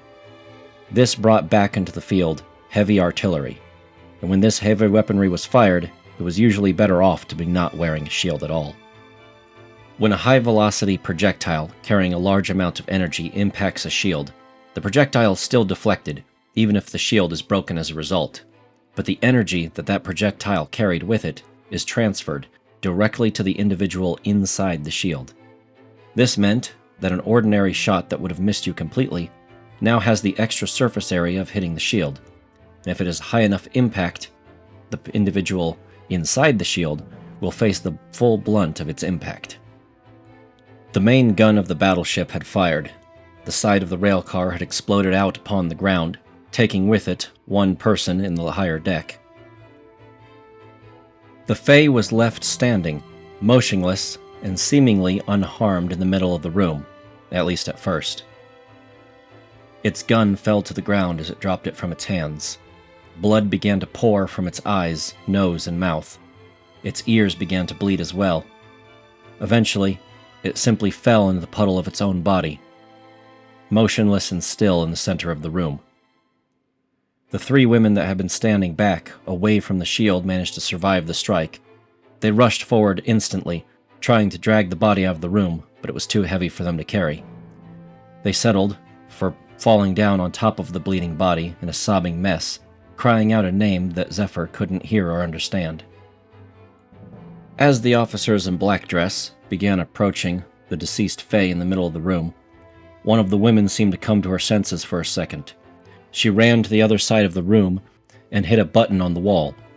A machine then popped out of the wall, revealing itself. Before any of the men could stop her, she hit another button on the machine, causing it to immediately eject from the side of the train. "God damn it," said some of the men in black dress. "That's the machine, that's what we need. That's a Fae machine. It's what compresses all the ammo, it's what's compressing everything into a flat surface." They had run across the room in the hopes of stopping the woman, but by the time they did, the machine was already off the train. It was rolling upon the ground. When they looked back, it exploded to self-detonate, thereby denying it to the Navy's hands. One of the officers immediately lost his temper with the woman. "Fucking bitch," he said, smacking her with the barrel of the gun, causing her to lose her balance and slip off the side of the train. He reached his hand out to try and make up for his mistake, but by then it was too late and she was already off. Zephyr immediately grabbed his weapon and pushed him to the ground. "What the hell do you think you're doing?" she said. "We're here on a wellness check. We're not here for murder. We're certainly not here to steal belongings. What the hell is all this about?" The man immediately grabbed Zephyr by the throat. "Get the fuck off me, rail jockey." He choked her out slightly and threw her across the room. "You just do your job and I'll do mine," he said. Zephyr got on her radio and reported the incident directly to Captain Decker, who gave no real reply. He simply said to stay off the front lines from then on. He stayed with the two sobbing women that were coddling the Fae's body in their arms. "I'm sorry," she said. Some of the other officers dragged the women, as well as the body, to the side of the floor. They then handcuffed them and bolted the handcuffs down to the floor. "All right, these two are secure." They then moved on. Zephyr decided to not follow, taking a moment to rest. Zephyr got a better look at the centaur-like creature. Not only did it have horns, as well as scales and fur, and claws, it also had more human-like features, a womanly-like face, despite the muzzle, as well as obvious breasts. But what was packing down below suggested that it was also male, an amalgamation of all sorts of hodgepodge, miscellaneous things put upon one creature. "Who are you two?" Zephyr asked the two women that were still sobbing over its body. "Who are you to this thing?" We are her wives." The two women continued to sob back and forth, too hysterical to properly answer Zephyr. But she immediately saw the connection and put the two together. "You mean this Fae was aboard this train and was with you two as a family?" "They weren't a Fae, not anymore. They left the lifestyle and joined us on this train," they answered. "And you murdered her. Why? Why would you do this?" All of Zephyr's naval training in the past told her to say the regurgitated line of "things would have worked better if you had simply not resisted," but she dared not say it. Not in this moment. Not to these people. Not as they sat there and suffered. Slowly, she stood up and started walking towards the front of the train, towards the repeating sound of gunfire. Every car she went by had more people that were bolted to the floor, some of them dead, some of them alive and injured, and others had managed to surrender, but all of them in the same precarious situation, being bolted to the floors, often within their own homes.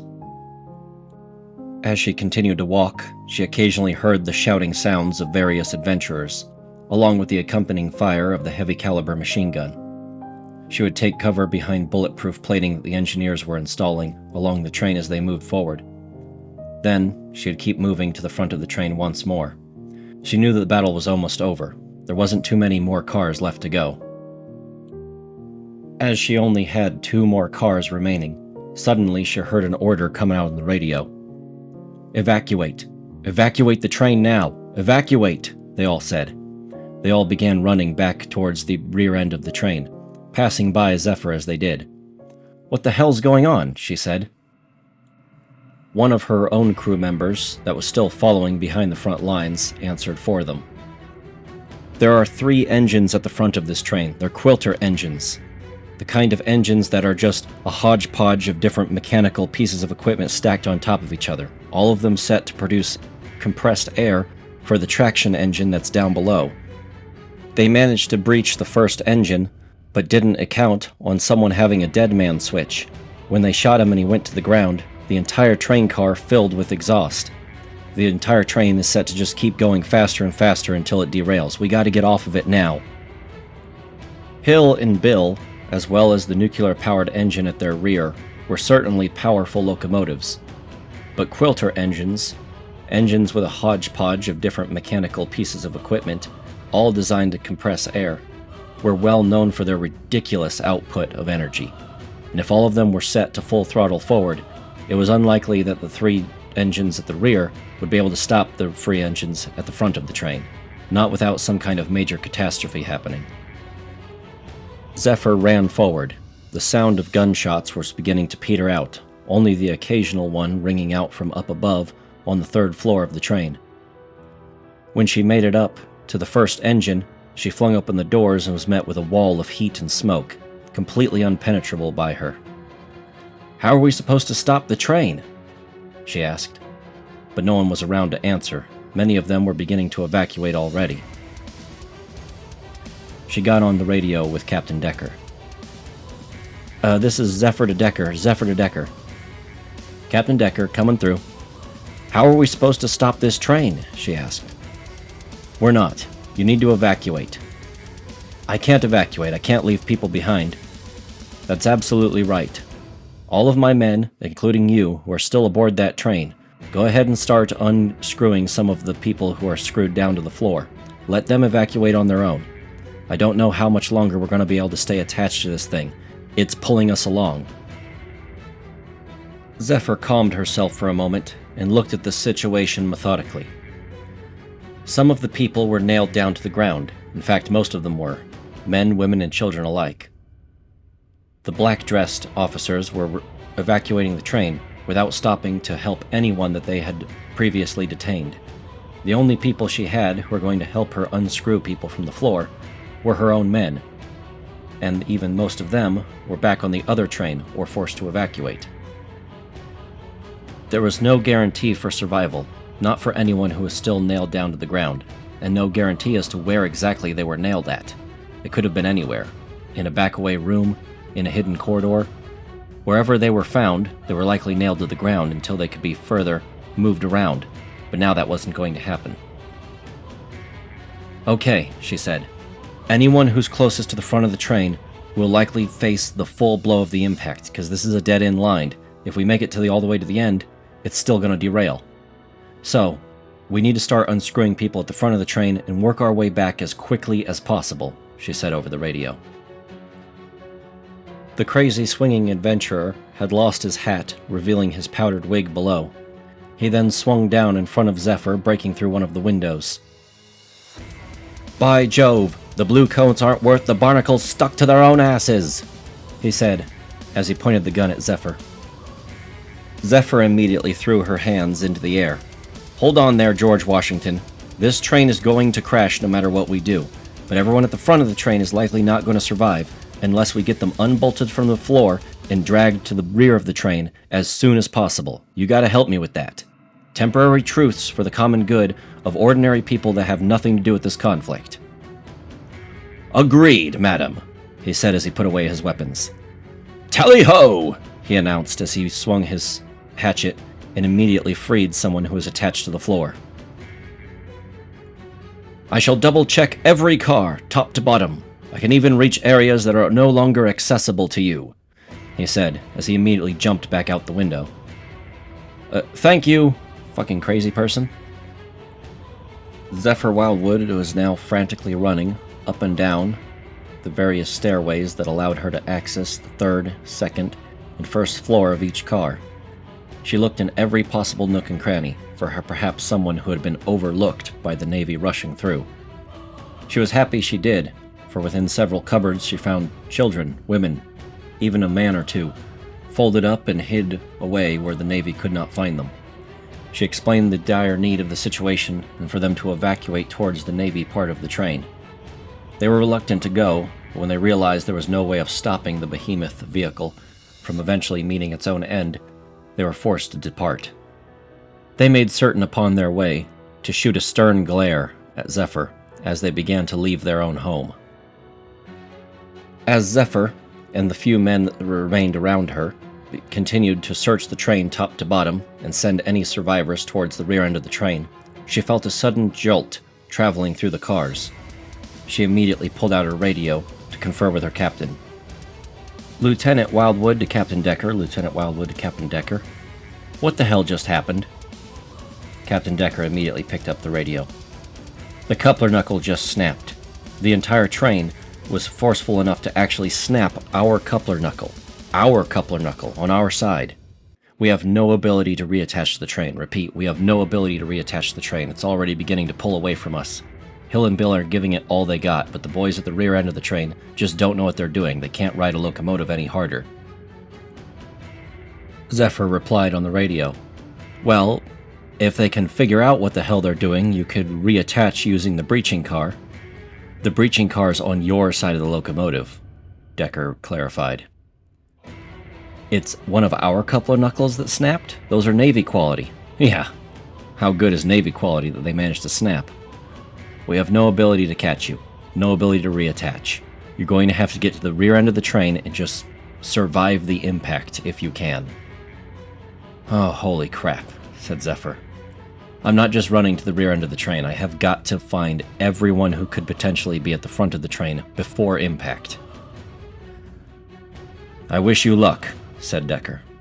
"You're certainly making me proud, and if you survive this, I can promise you the captain's chair will be in your future."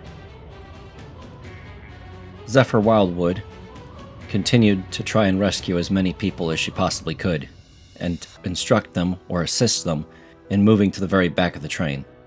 She begged those who were hiding and able-bodied to assist her with those with gunshot wounds, who were bleeding out or could barely move themselves. Some of the people she asked for to be carried were almost certainly dead or about to die, but she still asked for them to be carried to the rear end of the train. She tried not to look outside the window. She didn't want to correlate what she was seeing with whether or not the line was about to end. She didn't want to see when the train actually managed to make impact. She just wanted to help as many people who were tied down to the floor of the train as possible. The few men that were assisting her were beginning to outpace her, mostly for the fact that they were helping the people get all the way to the back of the train, likely as a manner of self-survival. in hopes that they would not have to walk back to the front of the train anytime soon. She didn't blame them. It was hard to be fearless in the face of such overwhelming dread. At the rear of the train, as soon as some of Decker's men realized there was no possible way to evacuate the moving locomotive before its derailment, they decided to grab anything that was dangerous and throw it off of the rail car completely. Anything that was soft, anything that could cushion a blow, they began gathering up into various nests and nestling some of the children and injured into them. "Hang on," they said. "If you just wait here when the train finally comes to a stop, this should cushion the blow and you won't be thrown around as much. We're at the back of the train, so it shouldn't be that bad. It should be just a minor derailment. Nothing too serious." Of course, they had no idea how serious the crash would actually be. When they looked outside, the train just kept getting faster and faster, barreling down the line as trees and bushes went into a blur as they passed by. At the very end of the dead-end line was a quiet little transfer yard, where they would transfer the goods from narrow-gauge engines onto the broad-gauge rail line. This usually involved the use of several cranes, the only money-making products to the town's name. What inside of the town was not currently made up by the transfer yard was made up of the old foundations of large buildings that once stood towering over the skyline. They were now nothing more than craters inside of the ground. Used as hydroponic ponds, the basements were used for cultivating a number of crops that rather liked the water, mostly that of vegetables.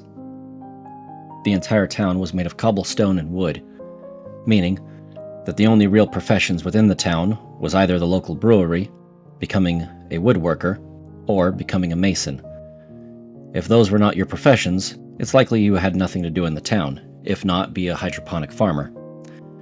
There were very few people left in the town after the Navy had departed, but those who remained enjoyed their quiet and peaceful life, wishing only one thing: to not be disturbed. A young man that the town jokingly called Pepper was working in the transfer yard tower. He controlled all the goings-on of the various engines that moved about the yard. Of course, it was never really crowded enough to where they needed the tower, but it was a safety protocol. Not to mention, he had control of all of the switches from where he was. He looked out on the horizon and saw a broad-gauge train moving towards the town.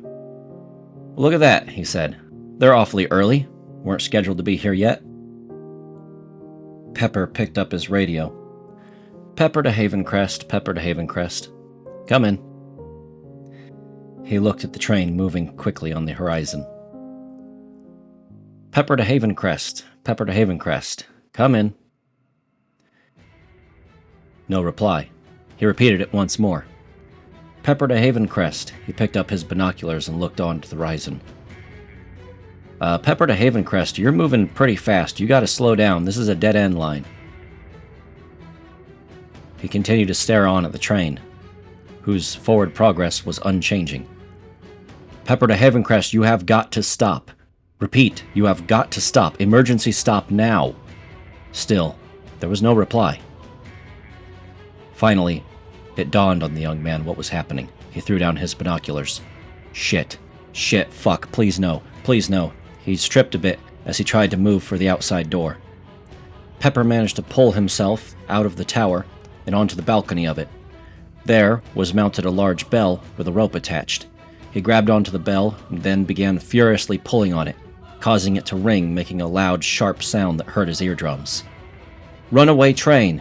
he tried to scream. "Runaway train!" he screamed even louder. "Broad gauge line! Runaway train!" he said as he continued to pull the bell. Eventually, people started to look up at him and understand what he was screaming. They all repeated it back and forth. "Runaway train! Clear the broad gauge line! Get away! Get away!" they said. The resulting collision of Havencrest is still heavily disputed to this day. Some say that the train had managed to achieve nearly 100 miles an hour, which, of course, is heavily disputed. Most trains can only muster 50 miles an hour, especially on the tight embankments. But it was a broad gauge train, and broad gauge trains have a much larger range of potential speeds. The rail line leading up to the town, which is now renamed Havencrest in honor, did feature a very long stretch of completely straight track. But no one was aboard the train to see the speedometer. Some say that 60 miles an hour was the fastest the train could have possibly been going. After all, when it struck the edge of the concrete barrier at the end of the line, that concrete was heavily dilapidated, cracks forming in it, aged, rigid, and with no rebar reinforcement, which is why the largest chunk of concrete was able to clear over several buildings and land directly on top of the Archivist Church, killing 3 nuns inside. Of course, this was nearly 3 football fields away. Others say that the speed had to be higher, more close to the number of 100, because one of the rail cars was upended over onto its top and laid upon another building, killing everyone inside the railroad car, as well as everyone inside the building, the resulting fire burning anyone that survived alive. When the Quilter engine, that is the second Quilter engine, not the one in the front that exploded, when the second Quilter engine managed to make itself off of the line and onto the hard ground of the roadway, it was able to drag itself while still spinning its wheels all the way to the other end of town. Some argue that this was an evident proof that the engine was going over 100 miles an hour, while others say it merely skidded upon the roadway, and then its own engine managed to spin the wheels to carry it to the other side of town. Of course, this cannot be proven one way or the other, as the engine then fell over onto its side at the end of its travel. Pieces of splintered wood, bits of metal, and broken glass lie everywhere. Strewn about were the sources of the starts of fires, as well as oils and smoke-stained pieces of lumber. It was hard to say as to where everything was, where it had come from, and there was little time for forensics. On the day of the crash, what was more important was securing human life, and, of course, the 2 groups of people that were spitting venom at one another, hell-bent on destroying each other, hell-bent on blaming each other for the cost, for the price that had been paid, for no things gained. Zephyr Wildwood awoke to look up at a clear blue sky. It was beautiful, as the sun shined through a broken window. She became acutely aware of the fact she was laying inside an overturned train car laying upon its side. When she felt what she was laying upon, it was a bed of broken glass. The sharp feeling of broken glass against her arm was divvied up by the softer feeling of blades of grass sticking through the broken window. She could hear the mixed sounds of combat happening just outside the overturned rail car. She slowly hobbled her nearly broken body to one end of it. She couldn't tell if her bones were broken or perhaps just sore from the impact, but it didn't matter. She couldn't stay inside of the overturned rail car, lest the possibility that the wood inside catch on fire. She pulled herself out of one of the broken windows that allowed herself to crawl out of the rail car. As she climbed out of the rail car, she saw a chaotic sight. Numerous bodies were laid upon the ground. Multiple archivist nuns were running back and forth in their latex suits with nothing else on. They were trying to provide medical aid to the various people that were laying upon the ground. They placed their hands over the bodies, their fingers extended and moved into the wounds, where they tried to seal up as much on the inside as possible. They placed thread upon their latex skin, which acted like a sewing machine as they started sewing up the eternal injuries. Amidst the rescue effort were many furious townsfolk, as well as a large number of furious passengers from the train, still in handcuffs. Many of them were pointing guns at each other and the Navy. Everyone was shouting back and forth. Everyone else had someone to blame. The guns were all leveled at one another in a twisted star that would only end in death should someone pull the trigger. Zephyr could hear no shots being fired, but amongst the middle of the star were 2 individuals she could barely recognize fighting. She blinked her eyes a bit, as things were still blurry from the crash. She couldn't tell who was in the center of this whole ring, fighting one another. As her eyes found clarity in the blinding sun, she realized who was fighting one another in the center of this deadly star, and she almost couldn't believe it. Her captain, Captain Decker, was now standing in the center of it all. His only weapons to defend himself were his iron fist, which of course he wielded as his right hand, and a trencher pistol, which he wielded in his left hand. His opponent was, of all things, an Archivist Vanguard commander, a paladin of the Archivists. The lieutenant moved a little bit closer to see the fight firsthand. She still couldn't believe the two were in mortal combat currently. Captain Decker, she called out. What the hell's happening right now? The Archivist Vanguard commander, who was armed with a heavy shield and a heavy mace, took a swing for the captain, who managed to catch the mace with his iron hand and deflect it downward slightly. He then jumped back and took a quick glance over at his lieutenant. Oh, Lieutenant, good, you're alive. I was afraid you might be dead in the wreckage somewhere. This is my new, friend, a Vanguard commander of the Archivists. He's currently trying to kill me.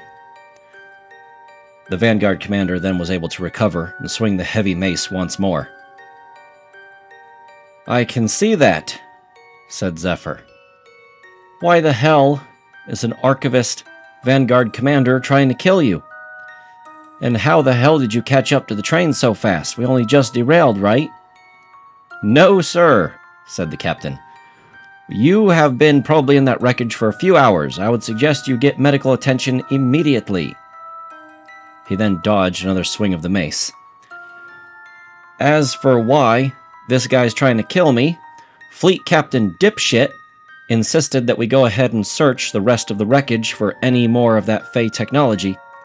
As well, that includes the rail car that smashed on top of their cathedral, killing some of their members. And of course, Fleet Captain Dipshit went ahead and ordered them to lay down their weapons. Zephyr felt some pieces of broken glass sticking out of her arm and proceeded to pull them out, which caused blood to leak down her hand. You can't order archivists to lay down their weapons. They're already complying with some gun control and agreements to the Navy. They use melee weapons and launchers, and that's it. No energy weapons, no ballistic weapons. Just melee weapons and launchers. Asking them to disarm themselves is an instant declaration of war. Captain Decker then jumped to the side as the Archivist Vanguard commander then charged him with his shield, much like a bull with its horns. Is that so? He said. I wasn't aware of that. Oh no, wait. Yes, I was. I told Captain Dipshit, but he didn't believe me. And now we're in this situation. Can you handle it? He looked over his lieutenant. Oh yeah, I can handle it. You should probably go see some medical attention. One of the nice Archivist nuns will get you set up. Even though we're enemies currently, they have an invested interest in doing what's right. Zephyr Wildwood tried to haul herself across an open field. She looked around at all the various naval officers that were behind cover, as well as many of the townfolk, and people that were once townfolk of the mobile town, that were all pointing guns at one another, blaming each other. She made it about halfway across the open field towards where the Archivist nuns were laying down the people who were injured, before finally stopping. The shock and pain of being involved in a train crash was finally catching up to her. One of the Archivist nuns noticed this and immediately walked across no man's land to pick her up and carry her the rest of the way. As she was being carried, she continued to watch the fight between the Archivist Paladin and her own Captain Decker. As the nun set her down gently, she looked up at the black, faceless woman. I'm sorry about your church. I would have stopped the train if I could, she said. We're sorry as well. We're aware of what happened, and we are furious, but that can wait for another day. She then moved her hands up and began placing them underneath Zephyr's clothing. Do I have permission to enter your body? Yeah, Zephyr said. Do whatever you got to do. I'm gonna watch my captain and see if he gets his head smashed in like a potato.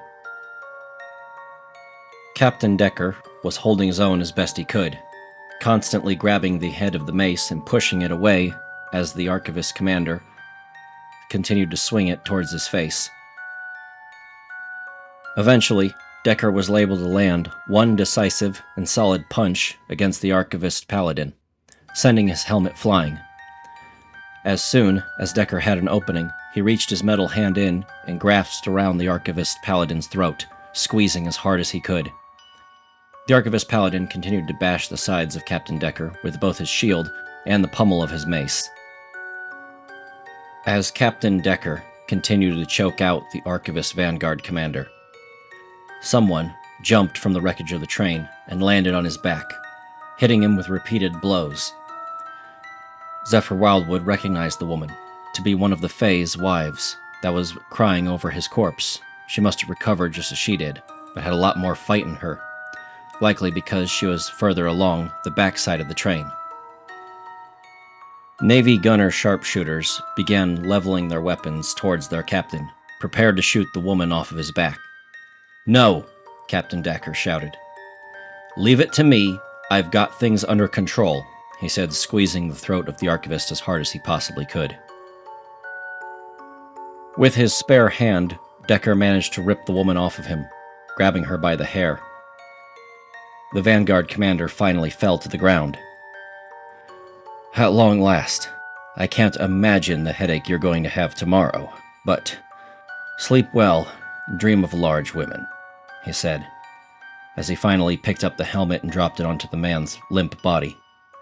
He then continued to grab the woman and hold her close, saying something that Zephyr could not hear from far away. He whispered it into her ears.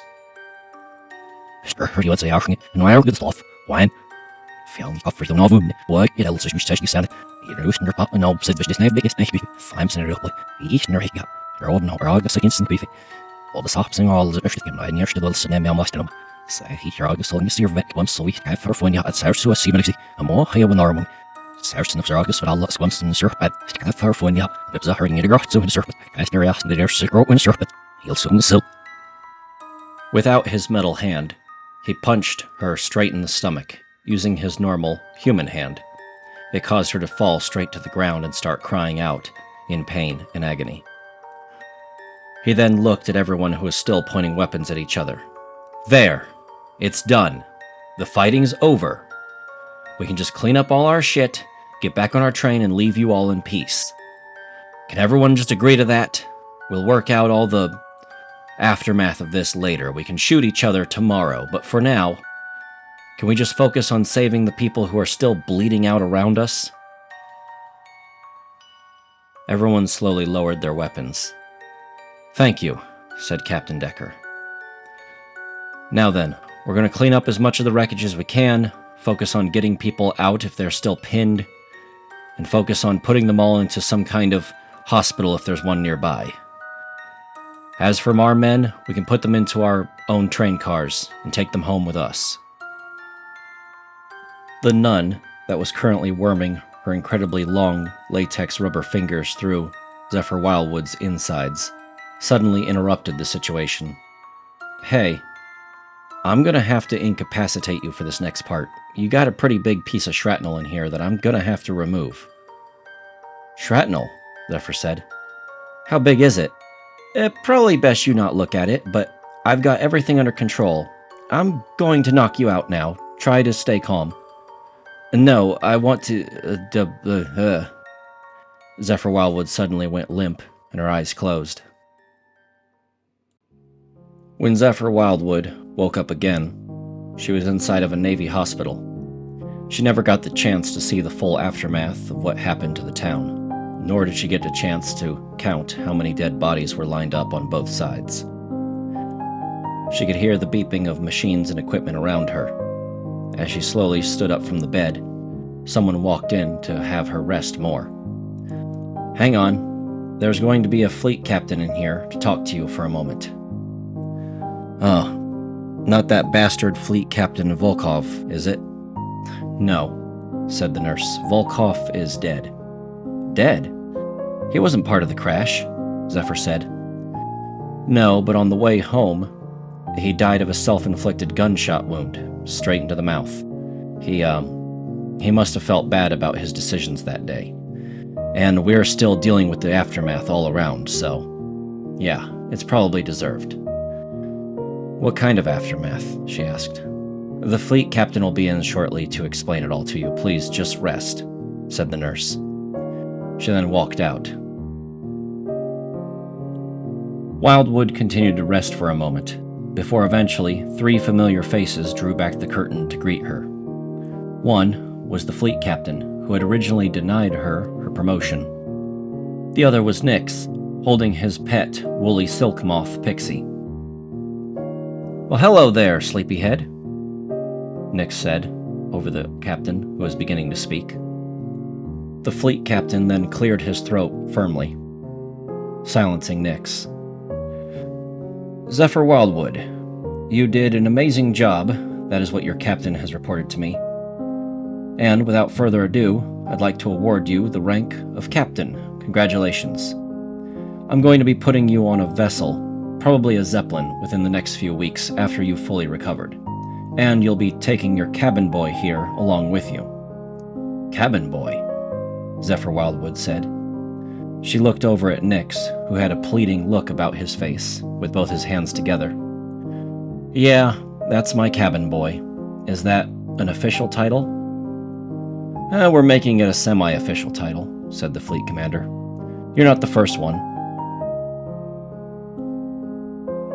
Zephyr Wildwood looked almost confused. What happened to Decker? What happened to that fleet commander Volkov? What happened to everything? I just feel like I've been left behind. Well, that's probably because you have. You've been asleep for quite a number of days while you were recovering. It was necessary considering the amount of blood you actually lost. But let me explain some things. The fleet captain then sat down, next to Zephyr Wildwood. The fleet captain, Kalen Volkov, died of a self-inflicted gunshot injury, straight to the head. He did it while he was in his smoking room. If any of us had realized he was so mentally unstable, well, we probably wouldn't have given him the command he had. As for Captain Decker, the captain you were serving under, he is fine. Full recovery, barely any injuries. Some of his crew unfortunately passed away and others were injured, but the entire bulk of the train was salvaged and no harm really done to the entire thing. He's currently up north, running munitions for the current war we're fighting with the elves. What about the other captain, the Blake Driller and Thomas Croft? Oh, they just hopped back on their land ship and went on their merry way. As soon as the battle was over, they didn't want to ride all the way back on a train. It was too dangerous to do the maneuver anyway, and they decided to not do it any further. The fleet captain went ahead and rode on Bill and Hill in order to try and get back home faster, but, well, he didn't make it. What about the mobile town? What about all the casualties? What happened with all of that? The fleet captain began to wipe sweat off his brow. Well, Haven Crest is a total loss, bodies piling up, and honestly, we don't actually know the numbers of casualties because currently, Haven Crest, the town now, is in an open state of rebellion against us. They are now denying naval authority. In fact, they openly claim that they are currently at war with us. Things aren't going too good with the Archivists either. We kind of assaulted one of their members, and we're trying to smooth that over, and things aren't really going well. In addition to that, the adventurer guilds are really pissed about us. Seems they had a well-established guild on that train, and it should have been well known about. We don't understand why the fleet captain didn't stop the siege and seizure immediately the second he realized there was a guild hall there. We have a pre-standing agreement with them, and that's been violated. All of it's politics. It's for us admirals and the brass to deal with. None of your concern as a captain, but you might be expected to run some jobs near it, so we'll give you a briefing if you do. For now, just focus on recovery. Yes, sir, Zephyr Wildwood said. And hey, I hope you're feeling better soon. I need another captain that's a like-minded individual like myself, he said with a wink. He then walked out of the room. I'll leave you in the capable hands of your cabin boy/nurse over here. Nyx smiled and nodded to the fleet captain. Nyx then laid the fluffy enigma that was Pixie onto Zephyr Wildwood's face. He then lifted up the covers and crawled into bed with her. So, was the upgrade to captain worth all of the trials and tribulations you had to get it? Zephyr Wildwood looked almost like she was in a completely other world, as Pixie began to slip down her face onto her chest. I don't know. I don't know what to think anymore, she said. Her gaze was now jaded. Her face gave an expression that said, not to talk to me.